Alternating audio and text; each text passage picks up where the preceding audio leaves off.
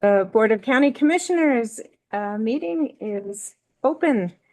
Do we have any people here for public comment? Yes, Mr. Gilman. I just come on up. Yep. Come on up Right to up the to the podium there. Yeah, we got started early, and I just want to, kind of start the dialogue. I know we have some marijuana stuff to look at it, some more marijuana stuff. I guess my opinion, and I don't see how Clear Creek County and the mental health of Clear Creek County has been benefited by all of our pot shops. And now we're getting the psychedelic mushroom thing going on. And I don't see how that's going to help us in the county, by expanding those revenue opportunities overall in the mental health of the county. So that's my public comment. Can I ask you if you could state your name and your address? Mark? For your neighborhood. Yeah, Mark Gilman. Yeah, your neighborhood. And it's 83 Wilderness Cornerstone Road, Evergreen, Colorado. I live right next to King Murphy Elementary School. Okay. I developed the property all around King Murphy Elementary School. And do a lot of road and bridge stuff. I'm a contractor in Clear Creek County. And I just don't see that the marijuana thing outside of a little bit of revenue here and there is helping our mental health of our youth or our population. Thank you very much.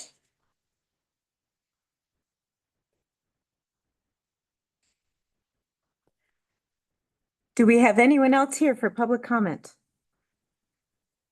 All right, public comment is closed. Is there anybody else? No one online. Nope. Thank you. Yep. All right. We are moving on to a Zoom interview of Jacqueline Carano for reappointment to the Open Space Commission. I'm not seeing Jacqueline yet. But we are early. Yeah, they were scheduled 8:45. Okay. Do you have Kay Axel online yet? I do have Kay. Okay, why don't we go to Kay?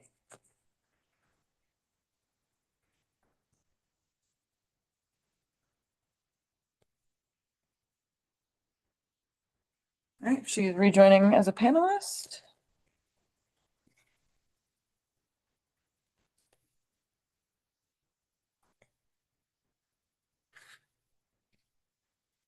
Hello, Kay. If you could unmute and turn on your camera if you're able, then we can see you. Love it. Okay. All right. Hi there. Hi. Good morning, Kay. Good morning. I'm not seeing myself, but I think I'm on, right?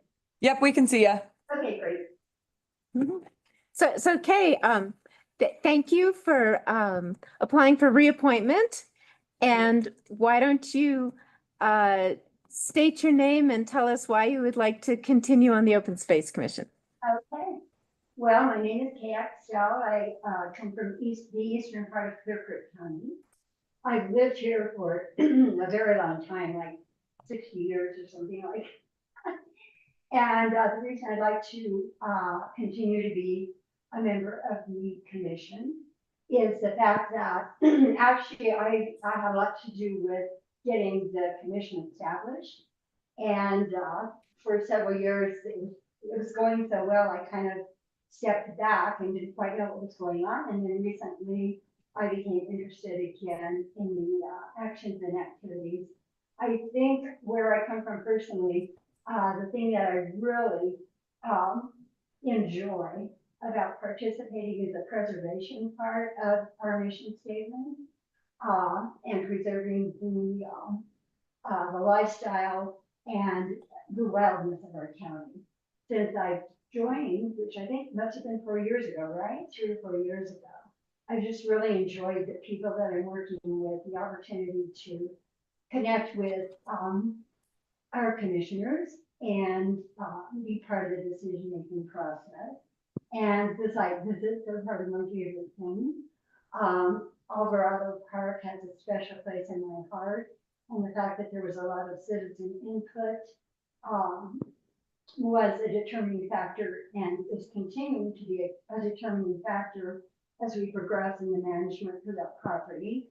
Because I truly believe the people of Clear Creek County deserve to have a place where they can peacefully go and enjoy themselves. I'm also, my other favorite place, I think, is Iron Fin, which is this incredible, beautiful treasure that Clear Creek County has the pleasure of having the opportunity to manage. And it's this beautiful, pristine place. And we're now working on keeping that, building a boardwalk for that so that it will maintain its natural, what do we call it? It's maintain what it naturally has. So it's very almost endangered, and so we want to make sure that when people come in there to visit, they understand the nature of the place. So those are my big things. Well, thank you, Kate. Let me turn to my colleagues for additional questions. Kay, you've been on the board and you've seen a lot of changes. This is Jody, Hartman Ball. You've seen a lot of changes. What do you see the direction of open space moving in that it wasn't before? Wow, that's interesting. Well, I think that I know there was a big change right about the time that I came in, where there was kind of a change of direction at that point. However, having worked with the people that I'm working with now, and I think we're all very like-minded, I think people feel very much like I do, that we have this incredible property, the entire county, and we have a responsibility to make certain that we represent the people. I think personally, and I think I'm seeing this, one change of direction is that I'm seeing is that public input is incredibly important, and that we're kind of the middleman between the people and the commissioners and the staff, and that we honor that. I'm not sure where it was before, because right before I joined, because as I said, I kind of just stepped back and let open space do their thing. But I do know that currently what we want to do is provide for the residents and the taxpayers what they would like to see happen. Thank you. Thank you. This is George. Jody answered, I think, asked the most important question, which is just, how do you feel about the changes that were made? And I'm satisfied by your answer. I think we were all pleasantly surprised by what the Open Space Commission is able to do when it's not directly managing staff. Do you agree with that statement? Yeah. And, Okay. and I think we appreciate the fact that you as commissioners are realizing and allowing us to actually advise so that we do have a voice. We have a lot of very competent people. We do have a voice, and we understand that it's advisory, and we're very happy to be an important part of that process. Thank you. That is really helpful. And I agree. I think that when the Open Space Commission is really focusing on advising in a proactive manner the Board of County Commissioners on issues related to open space, that's the best role. I'm curious, what are the things when it comes to that role that you think are most important for the Open Space Commission to be spending its time on?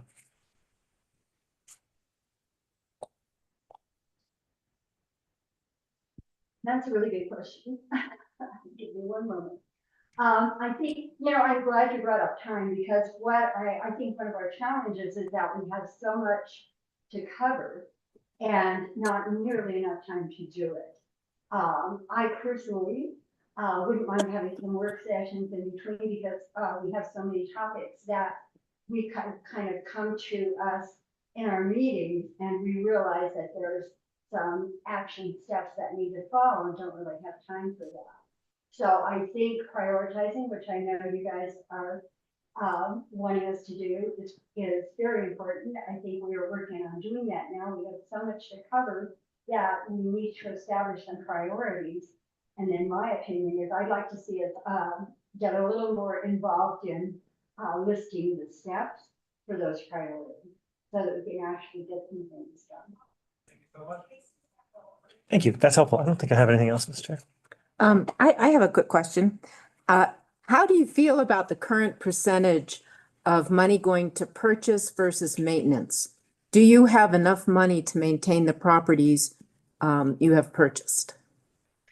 You know, I think that's probably one of our biggest concerns and one of the biggest situations that we are going to need to deal with because we do have a lot more visitation on our properties. Therefore, I believe it requires a lot more management. And I feel that it's very important that we get some really good management plans in place before we start having problems, and we're already having problems with people visiting. So I think focusing on the management plan, moving those forward is really important. Okay, so the hard question, and this would have to go before the voters, is do you I'm sorry, feel I'm sorry. I was like we gonna need answer to you. Did I change the answer your question, allocation? or did I say something else? Oh, because of that, I think this came up prior, and I actually think I abstained about the vote of should we change it to more administration. So I think we need to really define what is administration and what is management.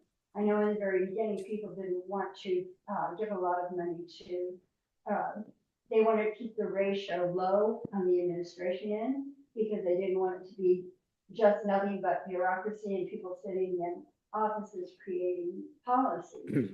And so my feeling at the time, and I still feel that way, is that we need to kind of really determine, first of all, what management really means, and is that the administrative part of the ratio, and really be determining. And I know you guys are asking for budget stuff. Really be determining what that management means, and then would that support changing the ratio? Right. Yeah, I was thinking more of money toward maintenance, not additional administrators or Yeah. anything, but maintenance of the property. Are we keeping up with that? You know, I don't really think we are, and I think it's, well, I don't know if we are, but I think we all know that maintenance is going to increase the amount of money needed for maintenance. I mean, even now,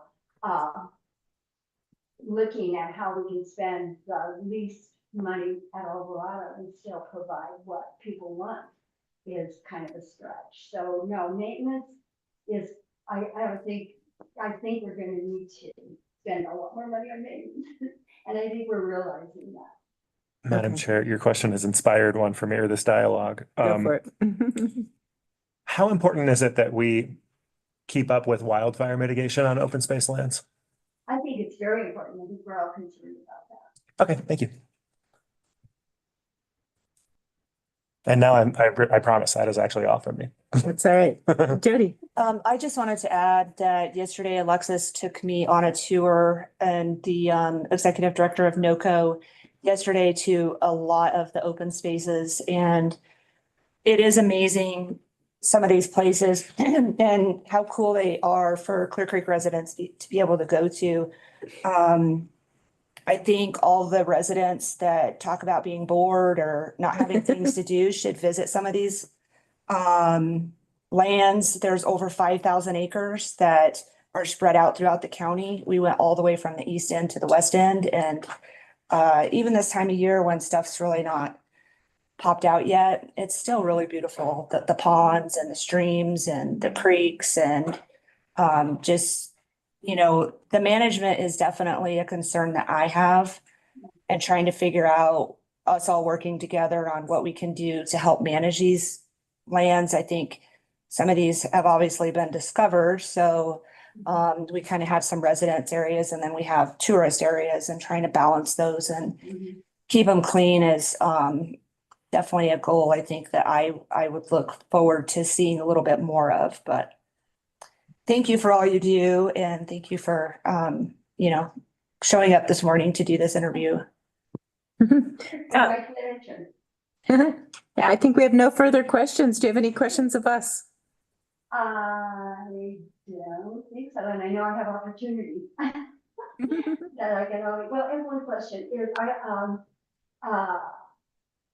is we didn't have a meeting this month, and I know we have a lot to do, so I guess, we'll be able to make up the time somehow. And get our stuff. Okay, you mean a meeting with us this month? No, we didn't have an open space meeting. Okay. Tomorrow night, our meeting is canceled. So my concern is, how will we get, especially a lot of the things that we're talking about. Well, yes, definitely have your commission meeting. And then if you have concerns, we can get it on the calendar and you can bring it before the board. Yeah, mine was more about our meeting being canceled tomorrow night. And will we, since we have quite a bit on our agenda, so will we be able to hurry and get that done? Yeah. Okay. Well, we'll reach out if you need to bring it before the board. Okay. Well, thank you for your time, Kay. Thank you for working so beautifully. Okay.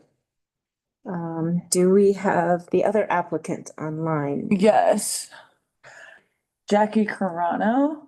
Jackie, I'm gonna promote you to panelist if you can just accept it.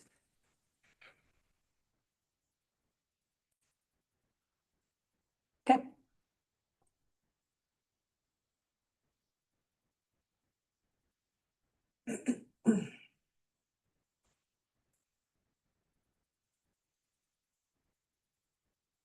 Awesome. Hi, Jackie. Welcome. Good morning, everyone. How are you? All right. If you would just state your name and your neighborhood and briefly say why you'd like to stay on open space. Yeah, my name is Jacqueline Carano. I live on Floyd Hill, Saddleback Mountain, technically. I've been on the open space, I think, for 8 years now, ever since I moved to Colorado. And yeah, I mean, I think it's a really critical time to continue my volunteer work with the county, and I'll just leave it at that. Thank you. Colleagues, some questions. Sure. Yeah, I'll just start. Jackie, you've been on the Open Space Commission since I think around the same time I got elected. It's been a while. Yeah. You've been in leadership and you've been through the changes to the role in the Open Space Commission. I'm just curious, how do you think those are working out? What next steps do you see as we continue to, try to design a well-functioning system here? Yeah, I mean, I think we've had, recently even a lot of changes in the county with budget issues and, to be very honest, a lot of heartache. And I feel like the county has really gone through a lot. And I certainly have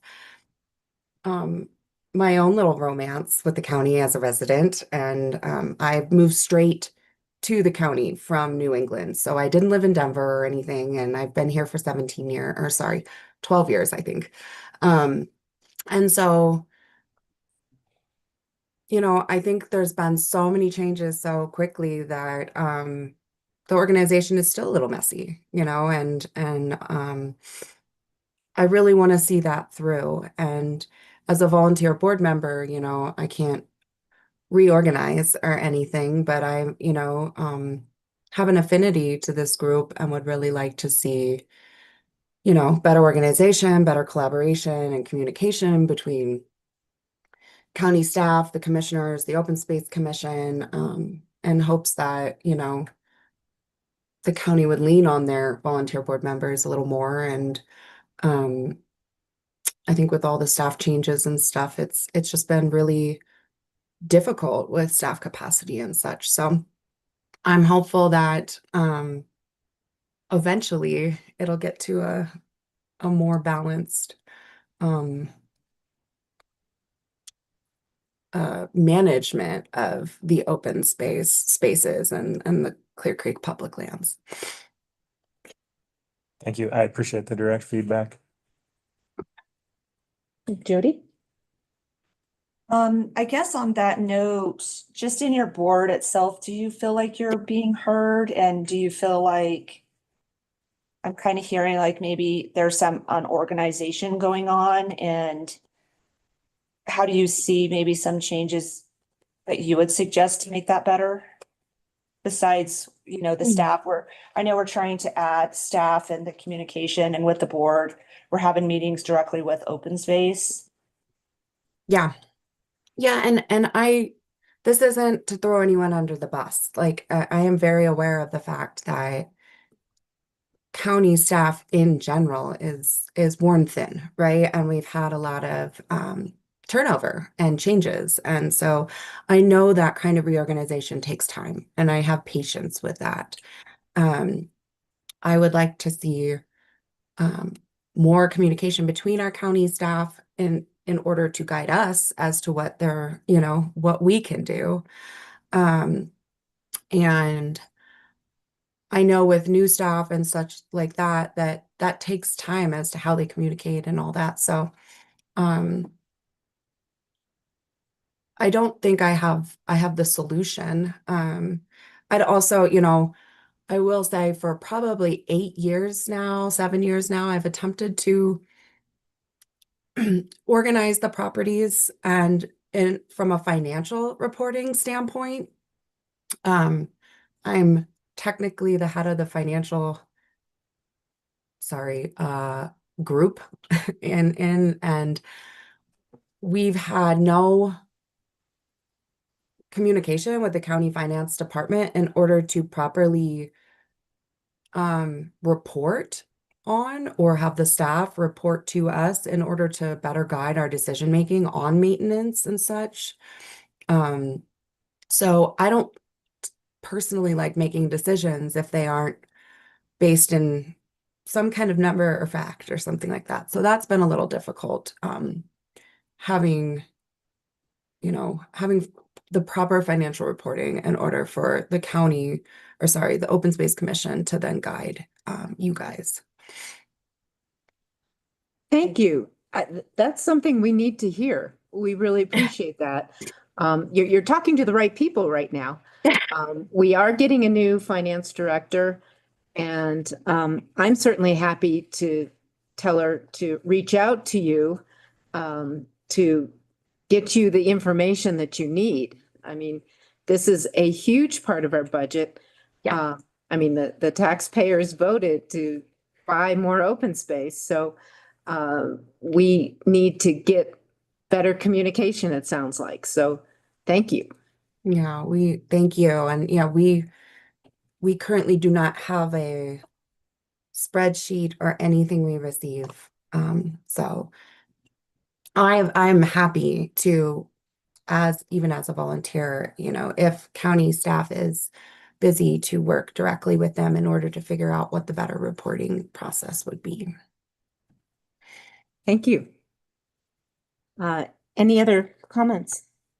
Questions? I would love to hear her answer. I thought your question for the last applicant was great.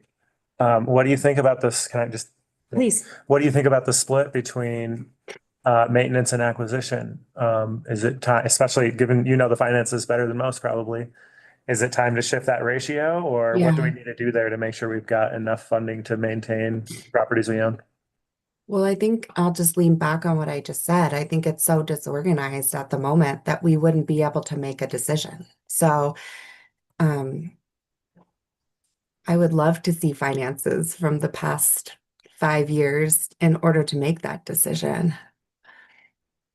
I think in the end, we probably will need to, but once again, I just don't feel confident making any financial decision, or sorry, recommendation, because that is not our role, a recommendation to you guys, without a better grasp on this large pot of money. Right, and the fact that it goes to the voters. We need Correct. to have our ducks in a row to Yes. be able to give them facts about the reason for any proposed changes. I don't think it's anyone's fault. I would just say at the moment, I think it's a little too disorganized and in order to organize a reapportionment of those funds. And I think we could do focus on that in the next year in order to come up with that decision. Thank Or you. recommendation, sorry. Yeah, no, I would really appreciate that, and we'll try to get you in touch with the new finance director once he or Matt, she's on board. George. I didn't mean to interrupt you, I'm sorry. I do just want to say, since we're talking about it, that I don't know if I've heard a more compelling argument to make sure that our finance team has the resources they need. Yeah. And I really appreciate, I think it's important for the public to know the stakes. And I really appreciate that. Thanks. And like I said, I'm very aware that there's been a little bit of turnover, and those turnovers in those different departments, we put a few things on hold, but I think that's been going on for a while now, and I really hope that even with, a smaller capacity, all of us can work together in order to kind of rise up above that and really get that organized. Thank you. Do you have any questions for us? No, I don't. All right. Well, Yeah, thank you, Jacqueline. yeah. Thanks Thank you for your very time, much. guys. Mhm.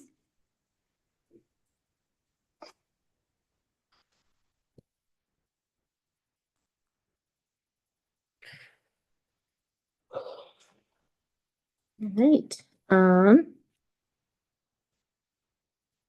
right. Do we have Aaron Fisher online? Yeah. Oh, hi. Thank you for coming in person. Do you want to come up and have a seat by the microphone there?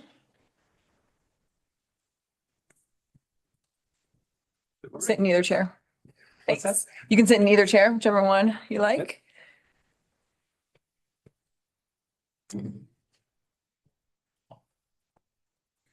Could you state your name, your neighborhood, and why you would like to be appointed to the Clear Creek Fire Authority?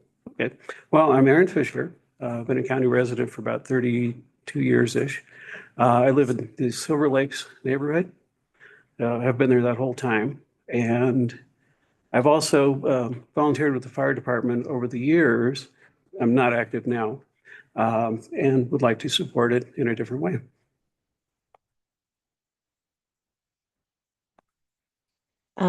Colleagues, questions? Yeah, I'll start. Aaron, thank you for your application. I think you're applying for a different seat than the one that you had originally applied for, which was that sort of independent, unincorporated voice. This seat is directly appointed by the Board of County Commissioners, really to represent the needs of the county as one of 5 partners with the fire authority. So my questions kind of fit into that context. Okay. I think I want to ask you first off, how have you been paying close attention to what's your level of awareness around the recent studies, the merger study, the agency evaluation, the interjurisdictional conversations that took place kind of surrounding those? Very little, actually. We've had IGAs and stuff like that, geez, for as long as I can remember. Well, at least since the authority formed. I was in an unincorporated area, one of the little stations, if that means anything to you, when Kelly pushed the authority and all the IGAs and stuff that went with that. I know obviously the funding's a huge issue right now. Okay, thank you. What's your sense of how counties' perspective on the Clear Creek Fire Authority is unique from that of the municipalities? And how would you support representing the county's perspective on the operations of the fire department? Well, additionally, I would do a lot more listening than talking because I need to learn a fair amount. Obviously, need to provide for appropriate responses, whether it's medical, whether it's fire and soap. You know, on the interstate, in our communities, in our neighborhoods. I have seen a lot of that in my neighborhood as of late. Unfortunately, not for positive reasons, but there's been a very active response and an appropriate response for all of those.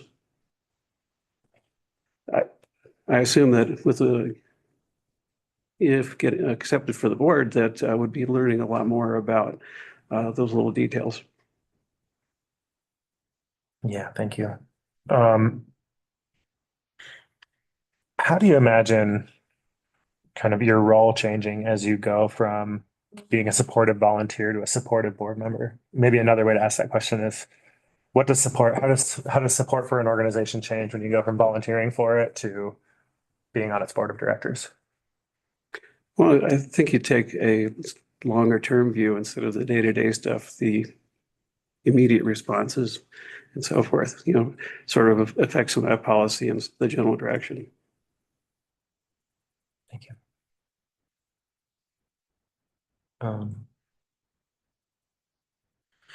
Do you have any long-term, I mean, you already kind of stated that this as an attack that where you have a life, I'm sure, that other than watching all of our meetings that can go on and on. Do you have any thoughts about the issues that are facing the fire authority, issues, challenges, and kind of what the strategic direction ought to look like? Well, I have a lot of concerns. Funding, of course, with Henderson, huge deal. I have a few kids that I'd like to see be able to find affordable housing in the county and stay, along with lots of their friends and peers. I see a lot of kids, 20s moving out. Unfortunately, just because it's a tough place to set some roots down as a young adult. Yeah. Okay. Thank you. I think that's all from me for now. Jody? A question that I would have, sorry, my allergies are like really working up today. Really? The question that I have is, this is like a bigger role than the previous one, and there's been a lot of changes with the county. There's been changes with the fire authority. We now have a new chief. If you see this going in a different direction than you would like to see, how do you think you would use your voice for that? Well, I have, with a lot of experience in a variety of roles with former Chief Kelly and now Jeremy, a lot of time, a lot of experience in would try and draw on that and answer questions that will inevitably come up. With the funding changes and with the staffing, and the association with the college, I think there are going to be continue to be changes, but it looks like some really positive ones that I haven't seen for a long time. So I'm thrilled with that. My second question would be, so when I saw the campaign for the mill, changing the mills, and being out in public and listening to people, obviously we got emails of people in support and then people that were against. And for those people that are against and they find the fire authority was accused of ignoring them or maybe taking too long or not preparing themselves, what would you tell the public? I don't understand the too long part because this has been under discussion even when I was active, trying to secure funding, whether it was, raising the levy or not. There's been a lot of angst and thought that's gone into direction and making sure that the authority can afford like new trucks and doing those responsibly. providing coverage with, in a stipend to the trainees or probies, whatever you want to call them. So I think this is not an immediate knee-jerk response to anything. This has been a long, drawn-out process with Kelly chiefly doing a lot of research and trying to figure out how to proceed in a positive way. So that would be my expression to people that think that it's inappropriate, unnecessary, or rushed. This is, like most bureaucracies and administrations, things don't move quickly. But hopefully they'll move in a considered direction. Are you, answer? No, go ahead. So the community really banded together in the Clear Creek Fire Authority district to pass the mill levy to increase their mills significantly to support the fire department and EMS. And we actually rose to the level of the Evergreen mill levy. But have you, you're not currently, do you watch board meetings or have you been involved at all or? If you're talking about these, no, because I haven't had any concerns. With the fire department board meetings, I've only been to a couple, and that's when there was an exorbitant amount of drama. And but the rest of the time, I have confidence in the folks that are on that. Okay, so I guess my question is, when people ask us, so what have they done with that fairly dramatic increase in their mill levy? Are you aware of what the board's going to do with it or how they're going to move forward or what your input would be? I'm not specifically aware. I obviously saw the campaign. Being an interested party, I declined to vote on it. I felt that was a bit of a conflict. No, you are a member of this community. Well, I have some prejudice in a positive way towards the fire department. It did state some general needs. It did not get into the nitty gritty. I personally would like to see pretty decent accounting year by year of what are we spending in the short term and what's the long-term plan? Like, for instance, Yes. the 10 trucks from several years ago, it was not possible to pay for those upfront, write a check for it. It was, I don't know if it was I don't remember if it was a buy lease or something like that, but basically made payments over time. And that's shown to be a very, in my opinion, prudent decision and a way to proceed with that. Mhm. I would expect that mentality and the accounting to continue on with that money, with the new mill levy. Mhm. And even if it didn't pass, I would still expect to see that accounting. I think that's prudent. Mhm. Thank you. With 30 plus years of working for CDOT, spending the taxpayers' money, more than once had to answer reasonable questions as to what we were doing with it, especially when it wasn't conventional, but it was necessary. I was curious, actually, I thought of this question while my colleagues were asking, what was your role at CDOT and how will that inform your work at the fire authority? Well, I always worked with Clear Creek and Summit County law enforcement on an occasional basis. Some of my neighbors were law enforcement as well, in addition to the fire guys. So I had to wear multiple hats. When I was with CDOT, sometimes we were first on scene, because people have trouble keeping the wheels on the road and health conditions and so forth. And our altitude brings out some of those weak points. So I've always worked with either the county sheriffs, CSP, and some revenuers at the port, and some of answering some questions from our good friends downtown. So a lot of interactions. And then I have one more that Go for it. So we've been, to not bury the lead, after this mill increase passed, we find both Clear Creek EMS and Clear Creek Fire Authority continue to face budget deficits. That conversation appears to be openly circling around what a merger could look like, with a goal to potentially find some cost saving. As you think through that, and like I realize I'm putting you on the spot here, but as you think through that, what are the things that rise to the top of your mind as the priorities we would want to hold on to as we engage in a conversation like that? I've never been comfortable with the idea of a full and complete merger with the ambulance and the fire department. And that's purely because of a dollars thing.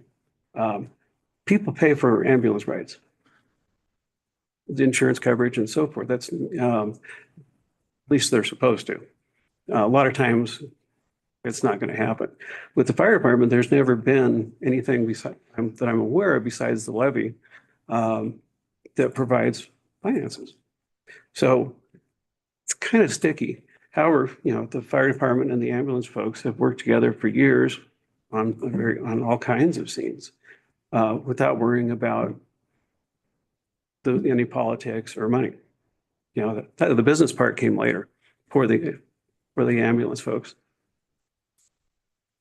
Thank you. Mm-hmm. So I just have one last question.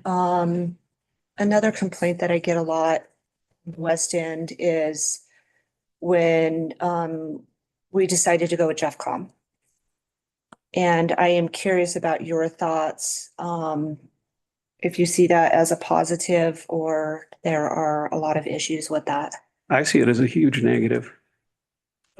You're building in another layer, time delay for situations that are legitimate emergencies. I understand that having dispatch staffed 24/7 is expensive.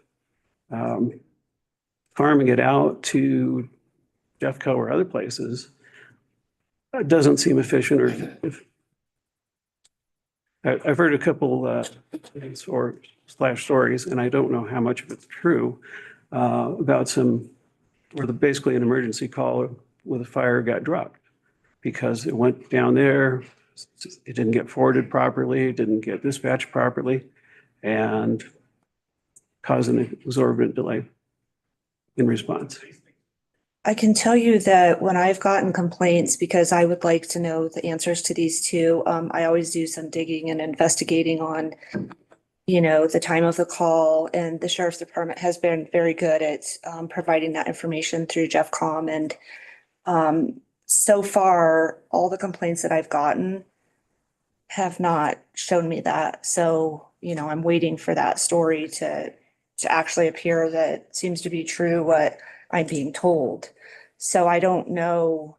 And, I'm trying to be very unbiased and listen to both sides, because I saw some issues as a resident too, when we had the 911 dispatch here, and my kids had called and it didn't end well because we were understaffed, and, some of the people that were working there I don't know if it was a training issue or what, but so, I would like to find out some of those stories too. So if anybody has those, let me know, because they do keep records of all this stuff, and Jeffcom is held accountable if things are going bad. Oh, I appreciate that, because I know that even in CDOT, people can say anything, anytime about everything. And when you dig into it, usually it's a lot more boring than fiddling. And I would assume the Jeffco one was probably like that, because again, I'll have opinions. Yeah, and people don't like change, and, and we are a local community and here I can speak on the county. We do like to try to hire people that live within our community too. So, our county manager lives here, and we're all here, and a lot of our staff is from our community. So they're kind of on top of things. Since it was brought up, I'll just offer a couple of comments. I agree with what you said. I've spent some time chasing down complaints about Jeffcom. And we kind of knew when we approved this years ago that we were going to be, those complaints largely come from the non-emergency line, which just is objectively more frustrating. sometimes with the old dispatch system, you would get an answering machine and you'd get a call back. The new dispatch system, you end up in a phone tree, and it doesn't matter if you're calling Sprint or if you're calling the non-emergency line. That's frustrating. So what we felt, it was a trade-off between improving emergency response and seeing reductions in the quality of non-emergency contact. From what I can see, the data is very clear that when it comes to emergencies, DEFCOM is performing great. We've heard from the fire chief that response times are down because of the way DEFCOM dispatches. And they do things like track the data about their outcomes, and then learn lessons and train to where there's opportunities for improvement. So all in all, I think it's a good change, but definitely comes with that impact. And I think it's important for us to, just be upfront about what that is. That's a real trade-off that we chose to make. Do you have any questions for us? I guess, obviously going to see what life on the fire board looks like. What is the ongoing interactions between the board, this board and that board? I'll take that. I've been this board's representative for the Fire Authority Board for the last 7 years. And so that board meets monthly. As the county's appointee, it's my job to make sure that this board is aware of the conversations that are happening over there, and that the way I vote over there is informed by this board's opinion. And I think it's reasonable to expect that anybody we appoint would be making that commitment. Because that's how my understanding the culture of that board is that, especially on the bigger considerations, we go back to our jurisdictions and we seek direction from our jurisdictions about what our positions are. Does that answer your question? Actually, sort of. When you say you go back to the jurisdictions, being in an unincorporated area, what does that look like? Talking to your neighbors. Well, I have a different answer. What that looks Okay. like is talking to us. We represent the unincorporated jurisdiction in the IGA. And so like when I, as an appointee by this board to that board, have a hard decision to make about a pending issue, I consult with this board to get direction about how to vote. Makes sense. As opposed to if you were on the Idaho Springs City Council, then you would Right. bring it back to. Or if I was elected to the Board of County Commissioners, right? Like then I would, wonder what the opinions of my constituents were and do my best to represent them. And that's the distinction. This other seat, this like unincorporated voice seat, is like intentionally independent. This one is one of the original seats that really were intended to represent the appointing jurisdiction, which in this case is us. Are you comfortable with coming before the board to talk about your concerns and getting direction on questions before the Fire Authority Board? I would say yes. The accountability and is a integral part of this, and everybody has a boss, whether it's the board or the other board. And, it's going to go on the record. It's involving, again, taxpayer money ultimately, and always try to respect that. I don't have any more questions. Anyone else? Oh, thank you for coming in and. Yeah, Oh, my pleasure. thank you very much. Took a while to get here. So, Oh, did you get stuck on Floyd Hill or? no, I had originally put in about a year ago, and then there was a staffing change. So that ball got dropped. Oh dear. Okay. Well, I regret that happened. Oh, that's, Take some of the blame for that. I held up the process because I wasn't sure our maps were right, and I had some kind of a writer's block over addressing that issue. So part of that was me. I think I really held up the process for about 6 months there. didn't hurt my feelings. I've got an abundance of stuff to do. Right. So, Well, thank you again. thank you. Good day.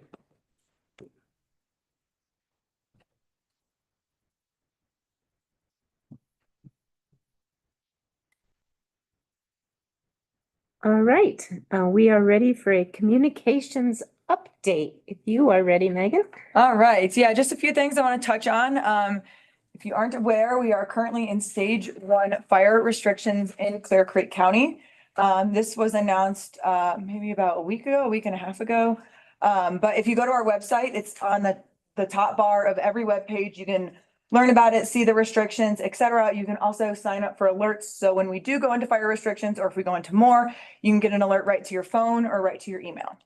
I would highly recommend that. Also, exciting news, as of last Monday, the roundabout has a new schedule. So if you haven't seen that, you can check that out on our website. Also, that's something that's exciting about this is there's now a stop at the skate park. So I know a lot of kids are super excited about that, and we've gotten a lot of good feedback about that. So yeah, if you want to go to the skate park and you don't live in Idaho Springs, hop on the roundabout and you can go and have fun with your friends. Another thing I want to mention is April is Child Abuse Awareness Month. So all month long, I'll be posting things on our social and on our website about resources, maybe signs to look out for, etc. And also the Department of Human Services is ordering pinwheels. This is something that they do every year, and we put pinwheels out in the lawn ahead of the county buildings, just so people can see those and wonder, hey, what's that for? They can look it up and see that that's for Child Abuse Awareness Month and maybe learn a thing or two. So like I said, that's happening all of April. If you have any questions, let me know, and I'd be happy to fill anyone in. So that's all I have. Thanks. Thank you, Megan. Tyler Wilson. Yes. County manager update, Colton Rilla. Chair, just a couple of things. We've had some incidents with kids by the school having some close encounters with vehicles on Beaverbrook. So we have traffic counters out there from Road and Bridge collecting speed and counts. If we do see that there's a problem through that corridor, we are going to come back to the board with traffic smoothing solutions. Because the school runs on that road and does other things, and there's a lot of blind corners on that asphalt. We do know that some people have decided that that's a great place to come up at 4 a.m. to test out their performance cars on that road because of that very closely from Road and Bridge's perspective. Obviously, it's a difficult thing to do manned enforcement. The SO is doing everything they can, but there's very little place to hide or pull anybody over. But we're going to do what we can until we get those traffic smoothing things in front of the board. Human Services is meeting with. Sorry, just a quick comment.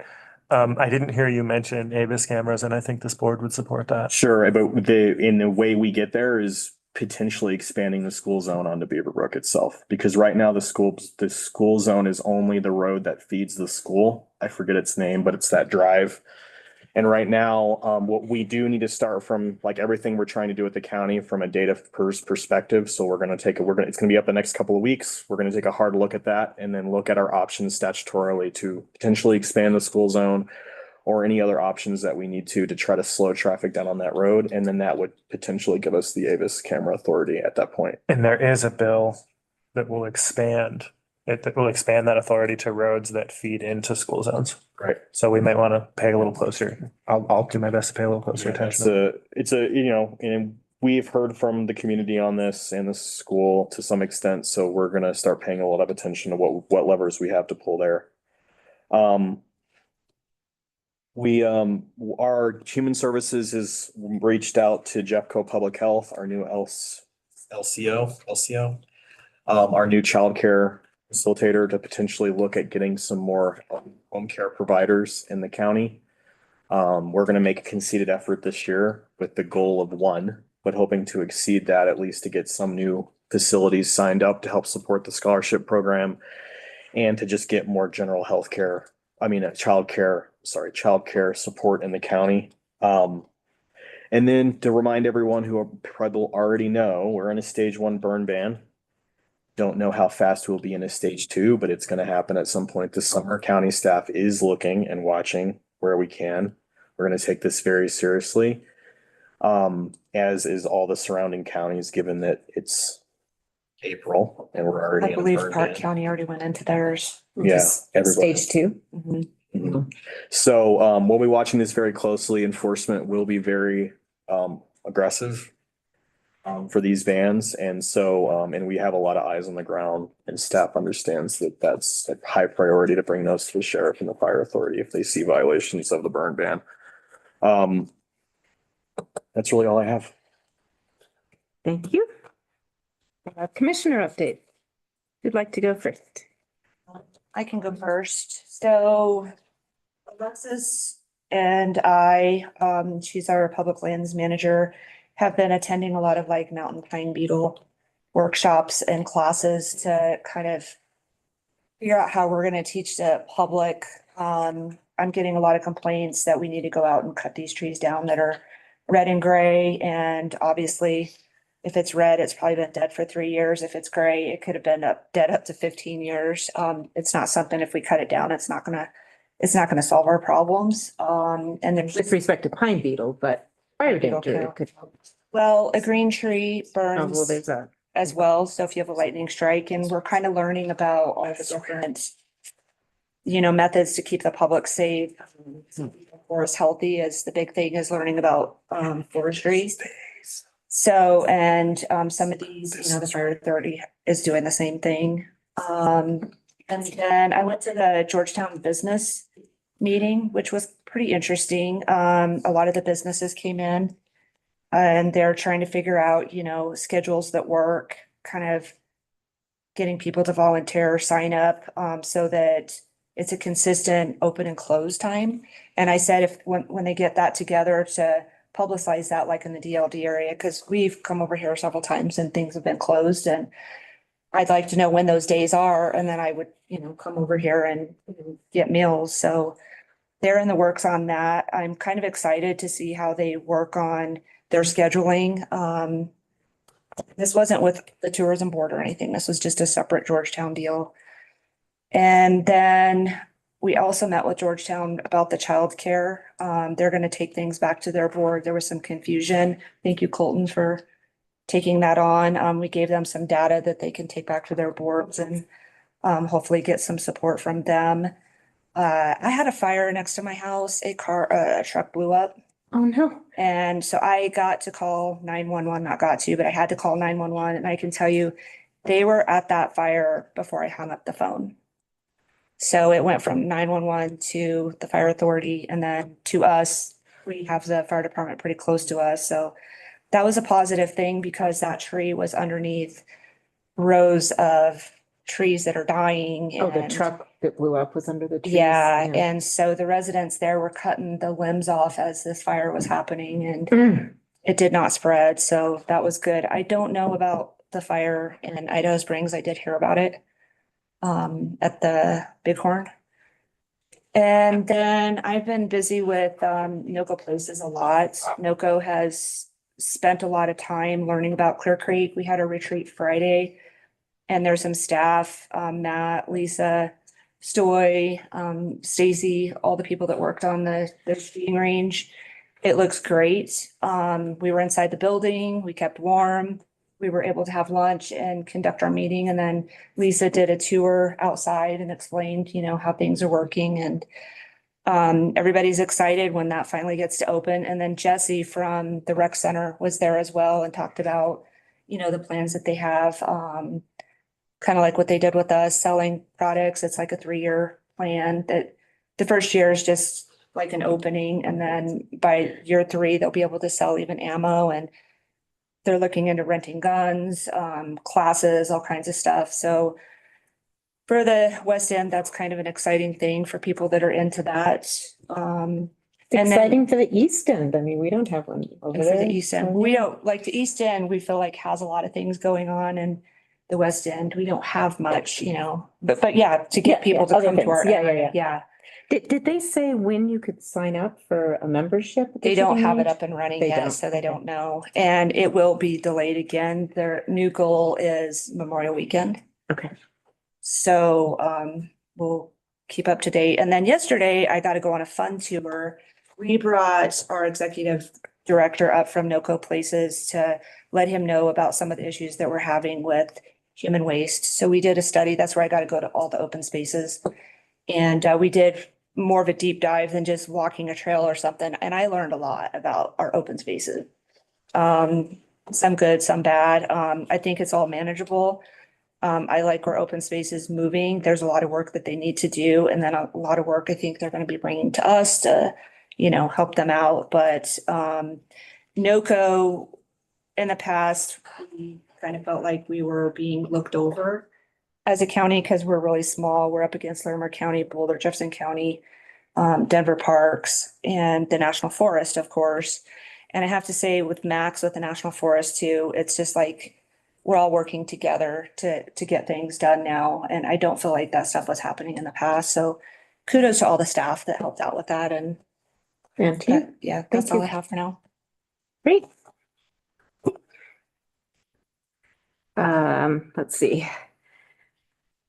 The most exciting thing coming up is the Evergreen and Clear Creek Fire Departments and Sheriff's Departments, EMS, are all being led by our Office of Emergency Management. And we are doing a fire evacuation drill, which will be Echo Hills, Beaver Brook, Upper Witter. It's not our neighborhood, but it will benefit us to know how long it takes to evacuate people. That will be May 2nd. And so far, hundreds of people have signed up to do it from those neighborhoods. So May 2nd, if you have to get somewhere quickly, don't do 103 from our neighborhood, just go down Stagecoach to 74. But that will be great. It will help, as I said, both the emergency services and the residents figure out how long it takes to get out of their neighborhood. They're being provided with a lot of information about what should be in your go bag. And with this, potentially very hot and dry summer, I think this is really prudent, and I will be working that one. I will be checking people as they come by my station on their evacuation route. So that's, I think that's going to benefit all of us. I met with the sheriff regarding ID cameras safeguards. We've got two different cameras. Avis captures license plates and speeders. Flock cameras also capture potentially people who have warrants out for them and such. I attended the DRCOG meeting, which is the Denver Regional Council of Governments. Clear Creek is in the Denver region for DRCOG. And that's an organization that helps provide funding for projects in their membership organizations. And we have a lot of transportation issues we would like to get addressed. So we are working with them to get some funding. Let's see, we all met with the mayors and commissioners, which we do monthly, to talk about matters of concern in the county. And also we usually do a kind of a round robin matters of concern from the municipalities and the county unincorporated areas and such. I'm a member of the I-70 Coalition and the I-70 Collaborative Effort. And that is basically working with CDOT, in my opinion, to keep them from paving over Clear Creek County as they're trying to get people moving faster on I-70. But with our climate issues, they have been able to get a lot more done on the Floyd Hill project, which is really helpful. And I always say this, but in case there's somebody new online or in the room, Floyd Hill lanes are narrower than code. They are, they go through a construction zone, they're narrow lanes, and the speed limit is 45 miles an hour. I know that seems awfully slow, but the roads are bumpy.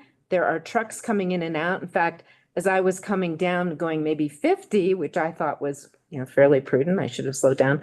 A truck drove right in front of me from, one of their staging areas to get on the road. So just watch out, be aware. And let's see. Go away. Let's see. And then last night, I had the Clear Creek Regional Housing Authority meeting. We have a new director starting next week. And we have council advising us on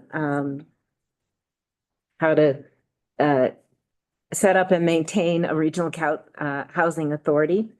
And we have a big housing project that's going in Georgetown.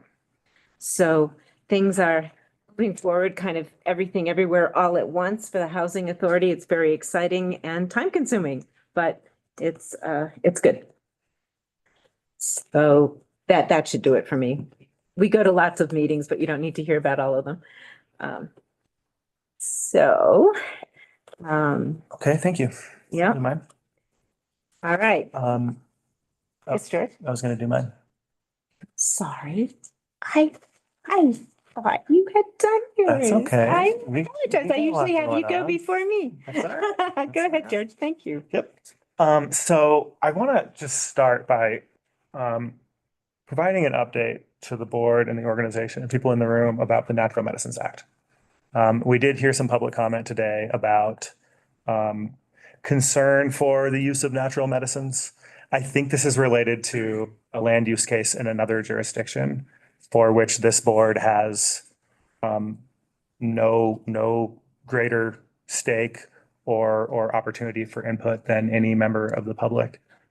I would argue as someone who is not in that, as not being in that jurisdiction at all, our opportunity to comment ought to be very limited. I know that we have jurisdictions commenting on our land use processes in ways that make us uncomfortable, and I would not want to do the same thing. But on the Natural Medicines Act, I want to clarify a couple of things. First, this was passed in 2022 by the voters, authorizing the use of natural medicines, including healing centers. What local governments can do to regulate these are very constrained, whether it's Jefferson County or any other county. They really only can, they can't deny them outright. They can sort of talk about the hours of operation. And so I think that's important to know. And I want to be sure to make sure it's known that it's in a way that's distinct from marijuana. There is no opportunity for revenue from the sale of natural medicines. This really is coming out of emerging science about the psychological benefits of the use of natural medicines. Our approaches to, and I say this as your appointee colleagues to the Jefferson Center for Mental Health and to the Gateway to the Rockies Opioid Commission, where I've spent a lot of time trying to wrap my head around these issues. I also say this as a person with lived experience of mental health challenges. The pharmaceuticals that we've been prescribing people and the therapeutic approaches we've been using for people who suffer from things like substance use disorder have been woefully inadequate. And you can see that from the data, whether you're talking about rates of depression, suicide rates, overdose rates, or basically any other metric that we've been failing as a society on this issue. There are a lot of causes to that. What we do know is that we're not doing a good enough job curing that. What we know is that the pharmaceuticals that are offered today are not up to the job in a lot of cases. They're not, and the side effects of them can make drivers more dangerous, can actually result in violent episodes, et cetera. And so I just want to let it be known and do every time I have the opportunity to try to build comfort for the use of natural medicines. The side effects of the use of natural medicines are manageable and they are short term. And these healing centers create the kinds of spaces where this can be done effectively. And the science around what these can do to change people's minds and reduce people's suffering and their impact on society that results from that suffering is stunning. I would encourage anybody that's curious to check out maybe the most accessible documentary I know of is called How to Change Your Mind. And so I just wanted to thank you for indulging me for a couple of minutes. It's an issue that's very close to my heart as we seek to heal people in our society and keep crime rates down, keep suicide rates down, et cetera, et cetera, et cetera. And I'm happy to the members of the audience that we're here to comment to expand on that privately as much as you'd like.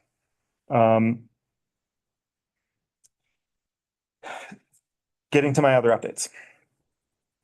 Colleagues, I want to publicly thank Matt Taylor. I had need for support for a presentation to the Colorado Forum. Matt Taylor did a great job. Matt Taylor is, in addition to a bunch of other things, our GIS guy. I needed help figuring out how to explain the way that inaction inside Clear Creek County on wildfire mitigation imposes risks on people in other jurisdictions like Evergreen or water users down the hill in the metro area.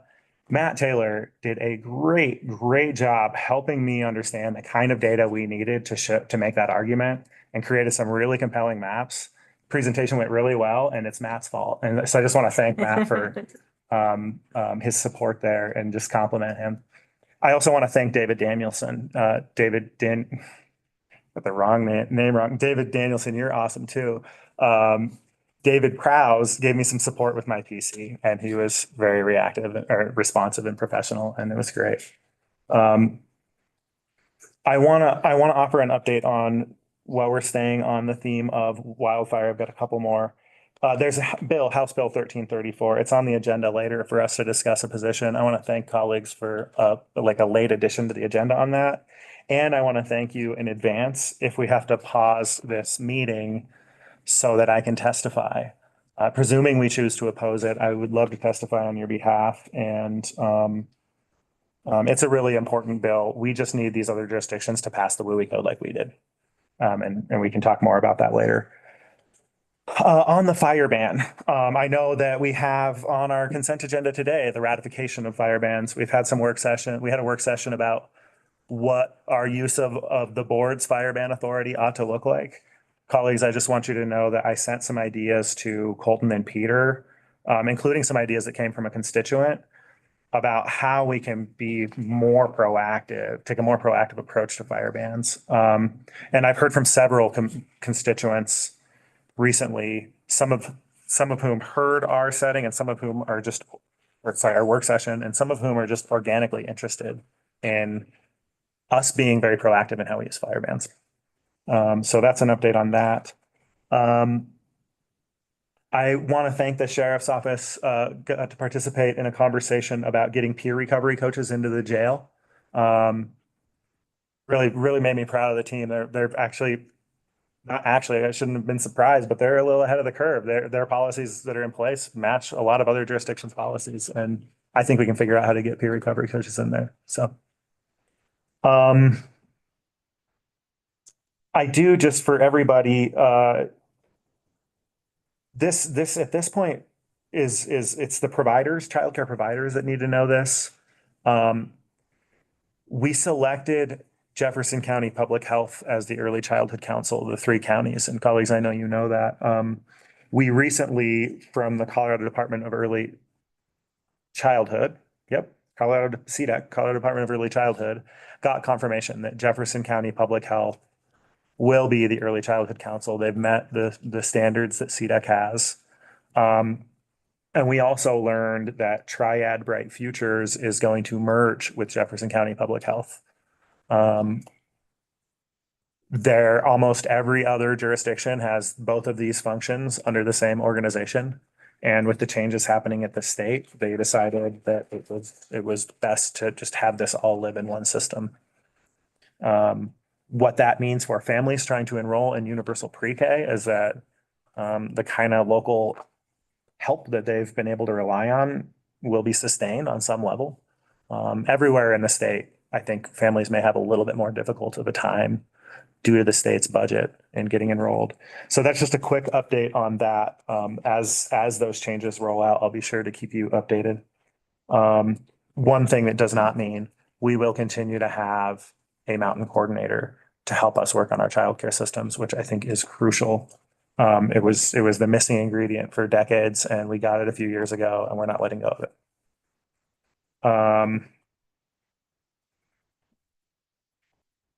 I'm looking forward to the mayors and commissioners meeting on Wednesday, the 8th, and attending and speaking at that. That is a wonderful event where we give awards to kids who overcome challenges in their lives and excel in spite of real challenges. And so I really Right, so love. mayors and lifting commissioners those kids up. youth awards ceremony. Yes, sorry. I needed to write that out more. It's the Mayors and Commissioners Youth Awards ceremony. Thank you. Colleagues, another wildfire thing. The Wildfire and Watershed Resilience Initiative for Resilient Colorado is a statewide collaborative talking about wildfire and watershed resilience. They have a convening on May 15th that caught my interest. I invited our Economic Development Corporation to attend. It's about the forest health economy. It's really about how to leverage private investment to accelerate the pace of forest health and mitigation efforts. So I'm pretty excited. Maybe there's some opportunities for Clear Creek to both build an economy and have more healthy forests. I've passed along the invite to both of you.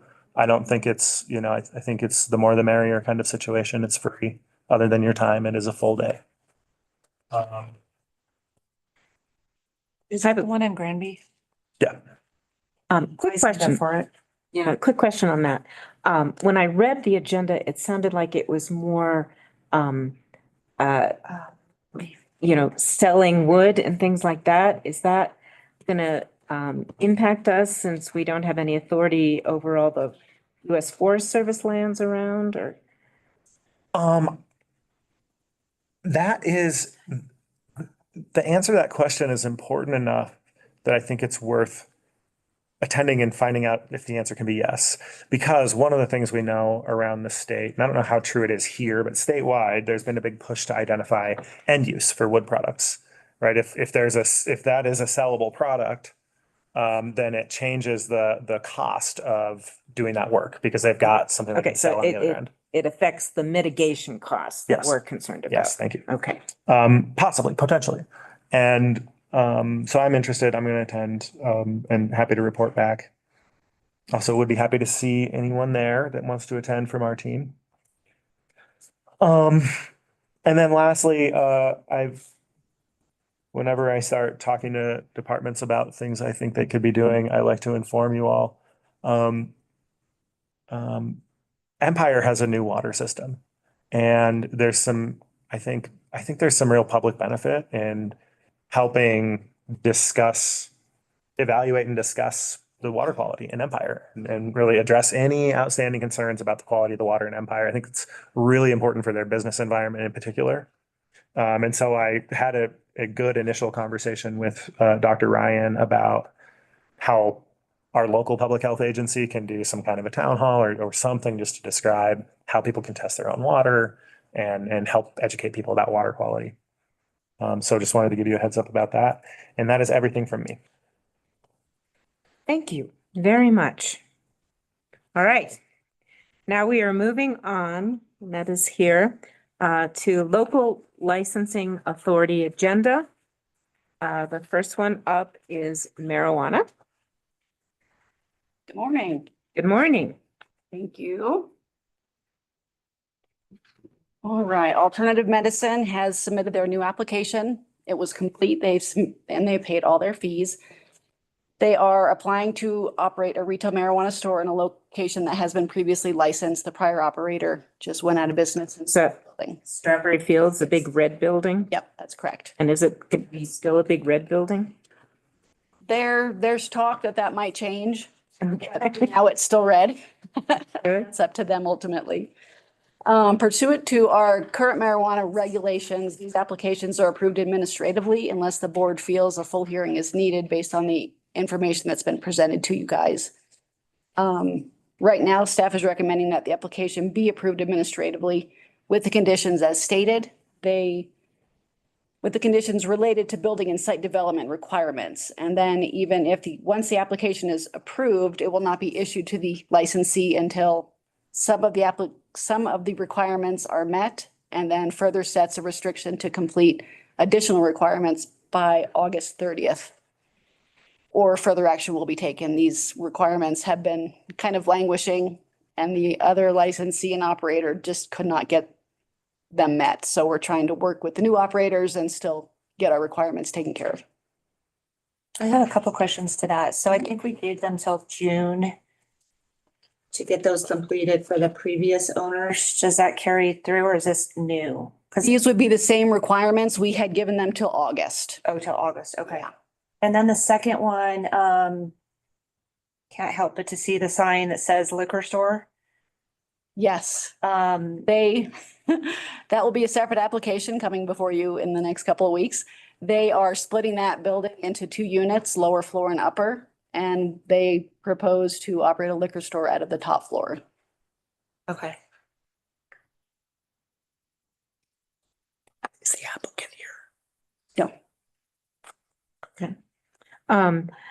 And you said this is not an additional marijuana store to our fleet of marijuana stores we have now. correct. This is replacing essentially a license that has been previously issued for that location. Okay. And just to be clear, when you say fleet of marijuana I'm stores, sorry. we only have 3 businesses,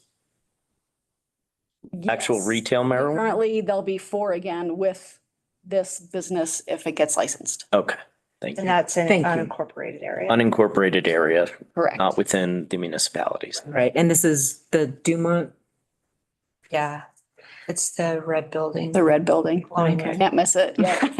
Because it came up that I don't think this is related to the license itself, but if we didn't want things like buildings to be built, like attempting to look like strawberries on the side of the highway, would we need to amend our code to do that? That would be a building Is that a building code thing? Be a planning requirement. planning. So that's a zoning code. Yes. Regulations. Okay, colleagues, I would love for us to have the opportunity to amend our zoning codes. I couldn't help but take the opportunity to say that. It's very, yes, quite. You would like all those buildings to be red. I think this is a Everything's on conversation we ought to fire. have. Other than that, no, I don't have any questions. I had Jody's questions, but Jody did a great job asking them. I don't have any other questions. And just to reiterate, this is 21 and older. They have to check IDs. They can't give out free samples. Yeah, okay. And pursuant to our laws and regulations currently, do we have any basis to deny this application? That would be up to the board. And I think in order to deny it, that would require setting it for a full hearing and then taking further action, allowing public comment, doing the full process. And just so you know, typically speaking, we are governed mostly, even though we have our own internal regulations, the state has its own regulations as well. And typically when we review them, many of the criteria we go through, we see whether they will comply with the state regulations. Realistically, unless there's a reason to prohibit the business from being in here, such as, where it's sited, if it's closer to a school, things like that, you would need substantial competent evidence in order to deny it, so that the denial doesn't appear arbitrary or capricious. So just be aware. I mean, it doesn't mean it couldn't occur in a hearing, and indeed there are counties that actively do not allow new marijuana businesses to come in, but they usually rely on their zoning code, a variety of things like that. Okay, but as things currently stand, you don't see a reason to deny this one. Correct. Staff is recommending that we approve it with the conditions as stated. Okay. Thank you, thank you. as Nanette said, we can bring it back for a hearing if you would prefer, if you find it, something in the application that concerns you. I think this is administrative approval. I think that means that the chair can just say it's approved. Madam Chair, I have no questions about this hearing and about this application, and I'm not asking for a hearing as one commissioner. Okay. And, I'm not either. okay, and presumably, I hate saying that word. My understanding is that the staff has reviewed the application and doesn't see grounds for denying it as of this time. Correct. Okay. All right. So in this case, all you would need to do is advise Nanette as chair that you administratively approve this application. Okay. I don't see a basis for denying this. So I guess I recommend approval, but they can't do anything until August, and more, do we have to subsequently, once they jump through all the hoops, do you come back to us and say, okay, they've done everything they have to do? No, the way that we are hoping to proceed is we'll get the license approved. They'll meet some requirements, including getting a CO for the building due to some construction that they're working on, What's CO? certificate of occupancy. At that time, we'll give them the license. Once they receive licensure from the state, they'll be able to operate. And then we give them until August 30th to complete the site development and grading requirements that site development and the building department have.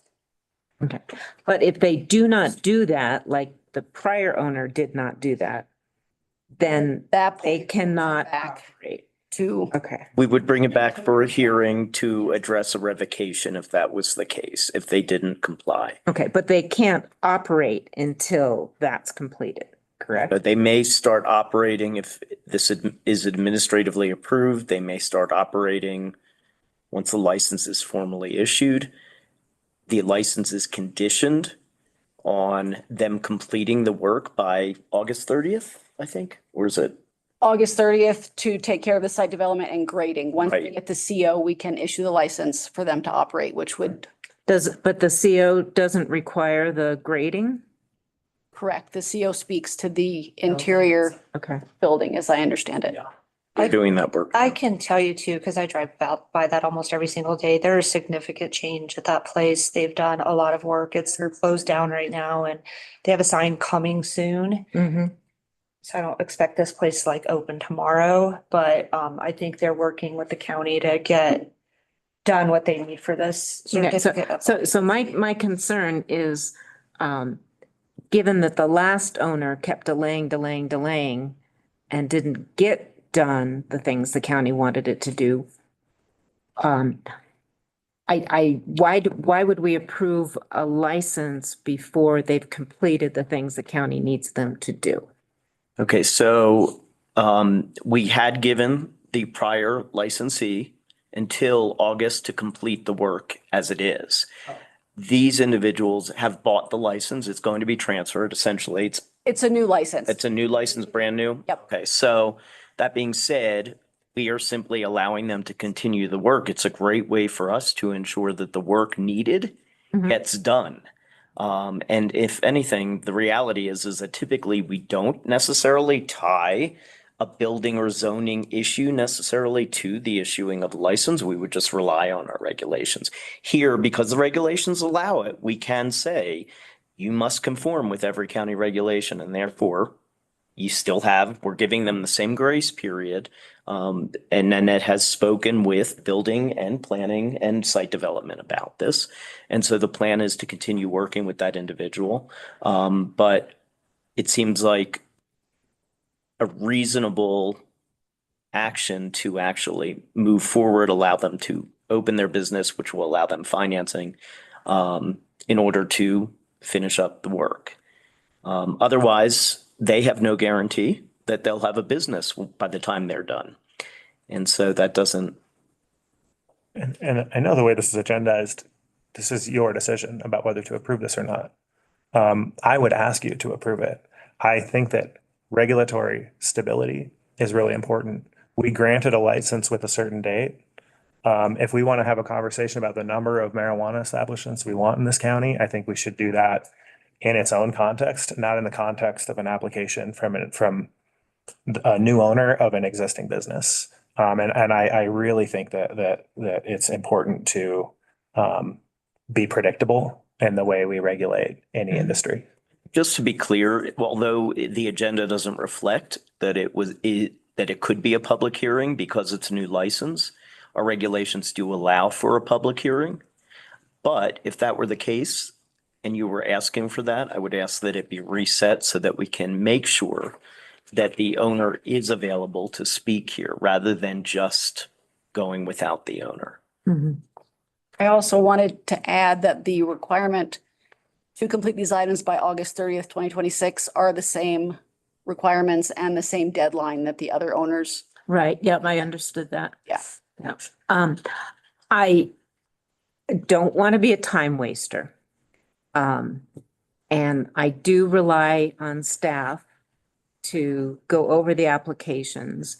And I know Annette is a stellar paralegal, working with our counsel's office. So I'm not hearing a reason to have a hearing other than the public comment that, wants to protect our kids. I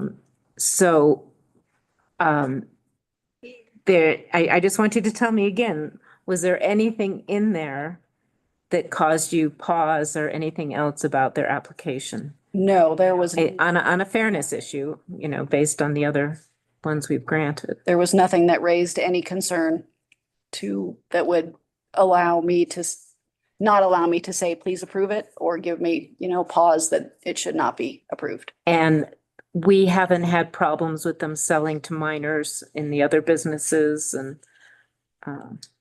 Not that they do, this current applicant has another business in the Denver area, and I've not been given any material indicating that they ran their business in any way that was against the regulations, the state's regulations, or I think it's Denver where they operate. Okay, did you ask for it or did they? It is required to be given to us with the application process, and they didn't Okay. submit anything. All right, thank you. The state also maintains a database of that information. If there are violations, it's listed under the Med website. Yes, and they tell us. Okay. Well, thank you. With that, I don't see a real basis to call for a hearing on this. Just based on the way we've treated, liquor licenses and everything else. So I guess as chair, I have to make a decision here, so I approve it. But, as we always do, we regulate these, we keep an eye on them. If the sheriff knows about anything untoward going on, he'll let us know. So, thank you. Thank you.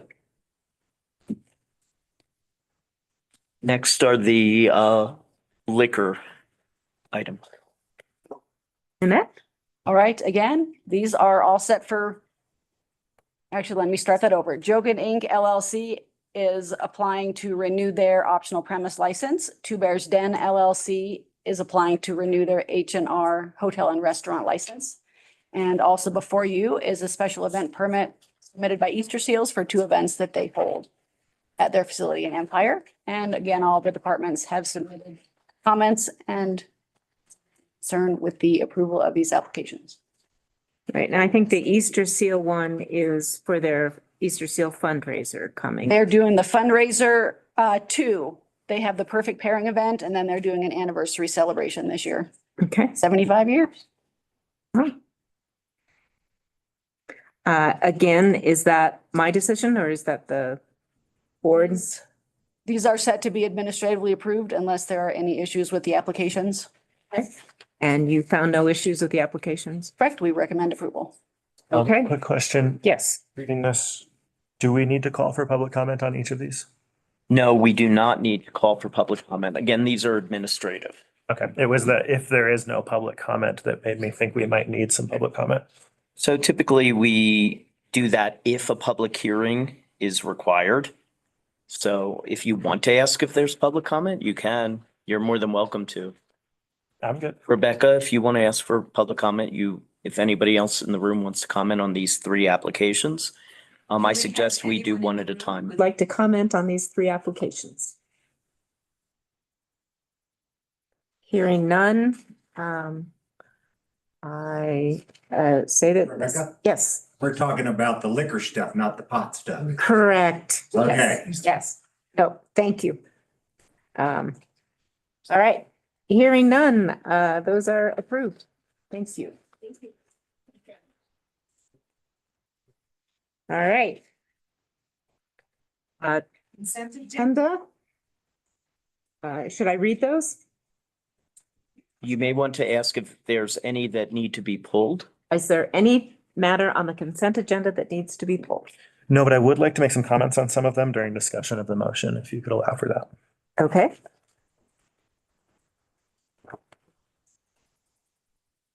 All right.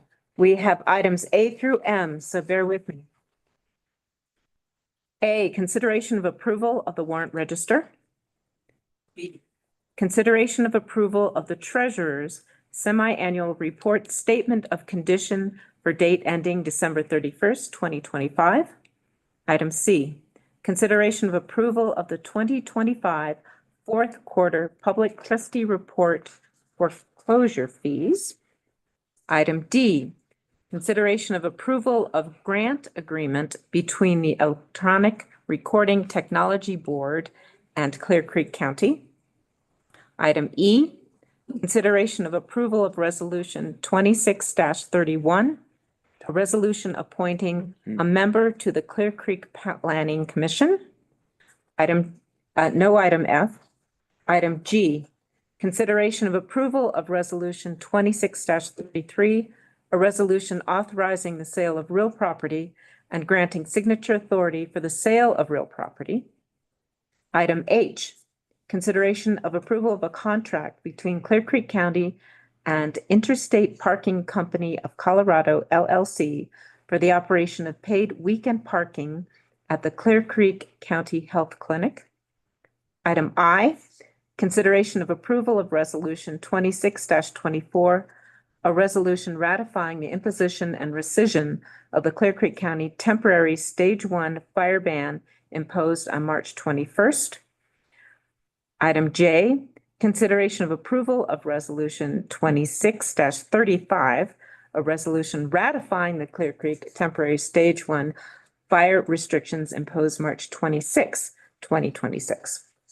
Item K, consideration of ratification of approval of a memorandum of understanding for deputizing and oversight of public health agencies to provide vaccines for children, purchase vaccines to entitled underinsured children.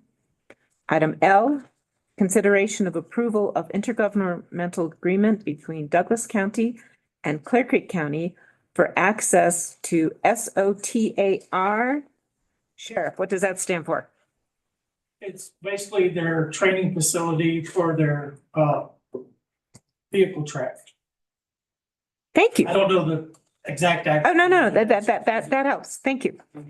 And finally, item M, consideration of approval of contract for CP 26-01 courthouse basement restoration with Novus Construction LLC.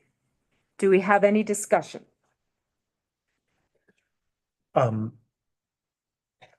Yes. What you would do is, has there been a motion? Not yet. So first you want to take a motion. Okay. Do you want a second for approval or not approval? And then you ask for any discussion. I'd like to make a motion to accept the consent agenda. Second. All in favor? Can I have some discussion? I thought we voted and then discussion. Okay. Discussion, please. Thank you. I just, a few comments. There's some things on I think it's worth highlighting things on the consent agenda that are momentous. And I think there are at least, first, we've been talking about allowing for paid parking on the weekends when the clinic is closed for a few years now. Colton Roloff got this done. He's been the county manager for a few months now. And I just want to thank him for getting this done. I think that I texted the mayor of Idaho Springs when I saw this on the agenda, and he said, "This is the best news I've had this month." It's early in April, so maybe some other things will come up. But Idaho Springs is very excited. It's going to help their economy. We'll make some money too. It's going to be great. And it'll help alleviate the parking situation in Idaho Springs. Absolutely. And then I noticed this MOU for vaccines for children. We had a presentation from Dr. Tim Ryan about how it was going to be a challenge firing vaccines for children. Just want to congratulate and thank him for finding a way. Really, really important to get that done. And then lastly, I wanted to thank Stacy Canada. We have a contract for courthouse basement restoration. I think that's the result of a lot of hard work, and I just want to thank you for getting that done. Thank you, George. I would just like to say SOTAR is Sex Offender Tracking and Registration. Your acronym. Thank you. Just to clarify the record, Sheriff, Sorry, I thought we were discussing something else. okay, Yes. okay, thank you. Thank you, Commissioner Hartman-Ball. All right, any further discussion? Hearing none. All in favor? Aye. Aye. Thank you. Consent agenda is approved. All right. Moving on. Oh, right. Consideration of approval of a motion by the Clear Creek County Board of County Commissioners to oppose House Bill 26-1334 and to authorize Commissioner George Marlin to testify before the House Transportation, Housing, and Local Government Committee to a position on behalf of the county. George, do you want to give us a little more information about that? Yeah, thank you. This is unique. Normally, when we testify, we do so on behalf of one of our member organizations that we're part of. Colorado Counties Incorporated is one example. In this case, I think this is uniquely important enough to Clear Creek County that I thought it's worth the board taking its own position and speaking on its own behalf. House Bill 1334 seeks to make some, frankly, troublesome changes to statute that requires local governments to adopt pretty aggressive building codes in the wildland urban interface. This is a bill that passed in 2023 that created the statutory requirement. It created the WUI Code Board, convened experts from all over the state to create a really great code to protect existing homes in the WUI from risks created by new homes built in the And WUI. WUI is Wildland Urban Interface. In the wildland urban interface, correct. This bill has several problematic things in it. It is asking the WUI Code Board to go back and again revise the WUI code. This organization has already adopted the WUI code. So if they do that, we would then be put on a 90-day clock to change to adopt the new WUI code. Really grateful to staff for all the work they put into getting it done in the first place and wouldn't want to have to recreate that work. It also causes delays in other jurisdictions that have not adopted the code. And we need other jurisdictions to adopt the code. I know it was now 6 years ago, but we have seen wildfires cross the Continental Divide. We are in a new era of wildfire risk, and we've got to take this seriously. And any delay is inappropriate.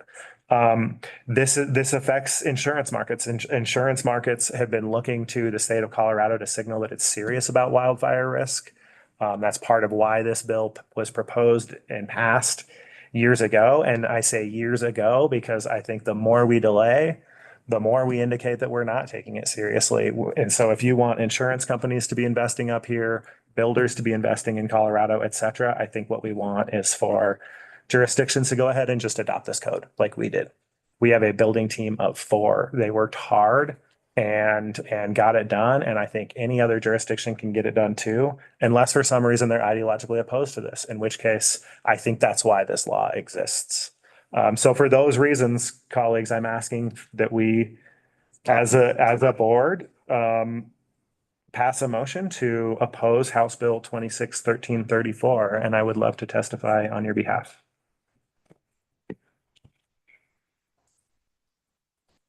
You ready for motion? I'm ready for motion.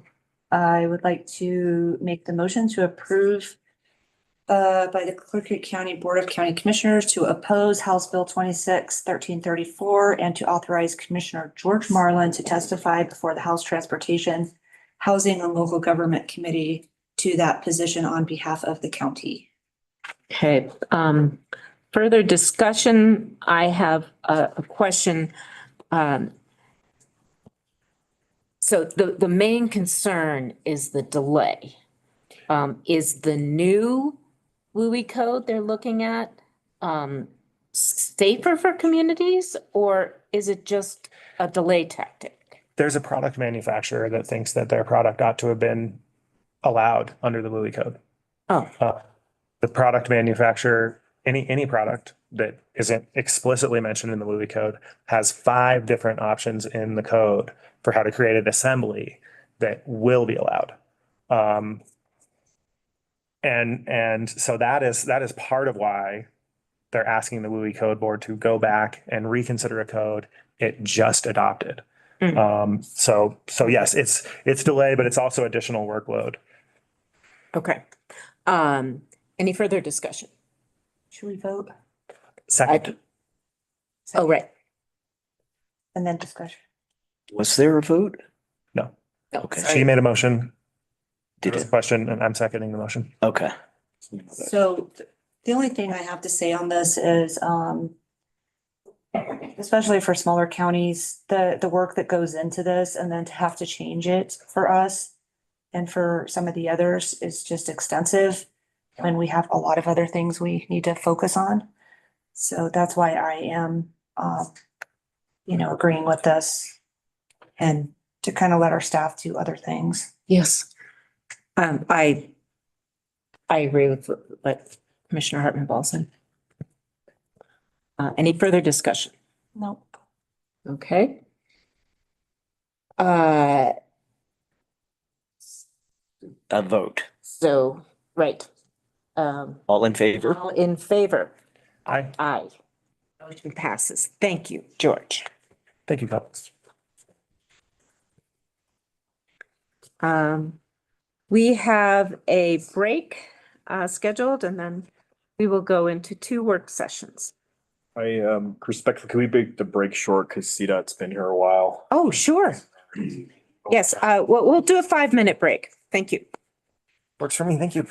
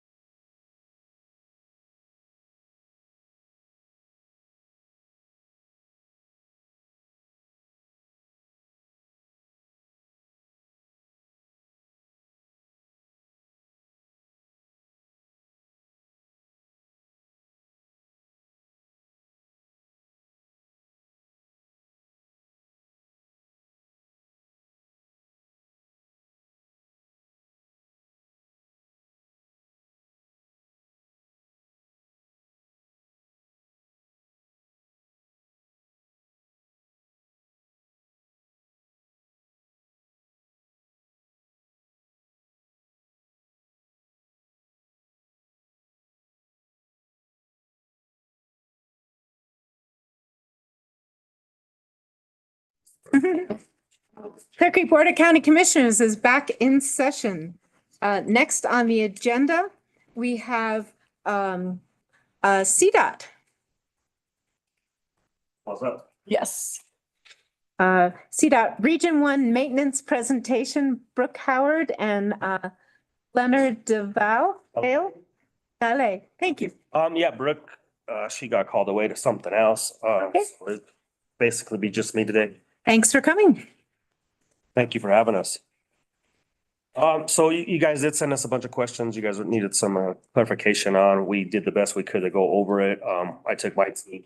Recently, when you guys contacted us, we were in a transition from new leadership, so bear with us on that. We got a new superintendent, which is Paul Fox. He couldn't be here today. He had private engagement to attend to. You guys have a list of those questions you guys were asking? Can pull it up. I don't have it. Colton's pulling it up. There wasn't anything in the packet, but if you send it to me, I can share it.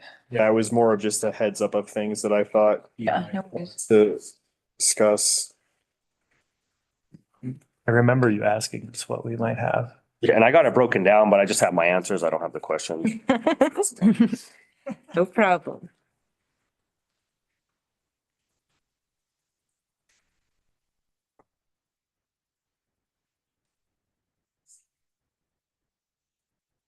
I know it's funny when things come up and then you don't have a meeting for 2 weeks and Oh, yeah. they get buried. And I have like the main 8 questions. I just don't have the sub questions you guys had. You can start with the main aim questions. Okay. For just suggestions. So I actually just prefer to hear what y'all say. So like question 1, you put a role of structures and points of interest, points of contact. We could clarify the scope of responsibility of CDOT maintenance for the I-70 corridor versus other CDOT divisions. So Region 1, Section I maintenance is responsible for repairs of maintenance of CDOT assets. This is going to be roads, guardrails, signs, walls, slopes, ditches, culverts, bridges along the I-70 corridor. And our jurisdiction is from mile marker 259.30, which is Morrison, to 205, which is Silverthorne exit. For our people, so we're in July 1, we're implementing a new PM manual, which is our what we do all of our work off of. And that'd be from Region 1 traffic and safety maintenance crews to perform. What they'll do is all the signing, striping, overhead lights, signal installation, repairs of maintenance. And then Region 1 traffic and safety engineers handle the related projects as far as the lane closures, guardrail specs, signals, and traffic devices. So that'll be all under that Region 1 traffic and safety. As far as maintenance, we're just walls, guardrails, everything to do with the road. So we, center line to all within our right of way. Thank you. Did I hear you? Preventive maintenance? Is that you? Does preventive maintenance include anything like grass, wildfire hazards? We do within our right of way. We doing, depending on where it is on the location, we do mowing once or twice a year. We do a swath, which is in zone 1, which gives us 15 feet of clearance from the edge of the roadway. As you guys know, in the mountain corridor, it's a little tricky to do that. We do a lot of hand whipping within those areas if we see vegetation getting overgrowth. Tree removal, we do focus on that. We do have a tree division.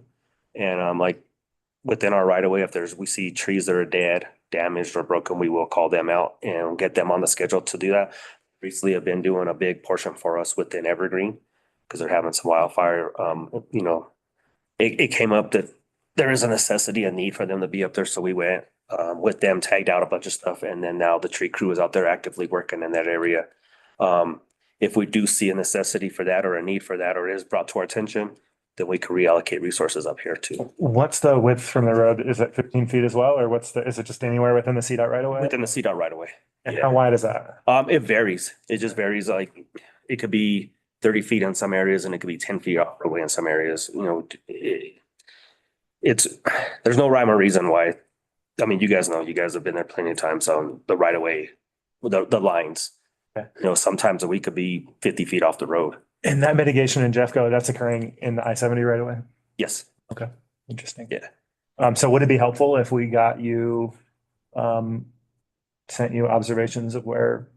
Yeah, definitely. Yeah, If if you guys see areas of concern or things that you think that may be a hazard, you can send that out to myself or Paul Fox. Okay. And then we can, what we do is we'll send our team down there, our maintenance team to go out there, mitigate it, look at it. Give a justification on it. We need to bring tree crew up, or sometimes we could do it in-house.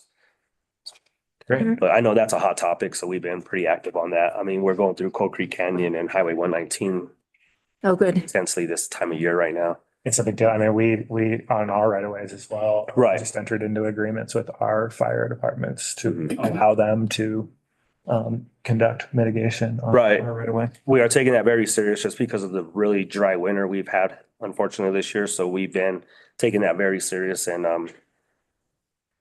retraining our teams on what to look for and how we're going to mitigate the hazards of that. So we have been taking that very serious. But like I said, sometimes we don't see it all because, we get locked in on, we're looking at something, but there's a guardrail hit or a pothole or something that the life safety sensitive stuff to refocus our priority list on too. So if we do see something, we miss something, you guys see it, it's good to know. You guys can reach out to us too. I have a question for you on this first matter. You manage the signs. I travel Evergreen to Georgetown, to Idaho Springs every week, and it's like first the top of Floyd Hill looks really nice now, and yes, you have the signs up saying 45 miles an hour, but I'd love to see a sign that says road narrows, slow to speed limit, because people are going, 75 or more along I-70 and it looks great at the top of Floyd Hill. And then all of a sudden, Next down, yeah. yeah.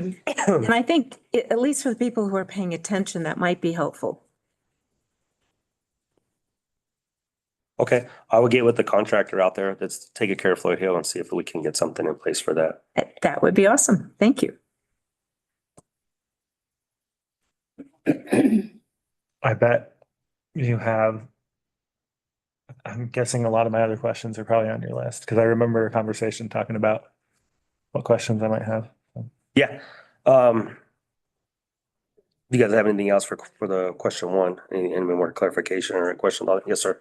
I think since it's roles and structures, what's y'all's relationship with the operation of the PPSL? So we do. What for that? I'm sorry? Who covers what for that? As far as So like maintenance inside the PPSL lane, right, maintenance. that falls underneath our jurisdiction. Okay, so you did the snow plowing, the chloride, all that kind of stuff. What about the clearing of the lane? Yeah, so if there's any debris, anything that's impeding the traffic of it, we do clear that, and we do that once a day, every day. Friday, Saturday, Sunday, we do it at 6 a.m. It has to be cleared to be open. And then Monday through Thursday, we get in at 6. And that's the first thing that there's two patrols within that jurisdiction, and they're to sweep it, make sure it's clear and free of debris. What about for emergency openings? One of the agreements with the Federal Highway Administration is that if there is a lane closure in the normal lanes, that they can temporarily open the PPSL. Is that still y'all's crew? So if there is if CDOT's on scene on an accident or we're doing something that impedes that traffic, we will call TLC and TLC can open that up. And usually they knock that out without any fees. We just restructure that to take place at lane 1 and then use lane 1 as lane 2. Okay. And so I don't know if you guys recently seen the semi that went into the creek. That's why. Yeah. Thank you for remembering. That's Initial impact, it wasn't supposed to be that long. But we had, with the recovery, it took a lot longer and it impeded traffic when it wasn't supposed to. So that's part of our TLC portion. We asked to open it up. There was, I guess, a drop of communication on who was sweeping it. So that was a hiccup on that. Myself and Paul Fox ran it probably about 2:00 in the afternoon, and we ended up having to sweep the traffic. But yeah, so moving forward, we do have we've seen the issue with it. We did conduct a meeting with TLC with their higher up. So yeah, that will be standard from here on out. What's that abbreviation? TLC? Yeah. It is Traffic Operations Center. Thank you. that's CTIO that does. They're part of that division, yes. So they report up through, is it Piper Darlington? Yes. Okay, And they're all located out of the Golden facility. thank you. We've learned that there's a need for CTIO to understand this better. Yes, and we do have maintenance has a really good relationship with CTIO, so we work with them a lot weekly. we're in the same meeting. So we do have a really good, strong relationship with them. And it's been able to help out with circumstances like this to where we do need to open up that PPSL lane for regular traffic. So if a semi goes under the creek right now today, you'll have a different plan for how you can quickly get another. If it's gonna disrupt traffic flow in one of the lanes, then yes, we do have a plan in place. So, and that would be our first thing is to see, as looking at the bigger pictures, to go ahead and get a hold of TLC, open up that lane immediately. So we don't have that bottlenecking down or the queue, the large queues. I think that queue was like 5 miles. Yeah, we're trying to alleviate all that. But trial and error, you know what I mean? It's unfortunately, that's how we're more reactive than anything else. Yeah. When you talk about the maintenance too, just because I dealt with this yesterday, a lot of the pull-offs, Mhm. I've noticed are getting more trashed by people leaving, like the pee bottles and all that. Is that you guys are responsible? Like the scenic routes, like Georgetown scenic route or. Georgetown is a really bad one. Georgetown Hill, almost any pull-off, chain up area. Is that you guys' That's it. responsibility to clean it up? Yeah, that does fall into us. We just got with, so let me see, I got the answer to that question, but that does fall under our jurisdiction. If it's real light, like the train stations, 9 times out of 10, it's gonna be our maintenance division going to our patrols. But we just got a hold of, a CEO program. It's a Center for Employment Opportunities. And we do have them on a monthly sweep schedule for the Georgetown now that we're getting into our spring season. So they will come out monthly to get with that. And then we're also trying to get them on all the train stations also. So that's also run out of the DMO division. We do have a good relationship with them and we just recently got Floyd Hill on that. And like I said, we're branching out to train stations now also. So if you notice like the same repeated people going in the same area, would you like recommend to them to possibly put bathrooms there? No, that's a whole different thing. If we have to put facilities in there, that comes out of our MLS budget and we just can't really sustain the. I was wondering if They're you expensive. could like yell at somebody else and let them know what's going on, that because of I'm sure that's time consuming, having to go clean all that up all the time. instead Right. of Giving the people a place to put the trash and. It is, as far as we start putting, like we put the porta potties in like Herman's Gulch and we pay for those right now for the Forest Service and it is very expensive. They get demolished. I mean, the public doesn't respect them, why they're there, the usage of it. They just completely demolish them to where we were getting them every other week. Now we're doing almost twice a week. And it becomes expensive when we pay for all that out of our budget and we're not funded for that right now. When you say demolish, like people putting trash in them? or- Trash, graffiti, it's bad. They really, really do not respect them and. Cause I know we're having trouble with the graffiti. They're putting on the rocks or Right. structures and I don't know what's going on there, but yeah, it seems to be growing again. Right, it is. And unfortunately, we can't, our budget can't sustain putting like porta potties or restrooms in facilities like that. So, I mean, it's the nature of it. I'm sorry. We're not funded for that.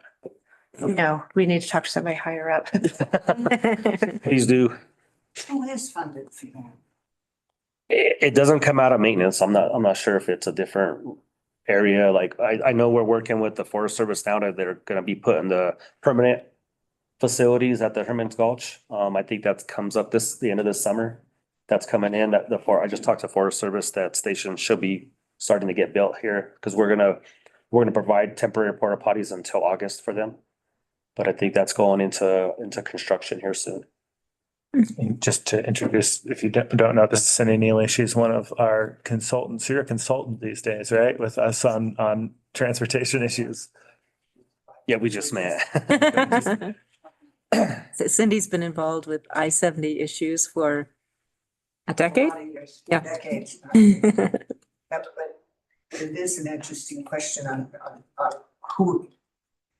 Because no, it's not in their pot of money. Yeah. Maintenance is pot of money, doesn't grow in the same way other pots of money have grown. Right, ours actually doesn't grow. No, really. Unfortunately. Maintenance gets a little bit. Right. I mean, I can say this, he can. they get a little bit of the short end of the stick, quite frankly, Oh, yeah. money wise.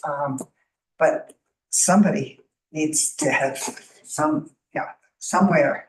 Right. So who do we turn to discuss the human waste issue? Maybe Division of Maintenance, which is DMO. We could talk to DMO, Okay. and I could get you that contact information. That's Sean. Sean Smith, yes. We could take them on a tour.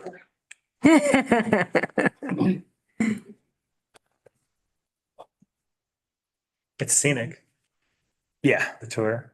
right. Until it isn't.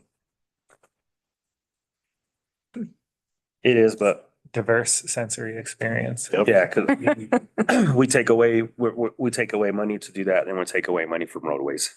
You know what I mean? And that's our priority is roadway. And like I said, sign, safety sensitive guardrail, sign, cable rail. That's our priorities for maintenance division. So are you guys the one that had to fix like the holes that keep appearing on the bottom on the westbound side on Floyd Hill? Anything from the top of Floyd Hill to almost the twin tunnels is under construction right now, so that's relies on the contractor. And once we have a portion of road that goes under contract, we cease all maintenance. If there's something there's life endangerment involved, we will go out there until the contractor can get out there and mitigate it, but we will go out there. But 9 times out of 10, we are gonna push back to the contractor to go there and get that, because that's what they're getting paid for, that portion, that road's under their jurisdiction. So yeah, all of Floyd Hill right now, that's under construction. Okay. That falls on them. But like I said, if there is something we see life threatening, safety. It was this close. Was it? That hole was like when we hit it, it felt like you hit a. Are you talking about the one on the bridge? Yeah. Yeah, we It did bring that. always reappears and. We did bring that up to them. They did recently patch that. We brought it up to them Thursday morning, and it was when they did the closure for mitigation, they went in and patched it at that time. Okay. Thank you. Yeah. Yeah, Floyd Hill's a hot topic. You guys, let's see, question 2 was corridor maintenance, standard and priorities. What are the CDOT maintenance routine goals and performance standards for the I-70 corridor? For us, it's the main and level B of service with a level of service, and that falls within our budget. So everything that snow removal, we have MPAs that we follow. MPA 100 is planning and scheduling. MPA 150 is roadway surfacing, which is we're targeting a level B, a B minus. 200 is roadside facilities. Target level is a C for that. 250 is roadside appearance, and we're also at a C plus for that target level. 300 is traffic service, and we're a B plus. 350 is structural maintenance, and we're a B minus. And who gives you those grades? Based off of, we do a survey every couple of years. We different counties come with different parts of the section of the states. We do segments of road, and we do like a survey. I'm sorry, it's just a survey, and we survey the roads, the condition of roads. It would be guardrail, cable rail. Oh, okay. So you look at a guardrail that a truck's crashed into, and that could be like a. We look at everything. We look at the total. We'll pick out certain specs of like 2-mile radius of our road, of a certain road, and we'll go out and do a survey of it. Where does it fall in the categories of level of service? Okay, so you grade it. Yeah, well, we try not to grade our own because we don't want to be biased. So we'll have a different section come in and grade, and we'll go to a different section and grade. But we do these surveys every year. And then. Thank you. I was just curious. Yeah, no, it's good information to know. You know, it's good to know how we do get our fundings and who establishes the grading the levels of service. Were those your goals that you were reporting? Those grades? Are those your targets, or are those? That's what we're targeted for. Yeah, that's what we're going for. Since maybe we have an opportunity to comment, since it sounds like maybe you're redrafting your manual now. Roadside maintenance is a safety issue in a different way these days. Right. And I think I heard you say that you're targeting. So right-of-way maintenance, what was your target? As a B minus. It was B minus. And I think you had a B plus for aesthetics. Yes. I think I would encourage you to prioritize safety over aesthetics. It always is. Like snow and ice control, we're only budgeted for a level B minus. We don't leave the road until it's an A road. Yeah, no, I hear you. I mean, so these are targeted. Now, that's not saying we don't go above and beyond the target or we don't fall short in some of them. Our main goal is always make sure that we try to give an A level service. We're not always budgeted for that, but That's the service that we provide. Well, I've already mentioned it, brought it up once, so I'll leave it there. But Right. that's my observation on how you're ranking your priorities. Right. Is right-of-way maintenance Mhm. appears to be pretty crucial safety issue, especially as we're heading into, I mean, it's already been the driest, windiest, Right. warmest year on the record. Mhm. So So you're also roadside appearance is only at a C plus. and then, but it was, so Maybe maybe. talking about, so that's traffic services is a B plus. And about right-of-way maintenance, where were you at in right-of-way maintenance? Roadside, roadway maintenance surface is a B minus. So that's what we So I try. misheard you. Yeah. Where does right-of-way maintenance land on your What do you priorities? mean right away? I mean, like the grass and dead trees and, trying. Yeah, that's in there, roadside surfaces. It's the same thing. It's Roadside Yeah, it's a B minus. Oh, okay. Yeah. Yeah, that's our target level. Our roadway, And then it was the aesthetics that had a B plus, right? no. So B plus is our traffic service. Yeah, so that's like striping, stuff like that, striping signal signs. That's a B plus. Maybe I misheard you. Where is it? What is the grade you have for aesthetics? We don't have an aesthetics. That's part of roadway surfaces. Oh, okay. Yeah, that's all in the same thing. Thank you. That's how I got confused. Yeah, no, you're good. So our 400 is our snow and ice. And like I said, we're only budgeted for a B service, but we do our best to provide an A. That's a heavy thing, you know what I mean? If you look at the way pictures of how a B level service road, that's still snow on the road. And we don't like to leave the road like that. We don't like to leave the road unattended. That become, we like clean, clear roads for stone removal. 450 is materials and equipment for building. We don't have a targeted level of service for that. And then our 500 is our tunnels. And, we got the biggest tunnel with the Eisenhower Johnson Memorial Tunnel. That's expensive to run. Yeah. Are you the ones, do conversations around fire suppression in the tunnel, do those originate in your shop or? Yeah, so that'd be so Paul Fox runs along with maintenance, he runs the tunnels also. So fire suppression is big. I think we just had a contract go through. Mike, am I right? We had a contract go through for that? Yes, we just redid the fire suppression last summer and it's all been redone. That's great. And we heard about that. And I'm curious, like there's this, every once in a while, a conversation pops up about whether we think we're doing a good enough job on suppression to allow hazardous materials through the tunnel. Do those conversations, when they pop up, do they involve you or who do we talk to when we have concerns about? Paul Fox. Yeah. Okay. Yeah, that comes up a lot. Yeah. It just seems to be a perennial issue. Right. And we start talking about, tunnels in Europe that are still closed and, all of that. Oh, because of hazardous. Because of fires caused by hazardous materials. I mean, they can be catastrophic, but I'm not trying to derail us. No, you're fine. That's what we're here for. We're here to answer your guys' questions. When you talk about the snow removal and stuff, since we've had somewhat of a lack of snow, have you been able to prioritize other things We have. during those periods and put some money in other? Excuse me. Yeah, so we did save some money because of, it's been a light winter. We've been, we can, if we see the justification, we can move money into different MPAs. Like we did a really big guardrail, cable rail, projects this year. And past years, sometimes that guardrail is damaged and it's underneath snow for a long time till spring comes up. We made it a personal goal of ours is within any major hits within 2 weeks to go back and fix any end treatments as 72 hours. Just like the cable rail from the accident or the crash that happened, that was back to specs within 48 hours, I think it was. So with the semi that went through into we did it on site. And we're going to try 9 times out of 10 if we do where there is able to shut the road down, we're going to try to knock it out right then and there just to make it safety. But yeah, we have prioritized a lot more. We're doing a lot more signs, delineation, pull-offs. If you notice a lot of the pull-offs when, some of them might have what we call a vertical where the car would dip down and before hitting sweep. We're trying to make it all safety for everybody. We recently got a couple things to start going and cleaning signs after storms. We got a trailer amount of hot so that there is clarification on, people can see the signs a little bit better. We have potholes. Potholes have been a major concern for us this year. So we've been trying, we will be doing some more paving fall. We have. Are you the one that takes care of the frontage roads then too? Yes, that falls under. The area's got some shoulders that are. Right. Yeah, we are working on that. We do have plans to mitigate a lot of our frontage roads.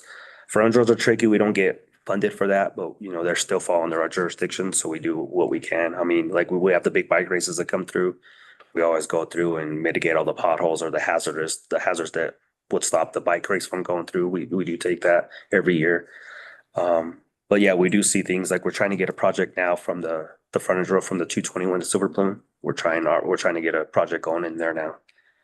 It's a lot of work. Projects take years to get funded and get on the books, but we have been working towards getting something over there. We do see that the frontage road does require a lot of maintenance. But like I said, we pull maintenance personnel to go work on the frontage road. That takes away from our I-70 corridor. So it's a balancing act. So I noticed the windstorm too knocked out a bunch of the signs. So is that kind of like another shift? Yeah, so we did see that. We brought up the sign crew. Mike and his team brought sign crew up and we did a ride along, showing them our priorities of our signs that need to be back up. So those signs have been ordered and you will be seeing them going and getting back reinstalled here soon. So that's been on our priority as signs. So I have another question, because I've been notified that people are confused. I don't know if this is one of your signs or not, but it's coming westbound outside of Idaho Springs. So it's the National Forest, the brown signs Mhm. that you identify. And then the bottom of that is a blue sign that says Visitors Center, whatever, 1 mile. Mhm. And so people get confused and then they look for the National Forest Ranger Station or whatever, and we don't technically have one. Well, it's in the visitor center in Idaho Springs. But they're confused because it's tagged off of a national forest. You know, so in other areas, like when you see national forest, it's national forest information, Right. not a historical, public, whatever, welcome center tagged onto that. That has been brought to my attention. Is that just a standard thing or? It is. Go ahead. Can I answer? Yeah. So I've recently been working with the folks that over that particular sign. What it is, it's an informational sign and CDOT does not have anything to do with those types of signs, whether they're all blue with restaurants or the Forest Service sign. But I did get in contact with our regional sign operations ops and he contacted that department of wherever it's at, and they are working on those signs as we speak. Okay, cool. Yeah, it's just because you don't see another sign that there's a welcome center till you get to the visitor center. So you get partway into town and people are just like, where am I going? So they will type in the national forest and it takes them to, The old, it's by the ball fields. It's just their work, whatever. And it's just getting confusing for people. So. Can I ask a question? Do you do Highway 40? Do you do Highway 6? Yes. So you do all of essentially any road that has the federal number?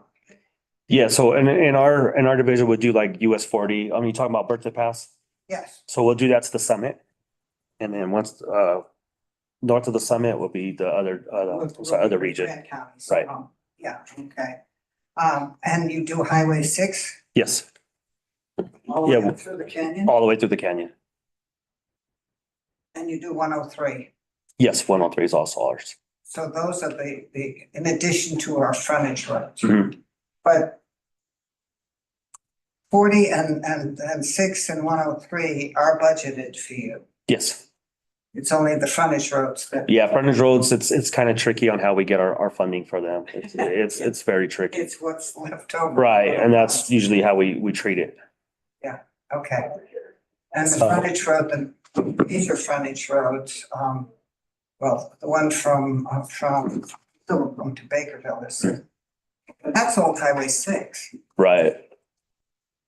Okay, does that count as Highway 6 or? No, it counts as a frontage road. It does count as a frontage road. That's one of the stretches I hear more about from locals. It kind of surprised me from locals all over the county notice that stretch. Right. We do recognize the lack of maintenance that's been over there. We've been doing what we need to do over there, but like I said, we're trying to get that onto a project and that's very time consuming. Like we put it up and then sometimes it would get shut down just based off because our budget from CDOT isn't growing, unfortunately. So we got to utilize it as priorities, and sometimes I hate to say it, it's not the priority as far as like a Denver, a Metro Denver frontage road or something. Sometimes we just get bumped off the list, but Yeah, it's, we have a lot more traffic than our population. right. To make it appear. Mm. So, sometimes when I see this backed up, everybody jumps on the frontage roads. Our big argument is that, when I-70 closes down, that's the next thing. Right. And we do have a valid argument, and we press that argument. So how can we, with acknowledgement, right? Like, we're well aware that within a month, the state will have cut another $1.5 billion out of its budget, right? That'll get the total to $3 billion if you've been counting, anybody's been counting over the last 2 sessions. So like, we're aware of the severe fiscal constraints. How can we help your team advocate within the larger system for investments on these frontage roads up here? Because Rebecca makes a great point about how much traffic is on that. So me and Paul Fox have been going back about our budget and talking to DMO and the Division of Maintenance of asking for more money. We do go to the commission, Jessica Nicholas, who's our RTD director, our regional transportation director. She fights a lot for us to get more into our budget. We get contingency funding sometimes. Is that the Transportation Commission? And so maybe that's talking to our Transportation Commission. That's probably the biggest thing for you, to be honest with you. And it's hard. I'm not gonna lie, it's hard. But like I said, we recognize the necessity of it. I-70 is major artery. We love you guys. You guys work hard, and we want you to have as much money as. And yeah, we fight for everything we get, and sometimes we don't get what we need, but we still, like I said, we're targeted for a B- for roadway or for snow. That never happens. We do our best to make sure our customers are getting the best level of service. Even when we're not funded for that, we'll take that hit and take it somewhere else. What percentage of your budget is the Floyd Hill project? That comes from a different pot of money. Oh, that's not maintenance. No, that's a different pot of money. I was just thinking of Yeah. everything that's going on over there. Seems like it's a very expensive project and a big hit to CDOT. Yeah, no, that they have different, CDOT has different colors of money everywhere. So that's a whole different pot of money. That doesn't affect our budget.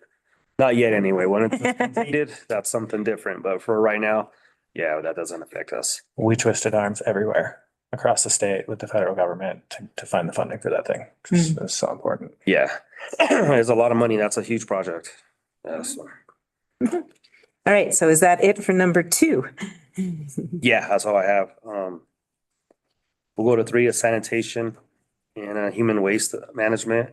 What is I kind of hit on this already for the Herman Gulch. CDOT provide porta potties at Herman Gulch.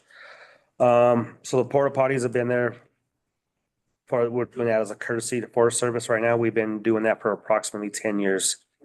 The vaults were damaged.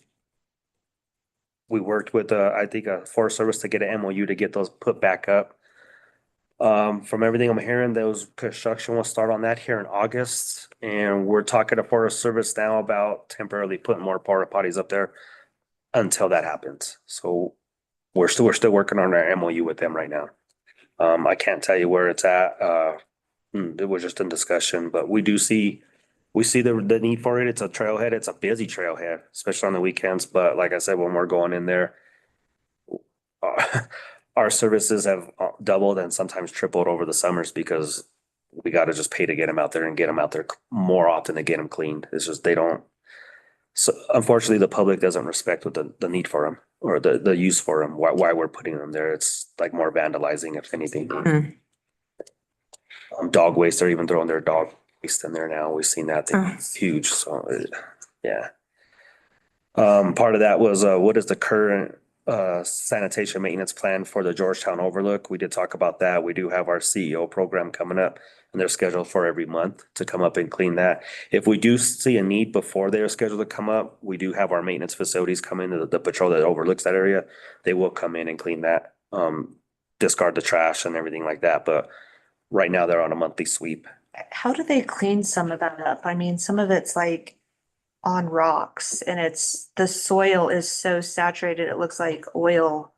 Right. Stains, like it's. And it might be, I'm not really sure I don't drive in there too often to see and know what's in there. If we do in there, it's mostly trash, graffiti removal. There's a lot of human waste that sometimes goes into that one.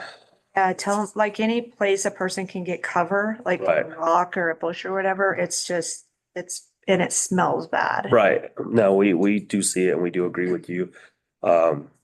We try to make a presence, like sometimes our foremen, our supervisors would just drive through there during the occasion when they're going up or down the mountain. We ask them to go in there to, keep people as honest as we can, but unfortunately it's. There's even a sign that says, like, Well, there is. facilities of 1 mile. Right, there is. And as you can see, they'll sticker the signs up. Sometimes we do our best to remove the stickers so the signs are legible.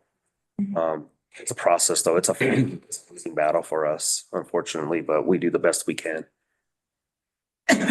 Excuse me, what group did you say comes through and clean? That's gonna be our CEO, which is the Center for Employment Opportunities. The CEO? Yes. Center for Employment Opportunities. Yes, ma'am. not a Chief Executive Officer. Same acronym. Yeah, you're CEO. That's what I thought you said. No. Better to go family. That sounds like a temp employer or something. So what that is, they utilize. I'm not 100% sure what that program is, but like Denver Metro has a bunch of different, they do like the second chance program with, people coming out of, like prison or stuff like that. And then they do also do the, halfway house people. They utilize that, or people that are coming out of the facility. What's the CEO program? What's, what I'm looking for? I can't remember. Yeah, but they utilize those programs that come up and help clean. Mhm. So we are getting them into our area a lot more this summer. So that's going to help us out a little bit more. Let our maintenance division focus on maintenance instead of, like trash removal and stuff like that. So it's going to help us out. On the issue of time, I think you've answered a lot of the questions. Can you jump to 5? Yes. Geotechnical. Yeah. And slope stability.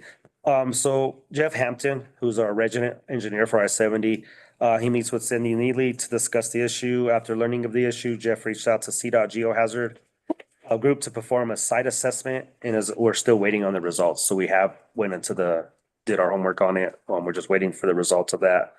And commission, this is the Empire Union Pass Trail. Yeah. Stability issue. Mm.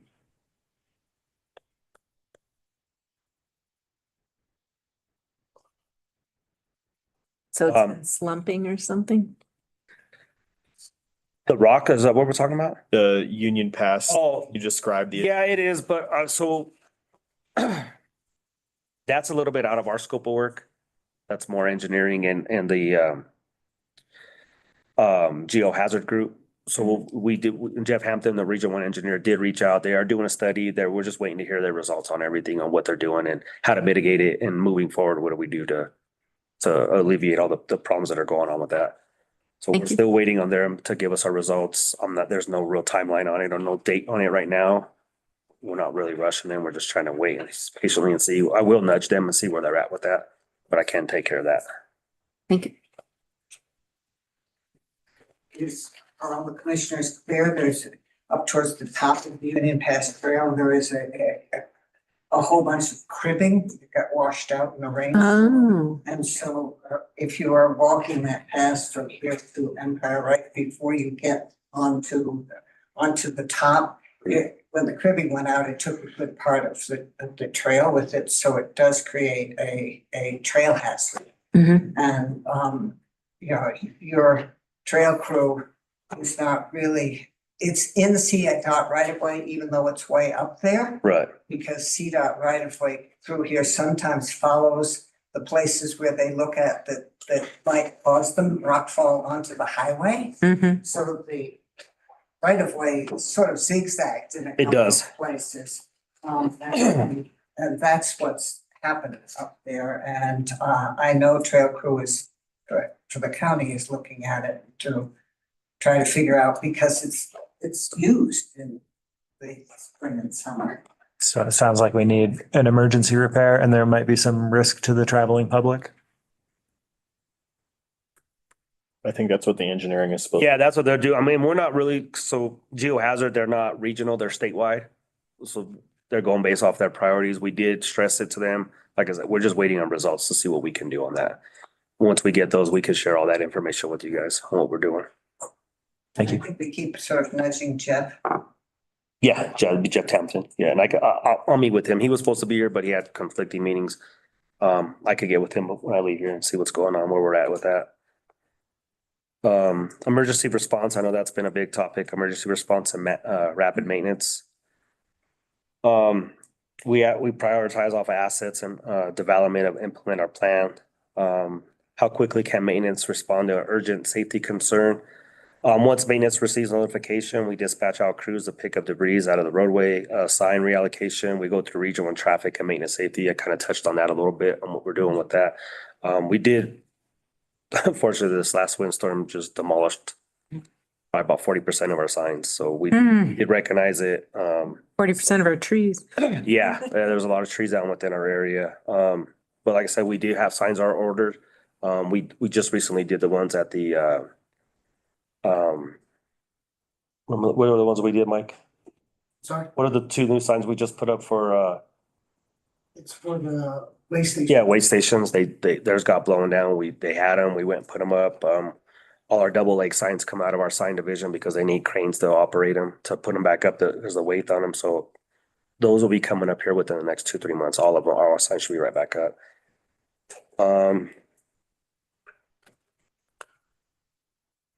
I think you covered most of the rest of them. Yeah, that's what I was kind of looking at. It looks like most of everything else kind of got answered. You guys have any other questions or you need any information? This has been great and fascinating. Thank you very much. Just one. Yes, sir. Always have an eye on, how are you? So there are persistent rumors of over application of ice melting products. Okay. How, it's just out there in the community, right? And, Right. I don't know exactly where it originates from. What do you guys do to control the quantities of ice melter that are applied on the highway? Whatever the product is. No, that's a good question. So before every season, we calibrate our vehicles, we calibrate our systems to only be able to put out a certain amount per lane mile. Okay. And that goes based off our MLOS budget. So what our budget is how we do it. We pull in a middle, we base off where we're at in the middle season, we do a recalibration test. So we make sure that we're still meeting the standard, not everything. And, you know, we keep a very, very, that's our biggest hit out of our budget is winter materials, right? So we keep a very close eye on winter materials, where we're using it the most, why we're using it there. Our supervisors do a great job of overseeing that. So we do see if, okay, you guys can see it, like, you'll see the road turns white after the storm. We know that's excessive use of this. So then we go back and see why. Why is that road like that? Why? Who was using the material? Who was wasting material? Who was putting too much of an application out? So we do there is procedures in place to mitigate all that. We do watch that. So that explains, even sometimes in the bed of the creek, sometimes I'll see some white crust, not necessarily, no guarantee that that's from your operation. Yeah, I don't think that's from us because all our stuff has been, all of our winter materials has been, they gotta go through a process to meet a spec. And they gotta go, because we are next to waterways, they do retention ponds. Okay. There's a real strong argument that that's not coming from us, but like I said, we don't know. But I mean, it's a perennial conversation. Right. I know, like, we bring this up a lot. We're worried about a lot of the product that we use, trees on. yeah, a lot of product that we use, like the solids that we use, dissipates. It doesn't, it's not like the salt and sand where it carries. And then we got to come back and clean it up. It dissipates once it gets to, like granular grinds down. It's not carrying. As far as our liquid, we're calibrated. Even like the last 2 years, we've been a big decrease in liquid as far as we are solids. I'm sorry, go ahead, Mike. One of the biggest things you all gotta remember is. Excuse me, just so we're clear, I'm just wondering if you could come up and just identify yourself. I'm sorry. Where do you want me to stand? You can go right here. Thank you. No worries. Are you with CDOT? Yes, I'm with CDOT. My name is Michael Martinez. I'm the LTC ops for the Mountain Corridor. Okay, one of the biggest things that we got to remember where Leonard is talking about here is that each storm is different. Okay, so sometimes we have to apply a little bit more material, sometimes a little less material, sometimes no material. So currently I'm working with CPW, the Forest Service, Silverthorne Water District. We're doing a study on the effects of what our chemicals are doing to Stray Creek down into Dillon. And it's been going on for probably about a year now that they've been doing this study. And we're working with them to give them all of our MSDS, our shot rates, the type of materials we're using, everything. So if this interests you, we can probably bring that to your attention as well. Those are material safety data sheets. And yes, I am very interested. I think we are. It was 2019, the first, I mean, not the first time, but the first time I became really aware of it. Loveland Ski Area tested their water for salinity because people could taste the salinity in the water. And I'm under no illusion that a study on the other side of the highway would have bearing on us because it's so dependent on the kind of infrastructure and varying application rates. So yes. I think we had a working group going at one point, but it sounds like if other neighborhoods are getting a full-blown study, I'd love to have that happen on our section of the corridor too. Sure. And the other thing that you got to remember on this side of the tunnel, it is monitored by Coors because Coors owns that water. So they have different little sites in our, I'm sorry? Monitoring station. Yeah, they have monitors at our tunnel that monitors what comes out of our tunnel, what goes into their water, everything. So they monitor that water very closely. Yeah, we worry being up in the headwaters, right? A lot of opportunities for dilution by the time you're at Coors. But Right. between Eisenhower Tunnel and the county line, we know salinity in the water can kill trees. We know dead trees are expensive to maintain and create fire risk. We also like those trees. We like the fish, all that stuff. So really do want to, without like putting you on the spot and being aggressive, like Taking it that way. this has been a longstanding issue for the county and want to continue to call attention to it. Sure. I was gonna say too, I've been noticing the sheep on the side of the road licking rumble strips are, and they're licking that out of, Right. and I was just thinking like, cause it had just Delicious. snowed when I seen it, cause there was a little bit of water in there, and then what application were they licking? So the animals will tend to go to salt. That's one of the main ingredients for their body that they need. And any type of material that we put down on the road has some type of salt in it. So that's why you'll see them come to the road and start licking it. That's what I figured. Yeah. Is it toxic for our mountain sheep? No. Okay. No, it's just like, kind of like your table salt. It's toxic for fish and trees. Got it. Yes. I don't know if toxic is the. Yeah, I wouldn't use toxic. It harms them. Okay. It's a dosing problem. Yeah, it depends on how much, you're doing. And over the years, you'll start to see trees die. And But I also know, and I want to acknowledge, when that came up in 2019, y'all took interest. There were, stated on the record, we're making corrections to how much we're applying this solution during that period. I mean, obviously there was over application happening, right? Because by the time a human can taste salt in the water, you're well above, I think, what anybody would call a reasonable goal. Right. And so, I'm not trying to, I'll stop rambling about it, but I would love to see a formal study. And because I know how hard it is, controlling the amount you apply really is one of the only solutions, right? You can't exactly filter salt out of water.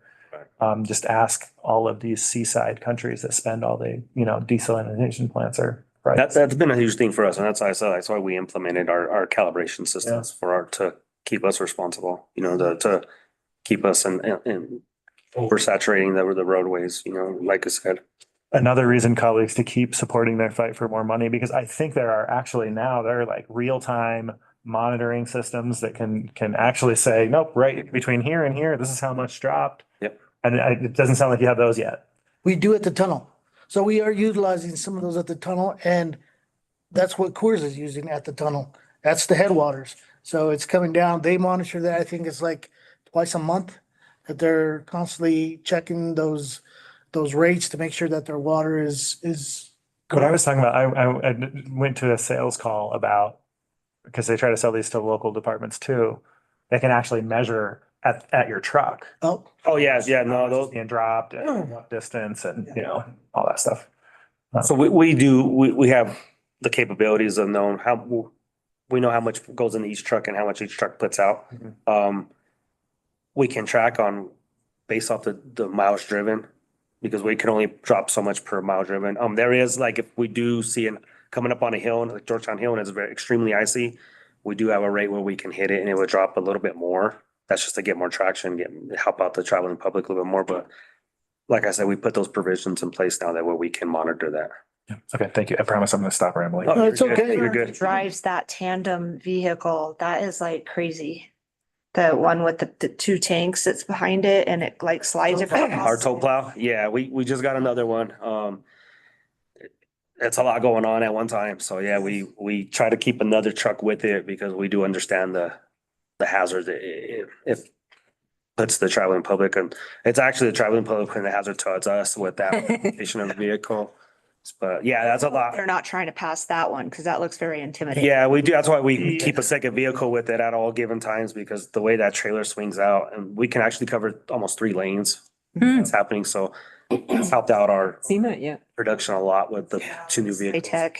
looks like he's jackknifing all the way down. Yeah. It's a It's little kinda scary if scary. you don't know what's going on. Yeah, it's a little scary, but I'll invite you out. Come for a ride. Thank you. I'd love That would to. be great. Yeah. you guys got anything else for us? No more ambushes from me. I'm Okay. good. Thank you very much. Thank This you. is really helpful. Thank you, guys. We appreciate it. Thank you very much. Thanks, guys. Have a great day. Me too. And be safe out there. Yeah. All right. Megan, That's me. we are moving on to work session for ADA document compliance, Love it. website demonstration, Megan Hyler Wilson, and Civic Plus. All right. So, oops. Wrong one. Sorry. You think I'd be better at that? I meant to click the camera, not the mic. Okay. So I'm just gonna do a short presentation and then I'm gonna turn it over to Civic Plus. But I figured that this was a good time to give you all an update about ADA here in Clear Creek County, what's been going on, where we're going, and kind of how it's been. So, And could you give us background, just for people observing and listening, about what that rule requires of us? I promise you, I'm getting to that in my presentation. Awesome. Okay. So let me make sure that this is sharing. Awesome. So I'm going to go ahead to the first slide. What is accessibility and what is ADA? I'm going to remember Sean Wood in my head and not read directly from the slides because everybody can read here.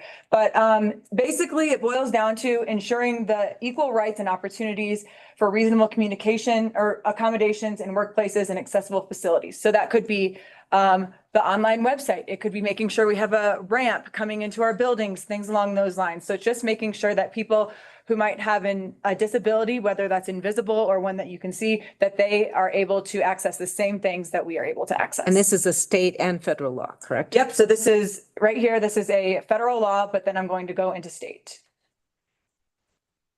So now I want to dive in a little bit into the new House bills and Senate bills.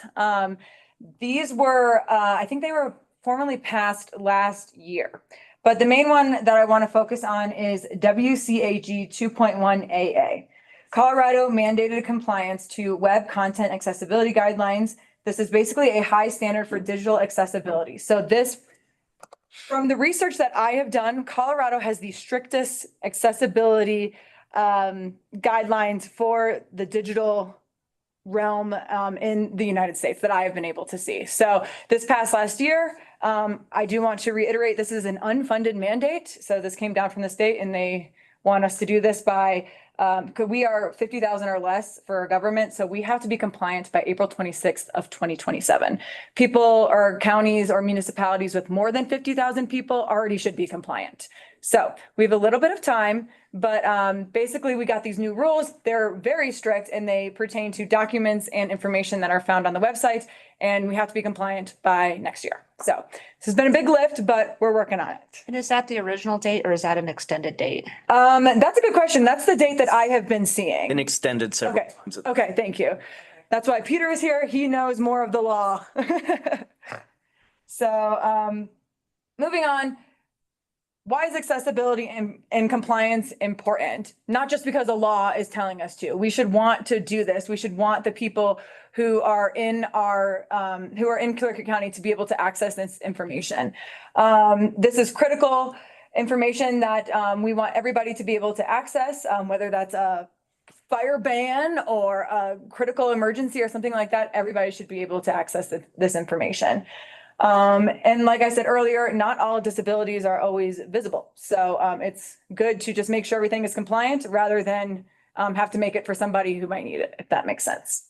Also, it's important to point out that non-compliance can lead to demand letters, lawsuits, and fines, but we should just want to do this because we want everybody to access everything. So here are just some more things on what these new laws consist of. Number one is perceivable, so text alternatives for photos and videos. So we have live captioning for BOCC meetings. That is something that is included in this. Images that are going on social media or on a website or in a document should have alternative text describing what is going on. So somebody who can't see it is able to see or is able to understand what that image is. And color contrast. This was one that I was not super familiar with. And if you look at the PowerPoint, I made sure all of this was color contrast and ADA compliant. So see how this is a white background with dark text. If it was the opposite, black background with white text, that would be fine. But images have to have enough contrast that someone who is colorblind is able to read it, if that makes sense. Our new website colors are all compliant except for one, and that is kind of a secondary color that we don't put any important information on. It's just kind of like for show in the background. So, and I also don't use it that often. Operable full keyboard functionality. So if somebody is using their keyboard to scroll through, they need to be able to use the arrows and the space bar and they can scroll through the website. Understandable and perceivable navigation, that kind of goes with focus order. So another thing that is really important that I learned in my crash course on ADA is what does WCAG? That's a headline, that's the top. That needs to be marked as a headline and marked as number one, because that is the first thing that somebody reads. So if somebody is using a screen reader, which is basically something that reads the screen to you, they need to know that this is the first thing that you should read. And so then that goes to the next thing. Number two would be the body. Then number three would maybe be a sub headline. So you need to be able to mark things so people can read them or hear them in the order that a person who does not have a disability would be able to read, if that makes sense. So focus order has been a big learning issue for me because you would think that everything would just be automatically like that, but you have to go into the back end and kind of do some coding to make sure that everything is in order. So that's just kind of a crash course. It consists of a lot more of this, but I know that we are running a little bit behind. I did just want to offer a clarification. So just to be clear to your question regarding the deadlines. So the deadline for the state law technically has already passed. We're supposed to be in compliance. The federal law relating to ADA Title II, that is the 2027. Okay. We are already in our efforts to achieve the federal law compliance, are really far on our way for state compliance. State compliance should have happened at the end of 2025. But the reality is that the state does allow and the legislation allowed for us to demonstrate that as long as we've made good faith efforts to come into full compliance, that is a defense to not complying. So, and we clearly are, and I do want to, in the middle of this presentation, just call out Megan and Colton for moving this forward, because it had been languishing for a while. So I'm really, really pleased. Thank you. That's very nice. to mention that. And also, my understanding is it's not required for moving forward. You also have to do historical documents. Yes. So, as an old county, with some handwritten documents, Mhm. it's been time consuming.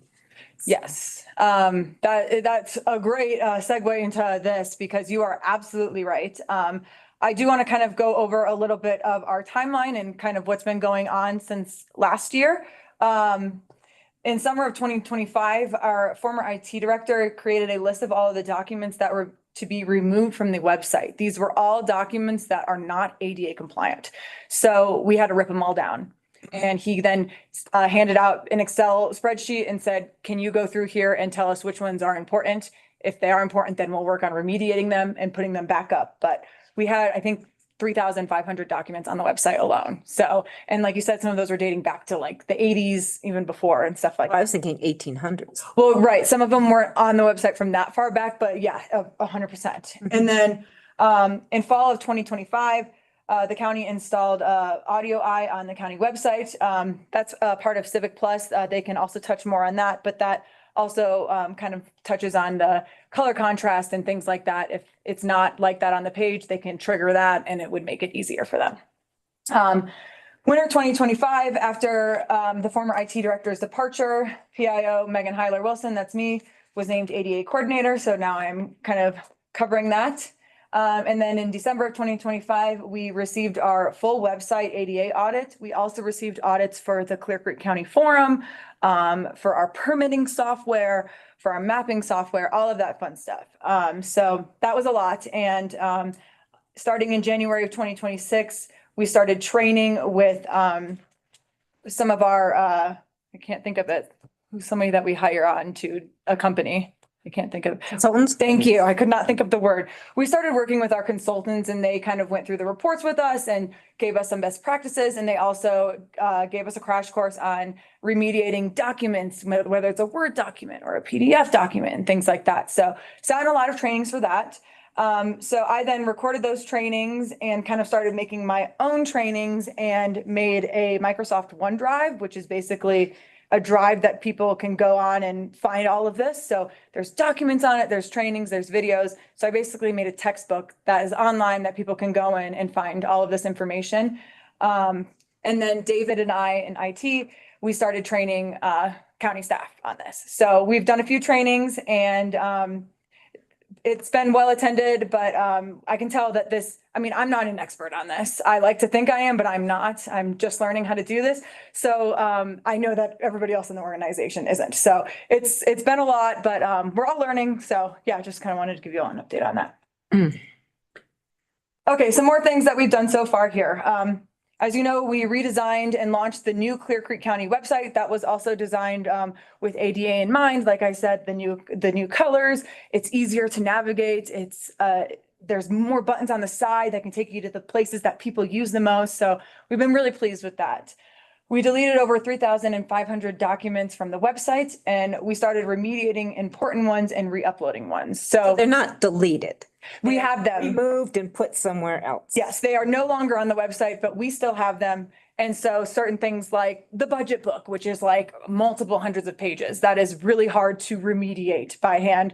So we were able to get a grant and I think it was like $250,000 from SIPA. And we are able to send out our large documents and they can remediate them for us. And then we are able to upload them.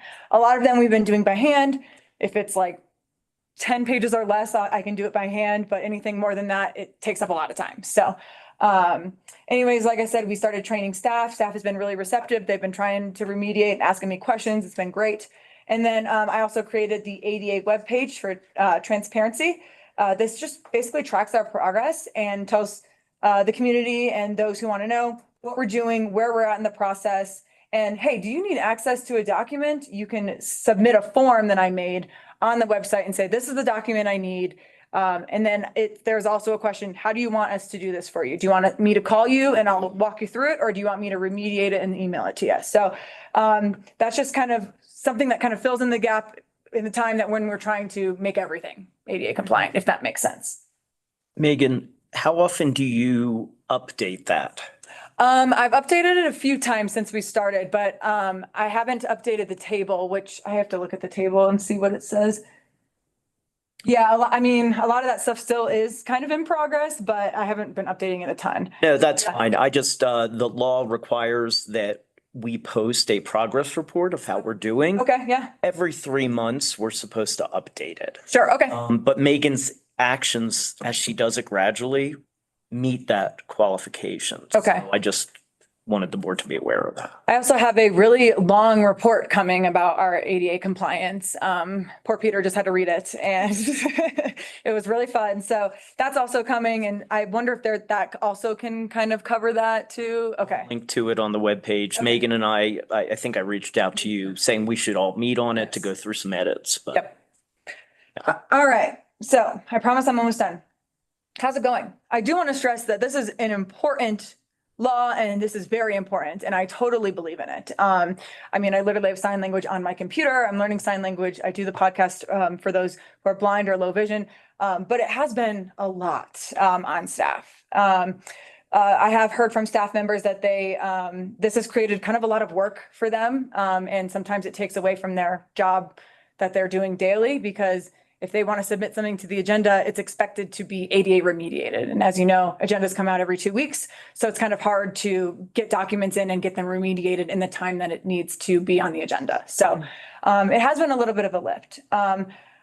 Yeah, Colton. Yeah, and I cannot emphasize that enough. I mean, I think as well-meaning as the rule is and as important as it is, operationally, without some kind of tech-driven solution for a very wide and flat organization like we are, without a whole lot of bureaucracy that's trying to be adaptive and lean, it is very difficult to remediate thousands of pages manually every 2 weeks, make board agendas, right?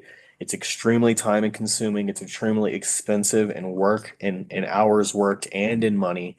And when we're dealing with third parties who we deal with a lot with the board, we're getting 100-page documents from them that are not remediated, right? That now have to be addressed. And it's so how it was going before and how the law kind of set up counties to function in this is, I think, where Boulder County can hire an FTE that their only job is this. We don't have that luxury. Megan took this on with grace and real dedication, but she has a full-time job, right? And so this is us trying to be more efficient and adaptable. And I want to commend Megan for taking this on with grace, because it is extremely frustrating, because the chaos of trying to move quickly with this added on top of that just creates a whole other level of compliance document that's just, and the other thing is we have 15 people on the leadership team that submit stuff individually. Each one has to be trained how to do this. We're relying on people that this is 10% of their job to do this correctly, because we don't have the ability to funnel it all through one person. So, long story short, like we're happy with the solution that we've arrived at. And Thank you. Megan deserves all of the credit for that. Oh my gosh, thank you. That's very nice. I appreciate it. I also want to say staff has been super receptive and they've been coming to meetings and they're asking me questions, which means they're trying. So I love that. While we're talking about trade-offs, I just, a couple of comments. I mean, yes, well-intentioned, good goal. When the board funded your position, it was because we wanted to have a more interactive dialogue with our constituents about the policy issues we face and educate them about our budgets. And you're doing a lot on that area too, but it's just not lost on me that you could do a lot more if not for this. And it's not the state can't tell us what to do. We're arms of the state. The state absolutely can tell us what to do. It's incumbent on us to help them understand when they force our priorities, what's sliding off the table. Sure. Right? We're a county without a climate plan. We don't have a climate plan. We don't have, we went without a CWPP, that's a wildfire protection plan, for like 8 years. Not that you would have been the one to do that. I know, yeah. But I just, it's not lost on me, and I don't want to ask you the question in a way that it is all an attack on your effort. How's progress on your communications plan, and what would it look like if not for this? I will say I was kind of lamenting a little bit to my husband last week. I was like, I feel like I've been less creative because I haven't been able to do as much and like, you know, like sometimes I'll do like a fun meme for social media to get people interested, but I just haven't had the capacity to do that while doing this. Because like I said, this is something that not only needs to be done, but it is important. So yeah, I am excited for our solution that we found. So hopefully that'll help me kind of go back a little bit more to keeping people informed. But yeah, it's been a lot, but I mean, that's part of the job. You kind of got to roll with punches. So yeah. I appreciate everybody's patience if I'm responding. I'm used to responding within 10 minutes to an email because I'm a former news person, and now I'm responding like a day later and I feel super guilty. So, but yeah, like I said here, sometimes documents are uploaded to the website or to the agendas and they aren't properly remediated. I totally get that because not everybody has the time. Also, like I said, Clear Creek County was awarded a $200,000 grant to put towards remediating documents. So we are in the process of re-uploading those. I've been talking with Open Space. They had a document that was pretty long, had a ton of pictures, and they said, can you help me with this? I said, we'll send it to our people. So it's currently being remediated. So that's been super helpful. One of the best things I think that was the most helpful in this was I joined a local government group that talks about this ADA law. And Colorado Springs is in it, El Paso County is in it, Boulder County is in it. And they were talking about doc access in the group. And I was super intrigued. So we met with doc access, and that brings us to our next our next slide. Like I said, we were recommended by another municipality, and according to doc access, this is an overlay that goes over our website, and it's in the HTML code. And it will only cost us around $5,000 a year, which is awesome. And I also want to reiterate that we are applying for a grant for this, so it might cost us nothing. So we will see. That I know we submitted that a few weeks ago. But I'm going to stop talking unless you have any other questions about ADA that you want to ask me before I turn it over to Doc Access. No, same thing. I just want to say thank you. Yes, thank you. You guys, that's so nice. No, I appreciate it. Like I said, it's labor of love. I want people to be informed, and this will help more people be informed. So I love it. All right. So I'm going to promote Eric Peterson. He is with Civic Plus, and he's going to walk us through doc access. Am I remembering correctly, Colton? I think at one point you were saying that you were going to code our website for an HTML to be able to do that. That we are going to end up having to do that because it's the speed of the it's the speed that's the problem. Yeah. And HTML, things being in HTML allows computers to talk to it, right? If something is a fixed file or it's in locked code, it can't adapt. So the adaptability around accessibility is the whole goal here. And so converting everything to HTML allows it to an overlay code to basically transform the document, right? Because it can read everything consistently based on the back end of the machine, not the front end. So it's a little bit of how the computers talk to each other versus how people talk to each other. Anyway, so I think they can go into more detail, but that's why we're so excited about this, because ultimately we thought this solution was going to be where we were going to have to end up. We just needed the private sector to catch up. Yeah. All right, so Eric, you can go right ahead. If you want to introduce yourself, that would be awesome, just so the commissioners can know. Absolutely. Everybody able to hear me? Yes. Perfect. Well, thank you guys so much for letting me join your meeting. I know we're getting a little bit of a late start, and I don't want to keep you from your lunch, but I just wanted to introduce myself. I'm the new account manager for your municipality, Clear Creek, and I'm excited to be here. I do want to just kind of, a lot of the things you guys are saying about what Doc Access can do. It is a new Civic Plus product. Civic Plus you guys have for your website. You guys also have other Civic Plus products. And so we're trying to build trust, and Civic Plus recognized a huge need for ADA accessibility. As of last year, we were recommending what you guys were doing, and that is sending off your documents to a third party to remediate them and send them back, which was very time consuming and very expensive. And we found that many of our customers were just didn't have the time, didn't have the money to do that. So we shifted gears and said, hey, we actually went out and purchased Doc Access because of how powerful it is and what it can do for you. I personally, I take accessibility very seriously. My sister was born with spina bifida.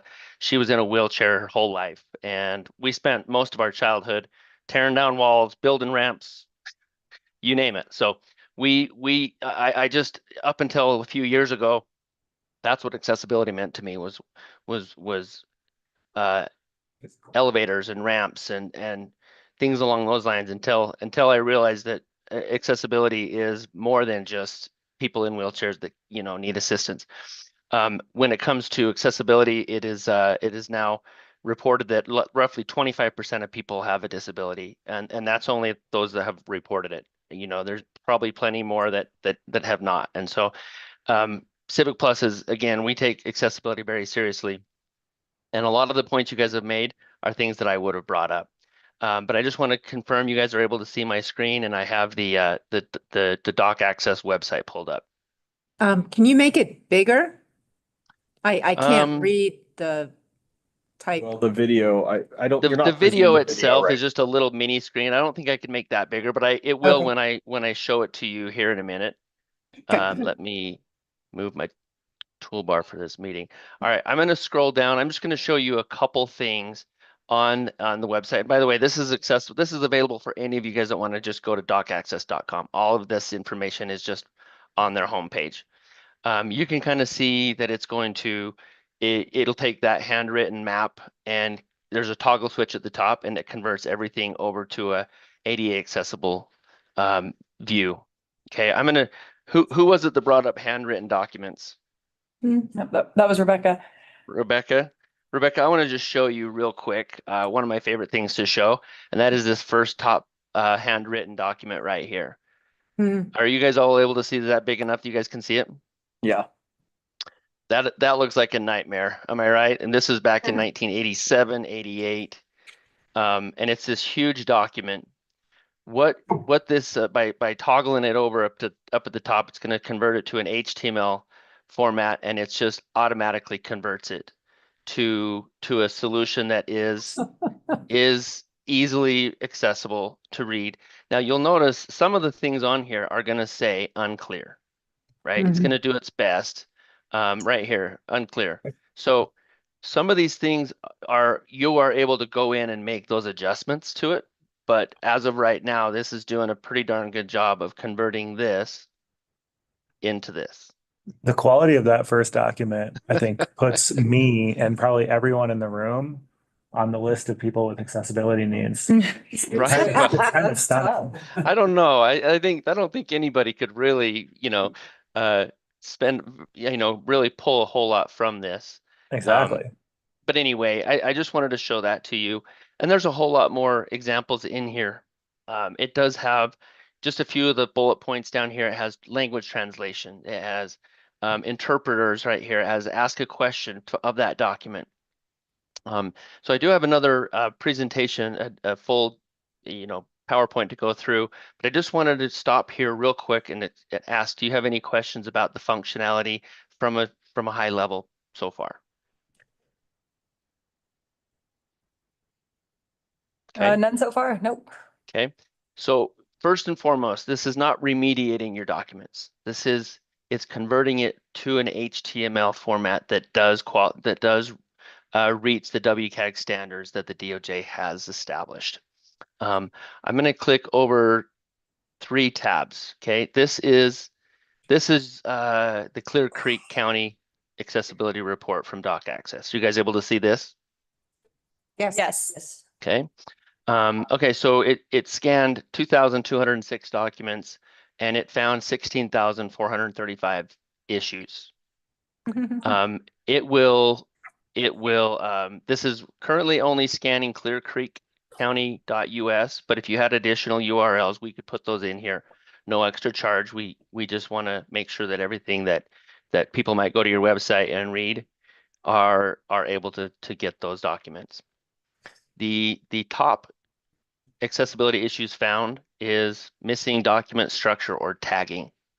2,202 documents fall in that category. And then we can go down the list, links not properly tagged. Inconsistent page orientation, 377 documents. So this just gives a breakdown of how we found all of those issues through Doc Access. I want to show you one of your documents. Okay, so this is the Clear Creek Board of County Commissioners agenda. As of right now, this is missing 1, 2, 3, 4 plus 2. So it's missing 6 things. Embedded fonts, properly tagged, language information, etc. When we come up here and we click over to what it looks like with dock access, it looks the same right now. When we hit this toggle switch at the top, it converts it to all of a sudden, all of those red dots become green checkboxes. Everything is now compliant and up to speed with what the DOJ is requiring. Any questions so far? When you Okay. say the DOJ, that's the United States Department of Justice? Yes. Okay. Yeah, they're the ones that have established the WCAG 2.1 level AA rulings. So are you, oh, So to clarify here, dock access as of right now, because it's a national product, is focusing on getting the DOJ one's compliance first. There will be a package coming in this summer that will, for us, that'll meet the Colorado requirements on top of this, right? So, and it'll work very similarly. It'll convert to HTML. We can just upload all of the old documents again, have the overlay, convert them. We have to do it again for Well, this? no, we No, don't as need to long- okay. remediate No. now. Oh, okay. Because this remediates on the website, right? Rather than having to go off, have it remediated and re-upload, right? Okay. as long as it's a PDF, then the HTML code goes over it and it will. Yep. And this requires no heavy lifting, no staff time whatsoever. It's like AudioEye. You purchase it, it goes in, and it's a constant scan and a constant adjustment. So that gives a lot of you guys some of the conversation you had before this about having more time back for Megan. Also, you guys talked about other municipalities who have this. Of my new, accounts that I'm managing, roughly 3 out of 4 already have, or I should say, of the last few weeks when I've met with customers, seemed like about 75% of people already had dock access, and those who didn't are looking into it. So this is a very powerful tool, and it is being very well received by those who have it. I want to just show you a couple more things. So I'm going to scroll down just a little further, and here's 3 more of your documents. This one's going to be kind of fun to look at because this one has a picture on it, and it is, as far as existing patio covers. If we were to toggle over and look at this one, it's going to make it everything the picture's not there anymore, but it is now explaining everything laid out in ADA accessible format. But over here on the right, we've got this toolbar. If you wanted to ask a question about this document, you could ask a question and it could help you find what you're looking for. So someone doesn't have to necessarily go through and read, 7 pages to try to find what they're looking for. This ask a question will help guide them to that document outline. And then it also has a language translation. So let's say you have some residents who are Spanish speaking that are looking to get their patio cover taken care of. They're going to pick Spanish, and that document automatically switches to Spanish for them. And I've been told it's over 150 languages. Their website says over 250 languages. So I don't think there's any that won't qualify in here. Do you It's have kind a of sense? fun. Go ahead. Sorry. Do you have a sense of the quality of that translation? It goes off of Google Translate. So I've had Or- some people who love it and some people who don't. So, I've heard it's, 98%. I'm just going off of what I've heard. So yeah. And I'm not trying to attack the process. No, it's okay. It's fine. Google. Yep. Google Translate. Yep. sometimes. So, Yeah. so that right there is kind of the meat and potatoes of what this does for you. It gets your residents what they need. It gets you what you need for the DOJ, and hopefully, makes you feel, a little better about what you guys are doing, along with all of the other ADA steps that you've already taken. Quick question. So I had this presentation, but a lot of what Megan went over really kind of already hit on a lot of this. So the challenges that you're facing or that your residents may be facing on your website. What basically we're trying to do is make sure that you have legal compliance, reduce legal risk, increased public trust, and create a better experience for your residents. You already have AudioEye. That takes care of your website, again, with no uplift, no heavy lifting on your part. But where the gap remains is in these PDF documents, and you guys have already been experiencing that, so I'm not gonna stay too long on this slide. Again, this comes with zero manual effort on your part. So this does give you back a lot of that time that you guys were focused on, being able to let Megan be more creative with some of the other communications and the report that she wants to send out, or you want her to send out. This just takes away all of that time that it would take to go and take care of all those PDFs.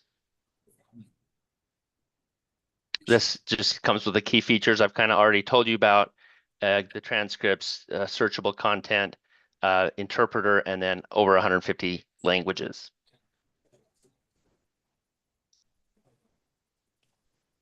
How it works, you upload the PDFs, automatic process. It converts it to an accessible HTML and doesn't take any time on your part. Okay. Again, we're talking, this is hands off. You don't have to do anything. It integrates with the Civic Plus products that you have. It basically works alongside, similar to AudioEye, and it gets you to the compliance that you're looking for.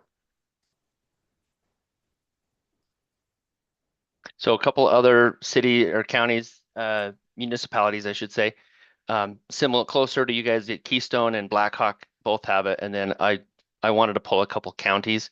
So Routt County and El Paso County both have it as well.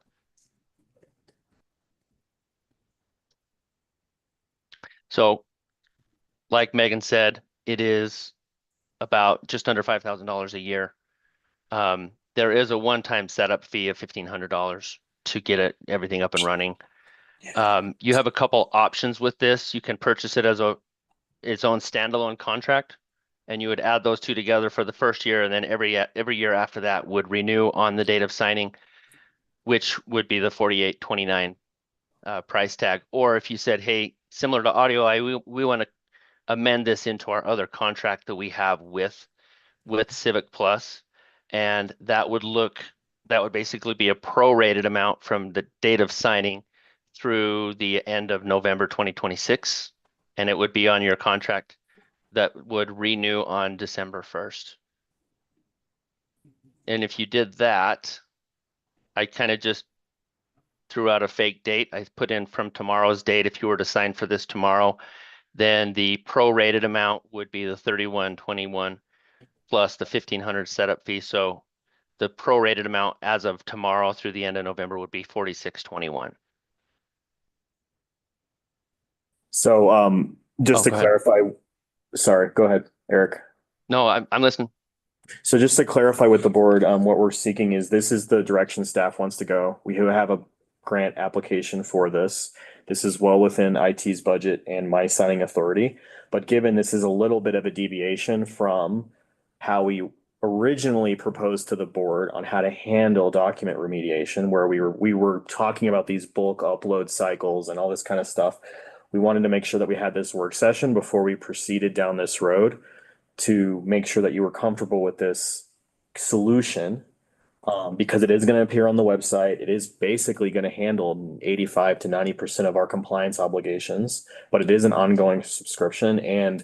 But net, we were looking at potentially this costing us to $150,000 a year in staff time to do it the other way, just in staff time, not including having to be reliant on grants for the actual remediation and all these kind of things. We feel like this is a much more elegant solution. And so the purpose of the work session is to, get this in front of you, but also get direction from the board to make sure that they're comfortable with this approach and that we can proceed with them.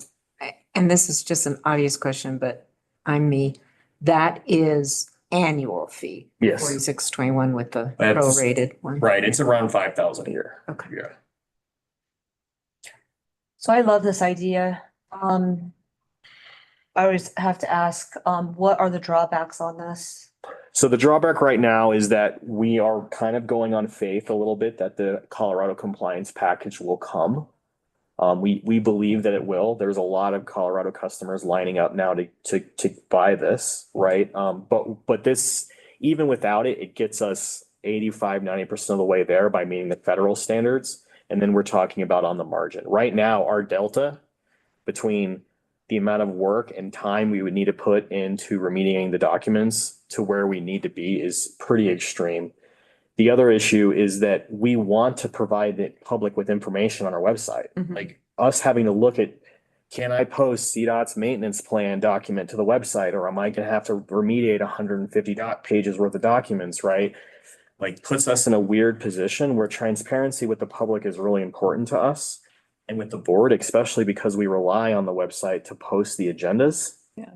That we were running into this situation where we're like thinking, what's the ROI on providing this, right? It's kind of an unintended consequence. I mean, we took down all of these documents and that took them away from the public, and we don't want to do that. Right. And I, I've know what I heard mean? about that, yeah. And we're not the only ones doing that. I'm talking to a lot of PIOs, they did the same thing. And I'm like, that's kind of the unintended consequence of this law. So I want, like Colton said, we want to be transparent and we Right. want this information out there. And so what this allows us to do is instead of kind of being cute about what we post or linking or trying to do all these other strategies around training staff and creating this incredibly complicated internal bureaucracy that actually in the end probably won't be as effective as this, we can just make sure the one rule is put it in PDF. Yeah. It has to be a PDF. It's a PDF. It'll work. We can put pictures. We can put graphs.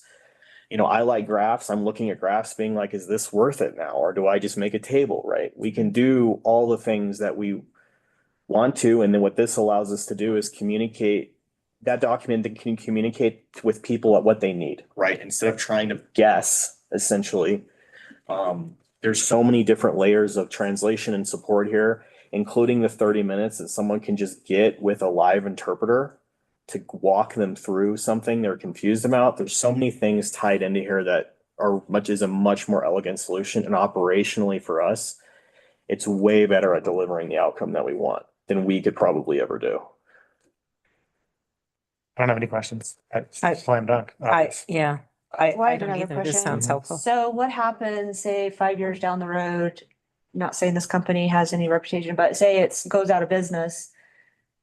Because this doesn't permanently change our documents, so then we don't have that, that filter, that screen or whatever. So then we're back to square one. Hopefully Yep. technology will catch up with a lot of this. So this is kind of like this subscription fee is a forever fee as of now. Mm-hmm. Right. I mean, there is a market here, though. I do think this is a prime market for someone to come in here and solve this problem because the alternative solutions are pretty bad. Mhm. And so I don't see maybe not this company, but there will be the solution for this. going forward. Eventually, it'll probably be like a free add-on to Exactly. Google Chrome. Yeah. I can also add that when you get this accessible view, if you would like, down here, you can download the transcript. And then you would have that downloaded ADA accessible transcript. So I know what you were alluding to there is that this is an ongoing scan, and it's obviously scanning all your future documents and your current documents and your existing historical documents, but you do have the ability, if you did want to download this in the transcript. So it can't do this with JPEGs? No, It's not technically challenging for us to take a JPEG and turn it into a PDF. No. Okay. No, you can do it right on Adobe. Yeah.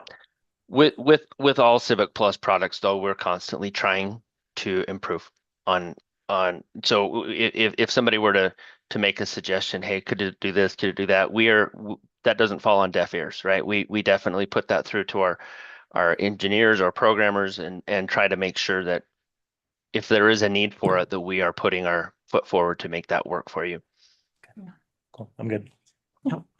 The only question that I do have, and this is off of this, I'm just thinking like all the census records from back in the day and people's names even got changed, because they couldn't read Mhm. writing. I'm wondering how much this is gonna change some of these history as stuff goes through these processes. Maybe. I mean, I've opened up some of the old ledgers in the Indiana Jones room in the archives downstairs. It is, I can't read it. Yeah, some of it's. So like even, and I'm probably not the best example for this, but the cursive back then was so, Right, that's what I'm Weird. wondering. It's just so different.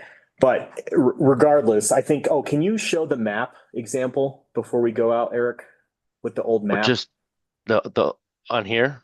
Yeah, the battlefield. There was a document of one. There was a document of a map, like an old battlefield, because we have a lot of hand-drawn. On surveys. yours? This one was. It was just a random one. I There think was a different one. But was it on the Clear Creek site or was it on? No, it was on your documentation material. There was an old battlefield map that then it did the same thing. It said it literally broke down all the individual components and explained what was happening on the map in words. And that's the kind of stuff where we're excited again to be able to put old maps on the website, stuff like that, because we have so much of this cool history stuff here. And this will just tie right into it. We're not having to do this ROI thing. And there was a different one. Maybe it was a different document. I don't mean to derail anything. I That's think, okay. yeah. But it did do a good job with the map on the document. Yeah. So. Anyways. Love it. Right, yeah, no, thank you. Yeah. You're welcome. I'm happy to join, and we're not too far into your lunch. I apologize for going over. I hate keeping people away from their food. No, we were quick. We eat at our desks. Cut us up. Yeah. Thank you, Eric. All right, Awesome. yeah. Thank you, Eric. Thank We'll you, be in guys. touch. Thank you. Bye-bye. All right, the Board of County Commissioners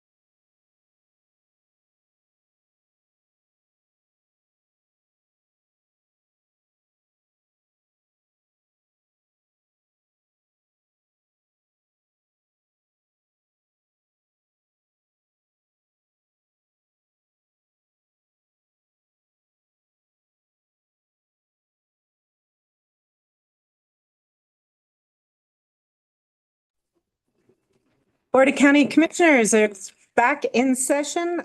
First on the agenda are 4 work sessions. The first one is to discuss the upcoming emerge meeting. Good thing you guys are here. Discussion of commissioner topics. Colton, what would you like us to talk about? Well, Lily, you have the Emerge meeting coming up. Sorry, I should have pulled the memo up. I believe it's on the It's like the 9th, May 6th. 6th. So wanted to convene a quick work session to make sure that we align on the topics that the board's going to be talking about at Emerge and make sure that staff has enough time to get you the information that you need. Okay. So I guess I really would defer to y'all on what topics do you guys think we need to cover at Emerge? Well, I was going to talk about the 103 evacuation because some of those people will come to the meeting and just, if that's successful, we're hoping the fire department will do that in other neighborhoods in Evergreen. And then I was going to give an update on I-70 issues and housing. Is that, or did you have an overreaching? No, it's more of that. It's when we talk to someone like Emerge, it's good to get alignment from the other two on what topics we're. Yeah, because the last time these guys couldn't come, it was just me. And And then especially if before that, it was you are gonna just come, you. we need to notice it and make sure that. Yeah, I Right. think I had asked for it when Right. Peter reached out and I said, hey, colleagues, let's spend a few minutes just discussing amongst ourselves what topics we want to have. Okay. So I would say my topics that neighborhood may like an update on is maybe where the lodging tax is going for the child care part. The allocation and how that works, the 40-30-30. I Okay, could discuss that. And then my only second topic would be, we could talk about the Beaverbrook thing with Comba. That's a lands thing, with the National Forest and how the National Forest has been working with us, talking about what we're gonna do with some fire mitigation. did they get their grant, Comba? I heard they got their grant, Oh, they haven't reached out to us. Okay. but that's what good to know. Max said. So talk to Max about it. okay. And if that is the case, because that's on that end of the county. No, that would be a good one. I didn't know that they were supposed to reach out to us if they had gotten But I it, so. do believe that the actual work won't start till next year.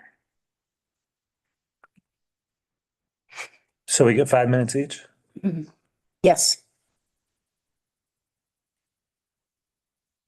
I had fire mitigation on my mind too. I know it's kind of a perennial is You a can weird take word. that if you want, because if they did get this grant, like I think, or like I was told, I can just discuss that part. I mean, I could talk about forest improvement district work, the watershed forest health partnership and this project that we just agreed to write a letter for, Beaverbrook. Do we,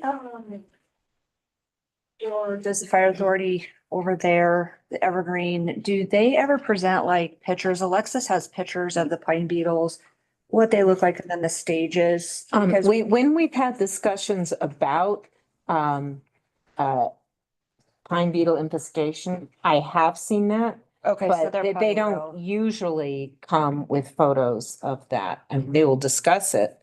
But They always have, from my, Evergreen Fire Rescue is always on the agenda and they've always Yeah. got something interesting to talk about Yeah. and answer questions. And so I think that one is covered. No, I was not their part, but when you talk about the fire mitigation, just because the residents in my area don't understand that going and cutting down trees that have been dead for 5 years, they think that those trees are posing a risk to their green trees. And that pine beetle has already moved on years ago and it's, in Jefferson County, they're not downing those trees. It's a waste of their time. That there's too many dead trees out there. At this point, they're trying to go after the residents safe in their areas. so we have Evergreen Fire Rescue will come out and do an assessment of your home. And, it's like our poor forest, we had a whole bunch of pine beetle kill that we had to take down. And then we had the blow down, so we had to remove those. And now Evergreen Fire came out and gave us tips about around our house, and then they marked a bunch of trees that had pine beetles in them. So, and that's what I'm talking about. So Yeah, when you see yeah. those pitch marks and, depending on what's coming out of Yeah, that so we'll tells you be how taking active those it is. trees. They showed me one tree is all those pitch holes and everything. And said, if you don't take this down before they fly, it can take down your whole forest. So it sounds like they're very educated over there then. The fire department certainly is. Other topics are, I don't think we can talk about our budget enough. The other thing I had kind of as I was thinking about a list, I have two other things that possibly could come up. One is brief overview of our budget crisis. What our remaining options are in terms of tax measures. Right? And then the other one is, given recent interest, I think it could be a meaningful public service to discuss the county's role in other jurisdictions' land use cases.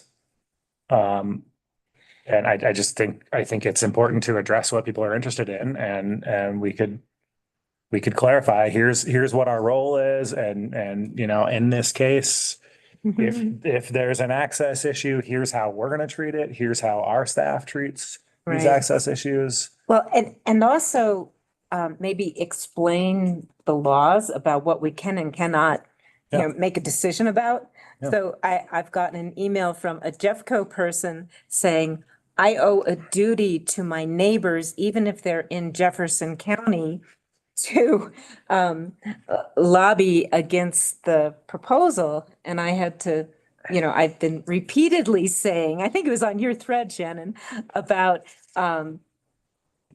commissioners cannot make a decision until a matter has been fully studied by staff and the applicant has presented a full and final application and presented it to the board. But they're not presenting anything to us. Well, see, and then that was my other point, that unless they make changes on that road, we can't really tell Jeffco what to do on, the Jeffco part of this person's property. So I think it could be helpful to just like offer Okay. that clarity. All right, I'll do it. Yeah. Yeah, since I was the one on the hot seat. Peter came to the rescue. Oh, did he? Yeah. Oh, just on what he typed up? Yeah. Yeah. This Peter? No. No, my husband. I think that could be important clarity, and not to invite a big conversation, but we can tick through a couple things each probably.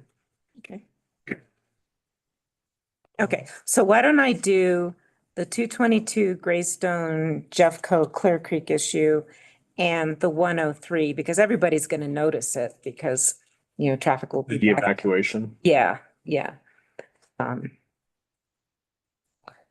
Because those will be hot on people's minds. Rebecca, I seen some conversation on social media where some people in my neighborhood wanted to attend that. I didn't. In your neighborhood? To attend the Yeah, they evacuation. wanted- The Grace, the 103. Because we've not been actively having any, you guys are planning for the fire evacuations and stuff, and they're wanting to know what's happening with that and how we could get those in our area. Talk to the fire authority. But is it open like that? Do you want other people from? Oh, well, they can't, because this is Evergreen Fire Rescue. Our fire authority is helping, but it's, in the Evergreen Fire District. So if our fire authority wants to do that, which I think is a good idea, that they would have to work out their plan separately. But I'm sure Evergreen Fire Rescue would help with theirs as well as. It would be a bad idea, I think, for people that don't live in Echo Hills to That's what attempt I'm to go to thinking. Echo Hills during an evacuation. Oh, no, Uh, that's what I think they that want to do? would be a bad idea. Yeah, technically, yeah. No. See, If what, they want one for Dumont, I would reach out to Clarissa, and Yeah, they're we looking need to to do more discuss of that. these because they've Yeah. done one in St. Mary's. They're gonna do one. They did some evacuation scenario planning and put up some signs. Nothing on the scale of what's being done Right. in Echo Hills has been attempted in this county. Oh, well, I don't know to what extent, but I know they did some version of this in St. Mary's too. But I don't know if they moved cars and shut roads down the same way. This is, the St. Mary's drill is what informed this drill. So if anybody wants, and that's according to the fire authority, I don't pretend to speak on their behalf. Maybe there was some distinction, but we're looking to do more of these. So I would just have Jody, if they are interested and you've got a group of people that want to try to volunteer to help make this happen. And try to kind of detour them from. No. We don't want them in this one No. because it's a study of Complicated. how to evacuate these particular I know the neighborhoods. information that And they're if random wanting. people are there who haven't signed up to do it, that will kind of skew the results. So we're doing our thing, but I absolutely support doing it on this end of the county too. And I think the information that they're looking for too is what things to pack, how to be prepared. Well, how to- and that's what Evergreen Fire Rescue is doing. They're sending out information about that. They're having a big community meeting this month about it. So yes, that would be part of it, Jody. But yes, please discourage anybody from Dumont from driving over to Evergreen. No, that would not be helpful. Right.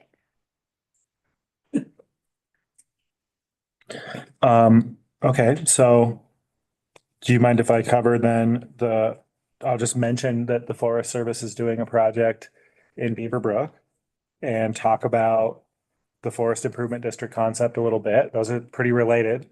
Which project? Are you talking about the mitigation or the COMBA thing? The mitigation. Okay. Jody, I think, was talking about doing the coma thing COMBA thing, okay. and just, Are those in It's conjunction with Colorado each other? Mountain Bikes. Just I don't think so. No, they're separate. COMBA applied for the Parks and Wildlife grant, non-motorized trail grant, and they got, well, apparently, I'm trying to confirm with them right now. They appear to have gotten some money to try to build a plan on how to harden the kind of guerrilla mountain bike trails that are all over that watershed. The unlicensed or Right, the unpermitted trails. Permanent trails. And the manage Forest that Service better. work, is that the one that's gonna be next year? Well, probably 2 years, but it's along the watershed between the upper and lower reservoir on Beaver Brook. Okay. So. I And just wanted Combs some will be. clarity. next So year. I get it. I want to be able to stick with issues of concern to the emerge area. Well, that is evergreen. Well, I know it's evergreen, but emerge isn't evergreen. Okay. Emerge is east Mount Evans. Okay. So I think And- it's relevant because, and I think the Forest Improvement District conversation, them being aware of it is relevant Okay. because a fire that starts here Oh, yeah. heads right through the emerge area. Right. Okay. So- All right. And that mitigation project is on the border of. Beaver Brook is Okay. like the emerge area is right uphill from. I was gonna say, Thank you. two of the constituents that live in that area also said they have attended Emerge, Okay. so. Okay. So I can cover fire and funding if you guys are okay with that. And budget, Yeah. do we yeah, have yeah. Colton to? I'll be there to answer questions. I can contribute. Well, when I said funding, that's what I was talking about. Fire and the budget. Okay. 5 minutes each, so it's gonna be, I'll be there, so. Pretty quick. Any questions I can help with, I can answer. they're gonna I wanna They're talk gonna about want lodging tax, to get us off the Okay. which will stage. tie into you a little bit, but I'll let you talk about the housing. Because, we've identified a lot of the lodging tax comes from the east side. And then I have been asked, where does that money go? So we can talk about that. Okay, so I'm going to try to keep it under 5 minutes or 5 minutes and under.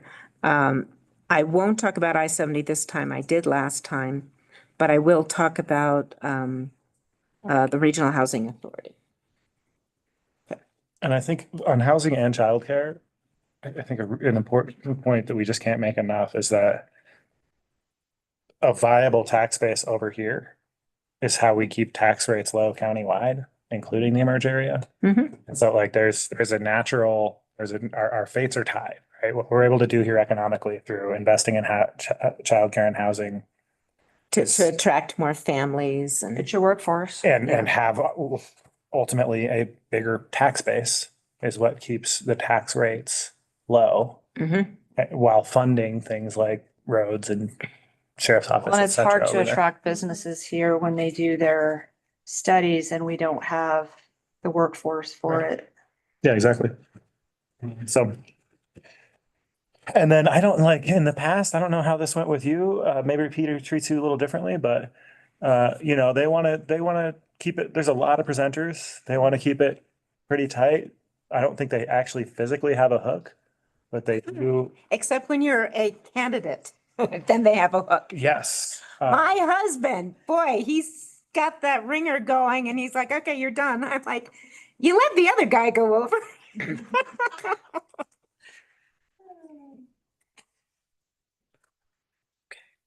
So it sounds like we have pretty much settled. I'll send an email after with all y'all's assigned topics Okay. to you three, just for final approval after the meeting. Sure.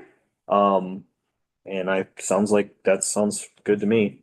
Right, Unless there's and something- I'll try to be short and sweet such that if we do need your, comment or clarification on the budget, that would be part of our 15 minutes. Sure. Okay, And if people have questions, they can always find me. That's why I'll be there. Okay. You can send them my direction too. thank you. I tend to be long-winded anyway. Yeah, so you could introduce Colton or something and say Yeah. he'll be here all night or whatever, so. Or not. Thanks. All right, are we good on that? Are we good on that? Yeah, I think so. Everybody? Okay. Moving on to Donna G. Discussion of notice of valuation mailings, county assessor. Hi, guys. Hi, Thanks for meeting with me. thanks for coming. I didn't want to make this decision on my own. So I provided you guys with the statute in your memo. We are in an intervening year. I also provided you with a copy of the 2025 tax notice that does not have the values on there. And that was due to the House bill that passed, the breakout of the school and the non-school. Carol couldn't get the system updated to get it on there. Okay, And you can see then the example of the 2024 tax notice, it does have it. And the second piece of statute, in addition to the tax notice supposed to list the values, it has to also provide them with the opportunity and information to protest. And that was clearly on the back of the notice. Now, some counties did collaborate, and they are not sending notice evaluations to all property owners. When we sent notice evaluations to all property owners in 2025, it generated 768 protests to the assessors, 62 BOE cases. And remember. yeah, and the previous year too, for 2023, there was 348 appeals to the assessor, which was not an intervening year. And then the intervening year, there's only 31. So there's a huge difference of work that would occur on the assessor's office part and also for the BOE. Also, we budget for postage differently on the intervening year.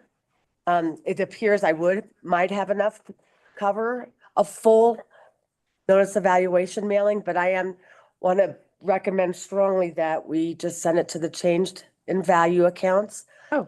We did meet with the state during our Tyler meeting, which is our computer, our CAMA system. There is no implication at a state level for us not sending it to all property owners. The only implication would be is if a property owner said, well, you never provided me my value. But we did provide the resource for them to obtain their value. We have received calls for people to obtain their values. And we did provide them with the protest information so that they can dispute their values. Okay, so wait a minute. I thought people who had a change in their valuation would get notice. That's correct. Okay. That would But be you're intervening. saying that some other people might just protest current valuation that didn't change? By statute, we were required to put, it's the statute states we have to provide the value to them Mhm. in the intervening year, which the tax notice suffices for that. And the tax notice did not do that this year, Oh, but it did provide the resource for them to obtain that value.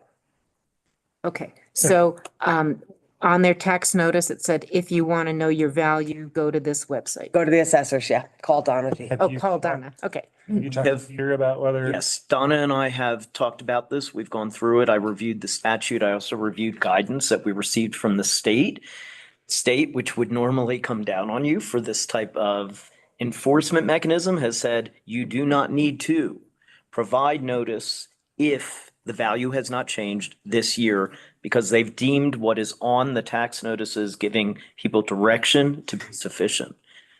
So my advice is consistent with Donna's. So what was sent by the treasurer, by Carol Lee, meets that requirement. It did provide, it didn't give them the actual value, it gave them the resource to obtain their value. And per the state, that's acceptable. I think it was a glitch is what. It's because of the House bill and the system changes needed in order to print it on there because of the school and non-school valuation. What do you think are going to be in the changes category? Typically, I would say maybe 2,000 maybe, because it includes new construction. It includes if the property was split out or combined. Any of those people that protested and we allowed it to be those two? If they protested in 2025, they cannot protest in 2026. But the people who did not protest in 25 can still protest during that appeal period of May 1st through June 8th. Okay. Okay. And again, sufficient notice has been given to people and, you know, if they're going to protest, usually they're, you know, fairly sophisticated about communicating with the county. Yes. I mean, to be clear, in a perfect world, especially if we had a substantial staff in the assessor's office and we're able to do it, it's reasonable that we could send out notices just like we have in the past. The assurance that we have from the state offers me some comfort. Because if I were to strictly look at the language of the statute, I would say, I don't know. But the state has given us guidance and I'm comfortable with that, candidly. Okay. I think I remember we were talking about, I agree with what you're proposing. It makes a lot of sense. It sounds like without this, you would do a lot of work to send people a notice evaluation that's the same as what they got last year. Correct. Providing no real meaningful value to them at great expense to yourself. Correct. You could be out visiting properties, and doing all of the other stuff that your office has to do on a day-to-day basis, right? Correct. So this is a way that the board supports you, and this is a way to help you, get to some priorities we've probably been asking you about in the past. Okay, great. And being the short staffed, we didn't get to some of the properties that we should have gotten to. So all of that makes sense to me. I'm having this memory of a conversation when we were sending out tax notices about a desire, and I think it was the treasurer's office that we wanted to do it. We wanted a little bit more explanation about how people's values were changing than show up in the like standard form. Is this related to that? No. Okay. Does this, how, we're not on the agenda to talk about that right here, but so I'll just say, and also we've got other things to talk about. I'll just say, I think in this environment where things are moving so fast and there's so much complicated stuff, I think it's worth it through whichever office is doing a mailing, if it's Carol Lee's office or if it's your office, to include letters describing to people what's going on with their properties. It's been very confusing, and maybe that need is lower, but I really think we missed an opportunity last year to explain to people very proactively the legislature lowered your property by $55,000 for a couple of years and then they raised it back up. And it was a way to kind of throttle that increase. And I think because you have that's 10,000, the 10% of $700,000 of value, it's going to be reflected on the tax notice for this year due in 2027. It was not reflected in 23 due in 24 and 24 due in 25. And that's the one that comes out of your office? That comes out in the tax notice, Carol's notice. Carol's tax. Uh-huh. My understanding, the state is going to have it reflected on here like they do with the senior exemption. In terms of communication, if you wanted to message that information, you could do that in conjunction with Megan to get the word out.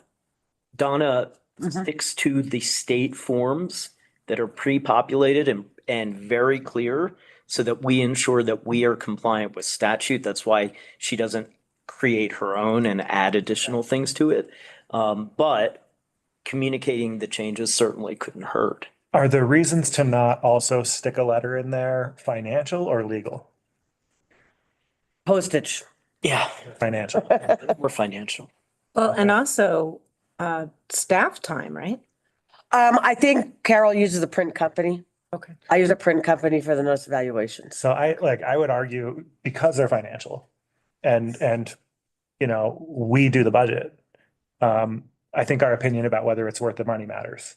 And I think it's worth the money to talk to people, to have a plain language conversation with voters in a moment they're paying attention, like when they're opening their tax bill, about what's going on with their taxes.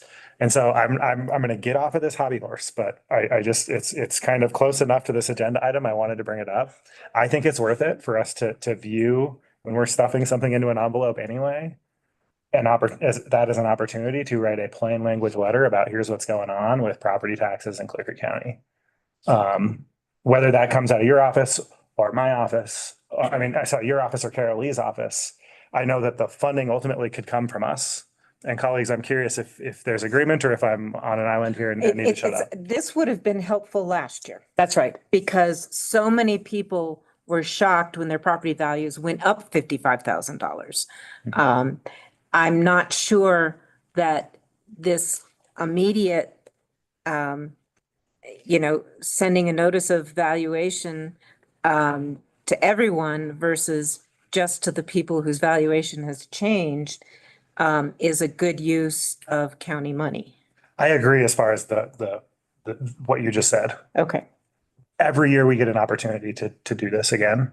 Every year, the tax bill goes out to everybody every year. I think that's the opportunity. Even like I just heard in the hallway over lunch from a constituent who was talking about, my property taxes have gone up by this percentage over this many years. And I mean, it's very much in the water. And I think I suspect people could appreciate an explanation in plain language about what's been going on with their property values around the county. Yeah, I actually agree because we gave a temporary mill reduction last year. We're not doing that again this year because we hit the cap. So people's bills are going to go up again. Well, they're going to get the 10% off the first $700,000 of value adjustment for 26 due and 27. So that's a $70,000. If your house is worth more than 700,000. Right. Well, but then Plenty of them are. Yes. Yeah. the assessment rates on commercial, industrial, agriculture, all that again. And The state is? yeah, and Yes. raising them on residential. So this is all very complicated. Oh. So and none of that is in our control. So I do think given. Okay, so this year's tax notices need to have a letter of explanation. I think it would be. The tax notice this year will reflect that they are getting an adjustment, Yeah. as it did not in the 2 previous years. And so the tax notice comes from your office? No. No, that's what Carol Carol Lee. Lee's Yeah. office. When does it get mailed? The tax notice gets mailed by the end of January. So it's already been mailed this year? Yes, correct. Okay, so this is really a conversation about next year. And so I just want to ask us all to remember this conversation because this comes up in every context. There's nothing we can talk about that, and I'm not complaining. There's everything that we do is ultimately drives curiosity about tax rates and what's going on with property taxes in Clear Creek County. And this is our best opportunity to communicate with them. So whatever we can do to have a plain language letter go into an envelope that's already being mailed by the treasurer's office in January next year, I would argue we should do. And I know that's, so look forward to your help on that, and everybody else, and let's get it done. Okay. And that's a good conversation to have after certification, which is August Okay. 25th, because then you're going to see if the values are going to change, because I don't think they're going to change much. Yeah, I think the raising of the residential assessments rate is gonna wash out the tax adjustment. So we're gonna sit pretty flat. At least when I run my models, that's about where we're at. But every individual taxpayer's experience is different because some commercial properties might go down, even if our net is up, right? So I do think an explanation is different. So I'll sign up for that, Donna. Okay. Help you write that letter. We can figure it out and And I do have a nice letter on my website yeah. that we can use as a foundation. And then we just need to make sure that the treasurer's office has the extra. I've done some mailing. I don't think we're talking about, we're probably measuring that in the hundreds of dollars amount of money in the budget. We can figure. Okay. To put an extra piece of paper into an envelope that's already being. Okay. So I do have the support to just send the notice of valuations to the changed values. Is that Yes. correct? Yes. With the caveat, there will be an opportunity for everybody else who didn't have change in value. Yes. To look up their value. That is correct. I do have a question for you, talking about changes, because I've heard chitter chatter about the senior exemption. That was not changed this year. The senior exemption is approved by the state, and I've heard chatter that they're looking for funding. Yeah. Ah. So when do we? Just as find I get out if close to that being a senior, happens or right? August. August. August, we'll know that in August, before we do certification, all that comes out in August. Okay. And I will announce it around the county. It's a really good point. Mhm. It'll affect a lot of people. And that's something that I can use Megan to put in the newsletter as well. Love it. And even a social media blurb too. I think stuff like that is also helpful for people. Especially if it's not gonna get approved. So our roles, well, your role too, right? There's what we do while we're in office, and then there's what we do to get in office. And it's that other piece of this role that makes me value so much sending people things in the mail. Right. You know, like it's an effective communication tool. I think governments can learn a lot. Governments who want to get people's attention can learn a lot from elected officials who put a lot of effort into trying to figure out how to get people's attention. Exactly. I've been trying to figure that out for a while. Direct mail is Okay. we spend that much money on it for a reason. Great, then I will be sending those evaluations to change to council. I appreciate you guys' time. Thank you very much for the Thanks. good explanation. All right, next on the agenda is early opening of Guanella Pass. County Manager Roloff. Okay, so as y'all know, record low snowpack.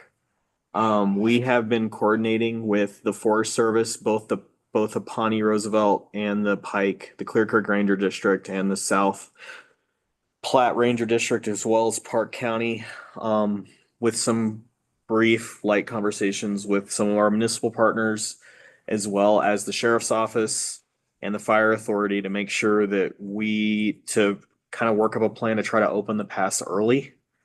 Generally speaking, we keep it closed because the avalanche danger and from the snowpack is too high. That doesn't exist right now. That doesn't say it won't change. So this operational plan is kind of two-phased. One, what do we need to do to get the pass open? We are currently the Clear Creek Ranger District and the South Platte Ranger District for the Forest Service are supportive. The South Platte has some concerns about wildlife impacts that we're going to continue that conversation with them. The CPW has some concerns too, so we'll make sure that we'll talk to them and see what we can do to mitigate. The reality is though, is that without the risk there, the road probably can be opened by the 16th of April. So right now it is clear. We spent some time clearing it. The Forest Service is going to work on the restrooms, make sure at the summit that they're open. And we're hoping that, well, there's two reasons. My objective reason is that it'll give a nice injection, hopefully a visitation into the county on the west side, since we've had such a poor snow season, to help some of our businesses out. Also, I think it would be a nice opportunity for locals to enjoy mud season when they're not being overrun with tourists. Two, I'm hoping we jinx it and this forces a 2-foot dumper of snow because we open the road and then we have to close it again. So that brings the second kind of problem is that if we do get a snow, I think right now we're looking at more than 6 inches predicted within 48 hours, we're gonna have to sweep the road and close it. And Because sweeping the road means going to all the campsites. yes, the sheriff's offices on both sides will sweep the road, make sure there's no one in the pass, close the road again at both sides. And then, because the safety issues for the reasons that they are usually closed this time would still be present if we got a significant amount of snow. So, that's kind of our plan right now. So we are just looking for board direction to make sure that we're on the right path, that y'all are okay with it. Is there anything else that we need to consider as we're moving forward with this plan? To try to get the pass open. I think that's a good idea for the reasons stated. And also with respect to 6 inches of snow, we can have 6 inches of snow and then a 60-degree day the next day and they'll all be gone. So it's definitely weather dependent and danger, risk. Right. Not just. We'll work with OEM on both sides and the sheriff's office to make that call, but we are going to plan for the contingency of having to close it again. I don't know if 6 inches is exactly the right number, but we got to pay attention to the weather only because the existing, there could be issues where we would have forced to close it again. I imagine, Stoy, maybe you can help just while we're on the record talking about the impact on operations. What would it look like for your team to have to add a road of that length to your snow route? Essentially, I'd have to talk to the team to get more detail, but likely we would deprioritize some of our secondary county maintained roads, which in our policy, we do say that we will sometimes, for big storms, will not be able to get to those storms or get to those secondary county maintained roads for snow removal on the first day. And so we would probably move Grinnell Pass up on the list there, and it would take more time to get to the And so just to be classification roads. clear about the trade-off, and I'm not speaking against this. While we're discussing this, I think we should discuss it fully. That trade-off means that people who live in homes on secondary maintained roads will see a service reduction in a snowstorm that happens during this period. Which is why I think our tendency would just say that's why we want to close the road and not have any obligation to reopen it until we've handled our taxpayers' residents first. Yeah. Because that road is normally closed, right? So, we're doing it as, we haven't had a lot of snow. We have an opportunity to open it, but we're not going to bend our operations over backward to keep a recreational road open at the expense of our normal maintenance. Will we be able to put some sort of sign saying, Vanilla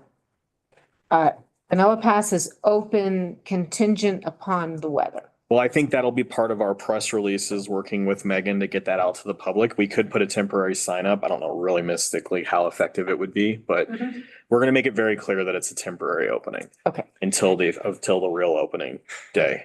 I will say I've already had media requests asking about Guanella Pass and when it will be open. Okay. And I was like, we're literally going to talk about this next week. Please don't say Memorial Day weekend. And to put it in, We don't know. to put it in context with the board, we normally open on Memorial Day. So we're a month and a half early. Right. Yeah. So just because, again, I'm kind of hoping personally we jinx the weather here a little bit, but we still have to manage that risk accordingly. And so everything is conditional on the condition of the road. Are we confident that we can get someone up there in the middle of a snowstorm to close the gate?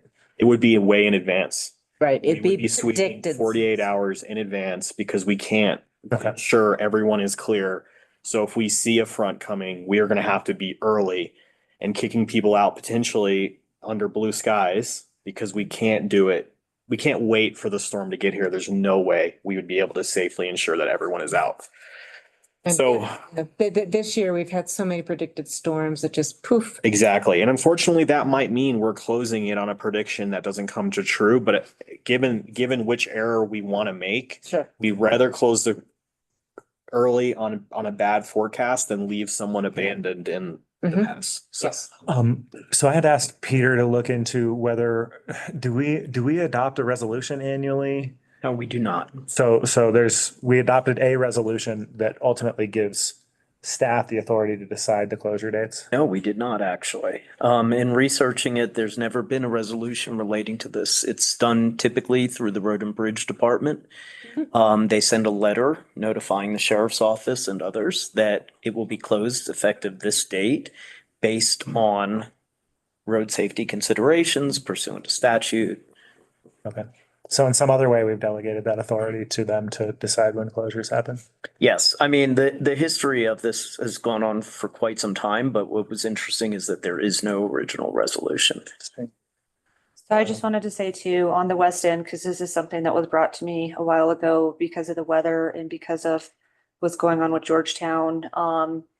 I just want to commend the staff too in working with this to get this open. I know there are some road and bridge guys that were a little skeptical, opening it this early and the snowstorms coming and where they're going to be and stuff. And just the acknowledgement that we are trying to help our partners and the municipalities and, you know, help their economies thrive. And, you know, it's in my district. So I commend you guys for taking this because you didn't have to. You could have just stuck with that date and, you know, hopefully, I know there's some people that really like it to be closed because it's their own personal little playground too. And I'll probably hear now the flip side to that, if or when it opens. So, yeah, and thank you, Colton, for looking into that. We'll figure it out. I guess the pain point for us is we're confident in our ability to get it open by the 16th. It's how long it can stay open and how do we handle that potential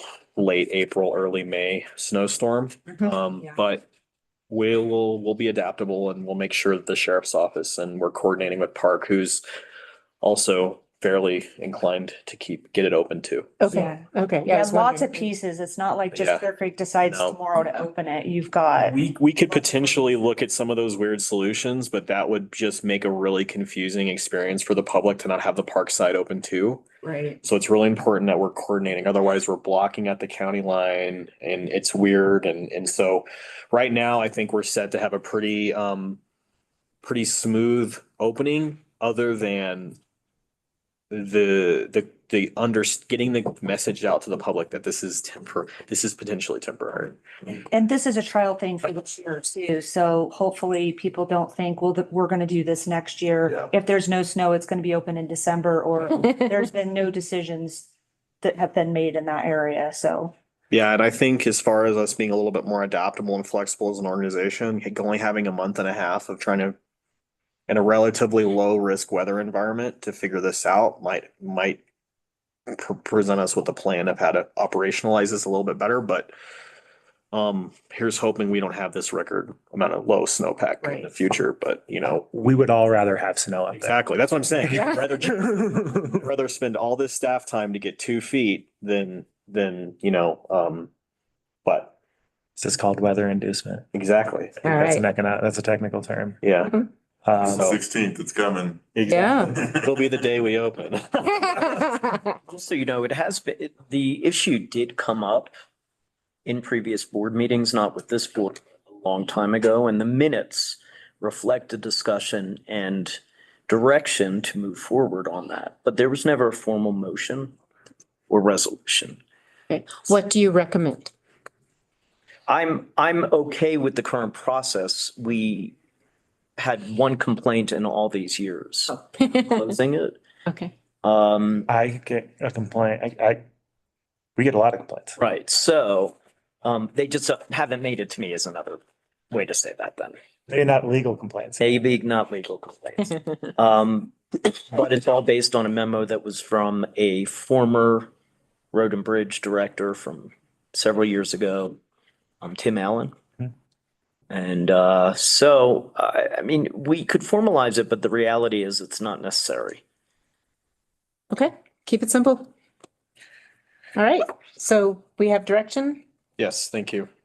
So I'll get with you guys and Stoy about the press release and, Yeah, okay, when do we want? I think that would involve some coordination with the Forest Service too. So you know their PIO, right? Yeah, are they aware that we're doing this? Okay, They're on board, both the Clear Creek and South Platte drainage districts are on board. The counties are on board. So do you know the PIO for Park? Yeah, I've emailed with. So some coordination with all three of those PIOs at least, like we did for the seasonal, get that group back together for the leaf peeping group back together, how we did that. And then, Yeah. Provided we don't run into any roadblocks that we haven't foreseen yet, but I think we can mitigate everything at this point. Okay, I'll put them all in an email and see if they can meet. I'm assuming all the no parking signs and stuff that you guys put up last year are still up there? They've actually, the signs themselves have been removed. The delineator posts the temporary posts that they were mounted on are still there, but the signs have actually been So removed. those will just go back up in the fall?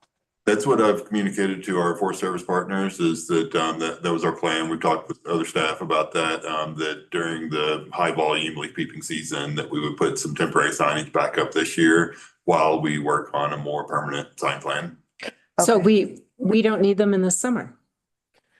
It's not as critical in the summertime. We don't have the volumes that lead to a lot of the problems. The Forest Service and others county requests, that all motor vehicles are fully off the pavement in all areas. No parking on the pavement is permitted in any condition. The U.S. Forest Service continues to ask that our sheriff's office enforce that condition.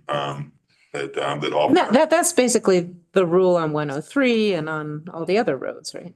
It is, yeah. Okay. And so that's kind of, I think unwritten policy, as far as, parking policy goes on that. And again, we're going to continue to work with staff and our partners to develop a more permanent plan on how we would enforce parking on a long-term basis. Because we know that the leaf peeping management is going to become permanent in the past, at least our proactive approach, we are looking at trying to find funding for a permanent signage plan on how to properly sign that pass to make sure that so it's a lot easier for staff to manage leaf peeping season without having to put a million signs out and stuff like that. Being very strategic about how many parking spaces the pass realistically has. And that kind of stuff, because I think that we need to be a little bit more specific going in the long run. I think we have a good temporary plan for now, but that'll be all part of the same process. Okay, thank you. Yep. All right. Well, we're coming up on a break. George, have you been called to testify yet? No, I mean, the committee is going to get started in a few minutes, but I have no idea when I will actually be up. I'm just going to have to. Okay, probably well, grab somebody. should we take a break or should we go into executives? We have, I think, 20. One more, number 20. Thank you. Thank you, Jody. Yes, we have one more work session. Discussion of various liaison roles to add to the annual Clear Creek County appointments list. Peter. Yes, so when the board last reviewed the appointments list on January 6th, it made a list of appointments that are statute.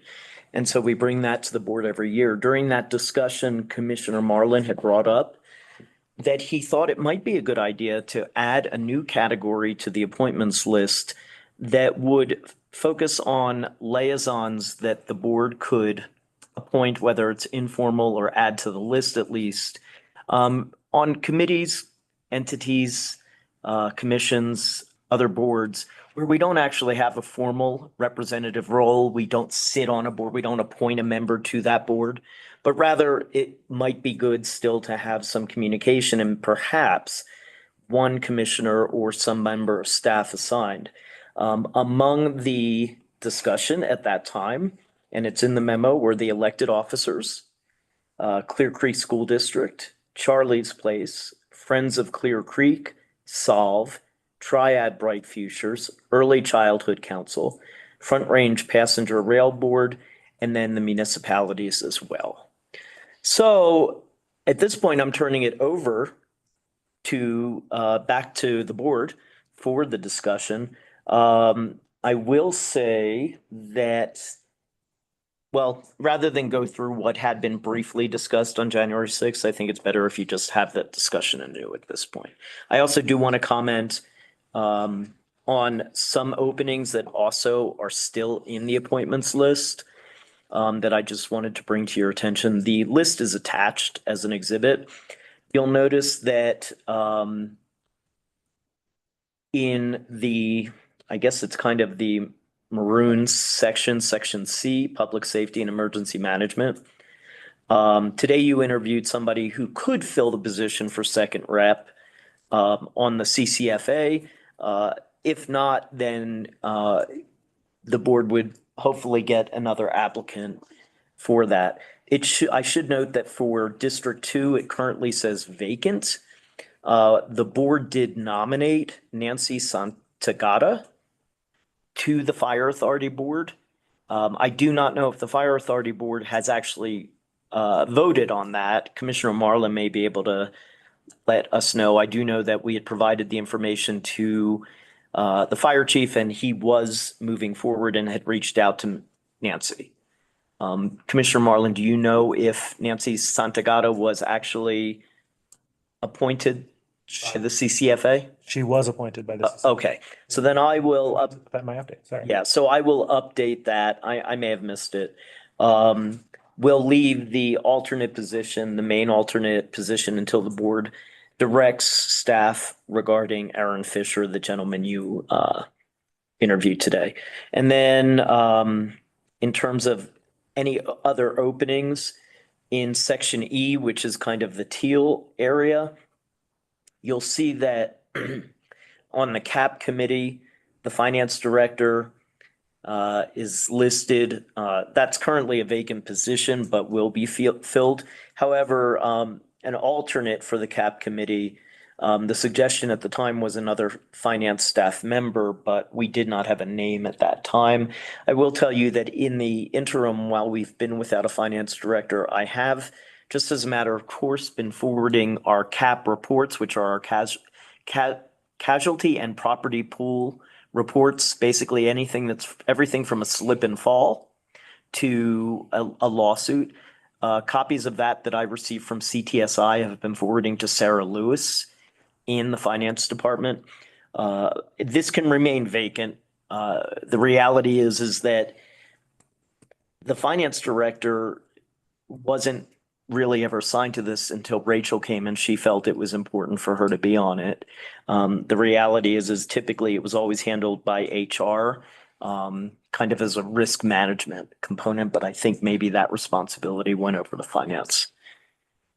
So again, these are just things for you to consider today. The plan would be, if you make decisions or recommendations, I'll bring this back to the board for an action session at the next meeting to make these appointments.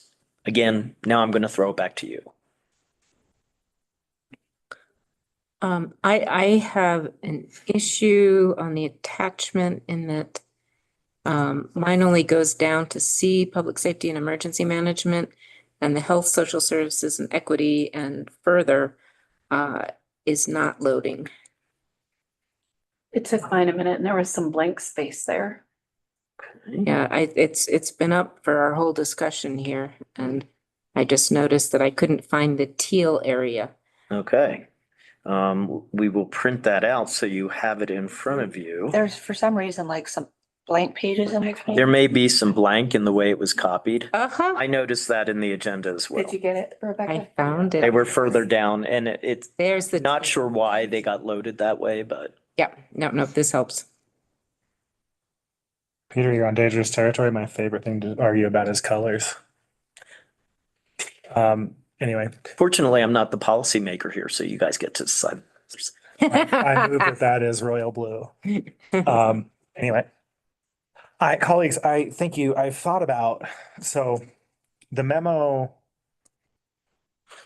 misstates a little bit what I thought I was talking about on the second item, which is kind of, I think, listing positions of interest, right? Positions where, like, boards that we would like to have a role in, whether it's staff or an elected official. Front range passenger rail is I think the easiest example I can come up with. Randy Wheelock got on that board, Commissioner Wheelock got on that board, because Clear Creek had an interest in the early design conversations, making sure that there could be interoperability between whatever is ultimately built on the I-70 corridor and that front range passenger rail. So he went and he got that appointment. It's not our appointment to get, but if it was on a list, we would be annually reminded that we have some work to do to try to have a voice in those conversations. And so that's like, I think somehow creating a distinction and noting positions of interest without confusing ourselves that we can appoint them, right? Is what I was asking for primarily. And this liaison conversation is a different conversation. I like to address it differently. I've thought myself into a few circles about the liaison conversation. But first, can we just talk about the positions of interest? I do have one to add to this, and I discussed it last time. And after attending the NOCO, it's called stakeholders now. Mhm. It used to be NOCO partners. There may be some other staff members that could be interested in this. Armor County sends people, like anybody that has an interest in like our headwaters. This is where some of these discussions happen. Fire mitigation, the ranger district stuff. And Alexis right now, that would have been a really perfect one, her to go to as well. She already went, so that was great, but maybe even if Matt wanted to attend, and none of this they have to attend, people just kind of come and go in that group. It's nothing that's really defined. I do recall this being discussed. I went through the notes. I re-listened to the meeting too. And what I recall being said was that that subgroup essentially was still covered within no-go places 2050. If we want to create a separate category, And it's just that's because fine, in NOCO places, we send one person. right? In NOCO stakeholders, you can send 10. You can send, it's just like a big group of people. And I think we had maybe 30 online and 30 in the room that showed up to that, compared to, I think it's 9 that show up to the actual NOCO places meeting. Okay. So do you, And so if you're part of no, go right ahead. NOCO stakeholders too, I think that kind of opens it up. The ADA challenges, if anybody wants to learn about ADA for trails, maybe Logan could be another one. They have classes that you can go to. Okay. Free of charge for that. And NOCO stakeholders doesn't cost anything to join. Okay, so NOCO stakeholders, that's the name, right? Yeah, it was NOCO partners. And now that they're a 501c3, it's NOCOs. Okay. And we're not on an executive board anymore, or executive directors. We're on a board now. They did change the name of that as well. Okay. For NOCO places. So do you think then public lands manager, I could put trails manager or Definitely. as, This stuff, if like their plate is full, they don't have to be there too. right? I did notice for the people that were on the board of NOCO places, a lot of them did not attend the stakeholders. Maybe because there's a little bit of redundancy. Do you know Logan's title? Is he trails manager, trails? Trails supervisor, I Okay. think. Let me find out. The reason I'm asking for titles is what the direction from the board last time was to, instead of naming, unless it was truly appropriate, a specific person, to name the position. And you could give this authority to Alexis and she could spread this out and just invite people who she thinks is relevant to that. Cause they'll put up an agenda and this is what we're gonna be discussing and. I would actually think it's a better ad hoc because it depends on the topic. Okay, so just ad hoc. I think I would do that because public land staff ad hoc, because I think it depends on the topic. Because if it's water, they're talking about water that day, maybe Lisa's the right person to go, right? Yeah, and so for the water, Kelby and somebody else had already applied and are members of it. And so they're from Clear Creek and they're in that. Alexis got a list of 75 organizations that she passed to, and NOCO, the stakeholders group is going to reach out to them and see who all wants to. Solve is on that list. Okay. But as far as county employees, they're just growing this group and I would love to see Clear Creek have a really big voice there. Okay, so I'm making notes. I'll wait until the board at least gives me direction at the end. And then what I will do is conform this, bring it back to the board for approval, just so you know. I want to add, so of these like positions of interest where we don't have an appointment, but we want to track who's there and have someone in the room. The Early Childhood Council. It's called the Gateway Partnership for Early Childhood, GPEC, Gateway Partnership for Early Childhood. And Triad merged with Jefferson County. Triad merged with that organization, so that one's not on there. You said Gateway Partnership for Early Childhood? Yep. And then I want to add the NOCO Fire Shed. In some way, I mean, I think we need to have a consistent presence on their investment committee where funding decisions are made and on their executive committee where, you know, we know what executive committees do. So George, that's the one that you introduced me to that lady. Yes. Yeah, because she was like really wanting Clear Creek to have a presence there too. Yeah, I mean, right now I'm trying to get them, they're redoing their charter and I'm trying to get them to formally name a Southern Arapaho representative as like, there has to be one here. Cause I just got onto that board. I wanted them to pay more attention to us. So it was mutual. They wanted more attention from us too. So that's my list as far as these like positions of interest. And as far as how to list them, we could have just a separate category to make sure we don't get confused, or we could just put a note next to it. Like some of these, you know, the Early Childhood Council might naturally fall into a category and it just has an asterisk. This is not an appointed position. But I don't have strong opinions about that. Colleagues, I don't know if you do. I find myself now that we're kind of the beginning of our second term. No, second year. Second year, right? Time flies. That at first I would have had no clue about some of these groups. So if you had a really big board turnover, say all three of us were up at the same time for whatever reason, nobody really knows, right? Unless there's a list. Yes. And at one point, we had asked for a description, like a sentence or two on each of these. And it might even be in the Excel version of this. Is there an accompanying tab in the Excel version of this? No, so not what you have in the Excel, there is descriptions. And I can send you the Excel spreadsheet. So yes, there are, whether they are completely up to date, I can't speak to. Many of these were put together years ago by Beth.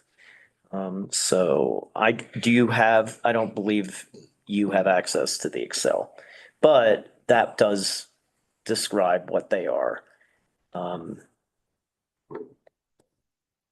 So I can send you the current Excel spreadsheet. I don't need the descriptions right now, but to Jody's point, it does have it. I think that it's important to have them because I had the same thing my first year in office. I was like, what's this? And at that time, the reason we now have written descriptions is because there were some things on that list that nobody knew what they were. And it's a lot to track. I'm not trying to insult anybody. So just to be clear, the NOCO stakeholders, I'm going to keep in the NOCO section under NOCO 2050, if that works. Because that does sound like less of a position of interest and more of a where we want somebody to show up. Yeah. That was her first meeting at that, and she can kind of okay. tell you her version of what she got out of it. Okay, well, that's good. I would recommend that you have a separate box for positions of interest. I think it'll be confusing otherwise because I'm happy. Yeah. Have you guys come up with the way that you think makes sense for like longevity? So Front Range Passenger Rail Board, Gateway Partnership for Early Childhood, NOCO Fire Shed. And then, of course, you're going to have to give me suggestions as to who you would like in all of these positions.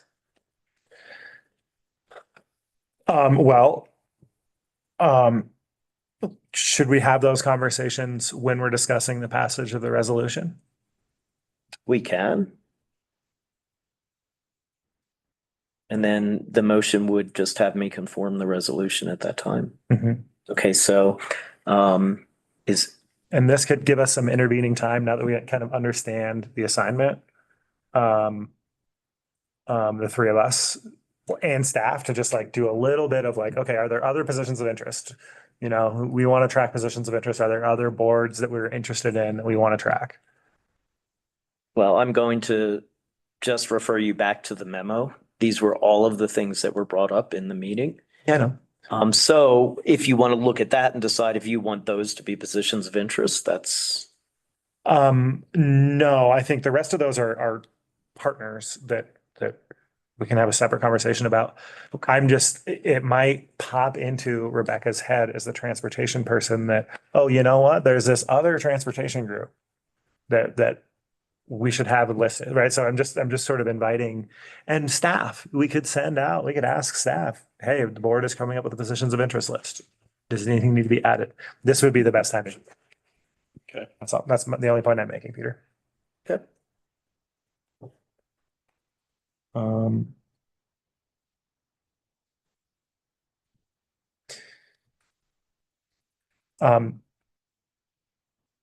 Totally off topic. The bill sponsor for 1334 just said that some well-resourced communities were able to adopt the WUI codes. And so I've added to my testimony that we are not well-resourced. Right. Yeah. Right. We got it done because it was a priority. Yes. Anyway. Any further information? Want to about what you're see, gonna you want to, testify? we are 39th of the counties on assessed value, Oh, that's good. 39th of 60. We're below the bottom half. Sorry, I'm gonna stop trying to give you guys the play-by-play. No. I'm thinking about our schedule and when they are, you're up first supposedly, right? No, Oh, no, it's, I can't offer a credible prediction. Sorry. all right. So but- are we done with this discussion? I think so. I mean, the other half of the discussion, I actually think is unwise. After thinking through it, the idea of like naming liaisons to external partners as a board, it violates, I think, an important principle, which is no wrong door. And people go to who they like and who they trust on an issue by issue basis. And I think we should just let it be like that. I mean, and then we know, like, we already do assignments by issue. So if somebody calls me and they want to talk about childcare, I might have a conversation with them, but ultimately refer them to Jody. Right? Or if they're trying to talk to me about, I said, like, I think we kind of know how to do this, and I don't think we need to go and list liaisons. But You know, I could add to that. I do think, one of the philosophies we have as an organization is like everything is a complicated pain in the butt, always. Like I'm trying to get a recycling can added to my Castle Rock rental house, and it's like I have to go through 19 forms and talk to 20 people. Like I think the simpler we can make it for the public to talk to you guys and have y'all handle who needs to know what, Right. the better. Because I think when people want to talk to me or one of you and they're like, oh, I'm like, I can't, I'm not really supposed to talk about this. You have to call this person. That immediately is a door. Right, right. And that And puts us in the same box. I will do what George said, is that Yes. I will talk with a constituent about an issue to try to understand their concern. But if it's something that either of you have been uniquely involved in versus me, I will say, you know what? I'm responding to you, but also on the CC line is the county commissioner who's been working on this more than I have. Yes. And, just kind of. People try to be more Gently. part of the solution. Yeah. so I was gonna say too, I think we have to be careful on some of the community groups of naming somebody that and expecting that responsibility to come to the county, where they're just organizational groups, cleanup groups, or whatever. And then once we start putting somebody there and it fails or something's going on, then it's on the counties. another really good point. Yeah. Mhm. So that's all I had for you in this conversation. Thank you all for Okay. indulging me as I Well, it was a tinker good with this. discussion. Thank you.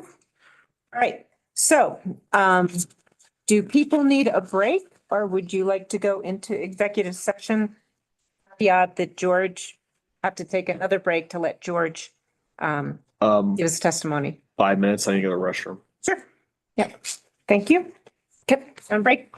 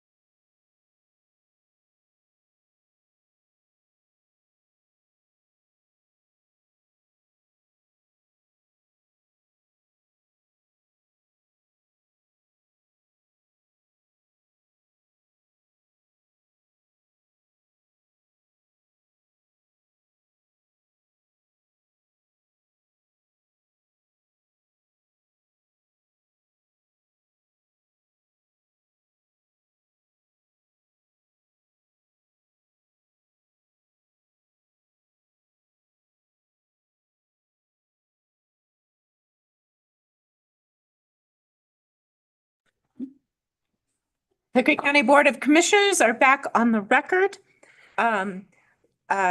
In order to go into executive session, do I have a motion? So you make the motion to move to I move- executive session. County Commissioners go into executive session. May I have a second?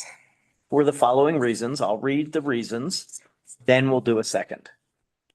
So the reasons pursuant to CRS 24-6-402-B and E for the Board of County Commissioners to confer with the county attorney for the purposes of receiving legal advice on specific legal questions relating to matters involving potential litigation or other action to address a decision by the Lookout Mountain Water District that will negatively impact the ability of Clear Creek High School and surrounding areas to provide for fire suppression and other public safety needs, in addition to other potential adverse impacts, and determining positions relative to matters that may be subject to negotiations, developing strategy for negotiations, and instructing negotiators with regard to the aforementioned issue. And then pursuant to CRS 24-6-402-B and E, 402-4B and E, for the Board of County Commissioners to confer with the county attorney for the purposes of receiving legal advice on specific legal questions relating to proposed infrastructure and transportation related legislation, and determining positions relative to matters that may be subject to negotiations, developing strategy for negotiations, and instructing negotiators with regard to the proposed legislation and engagement with infrastructure and transportation partners. And then finally, pursuant to 24-6-402-4B, for the Board of County Commissioners to confer with county attorney for the purpose of receiving legal advice on specific legal questions relating to the county's ability to regulate or impact potential development located primarily in another jurisdiction. May I have a second? Second. All in favor? Aye. Board will go into executive session. And just so the public's aware, there's nothing left on the regular agenda, so we will come out of executive session when we're done, return to regular session just to adjourn the meeting. Very good. Thank you, Counselor.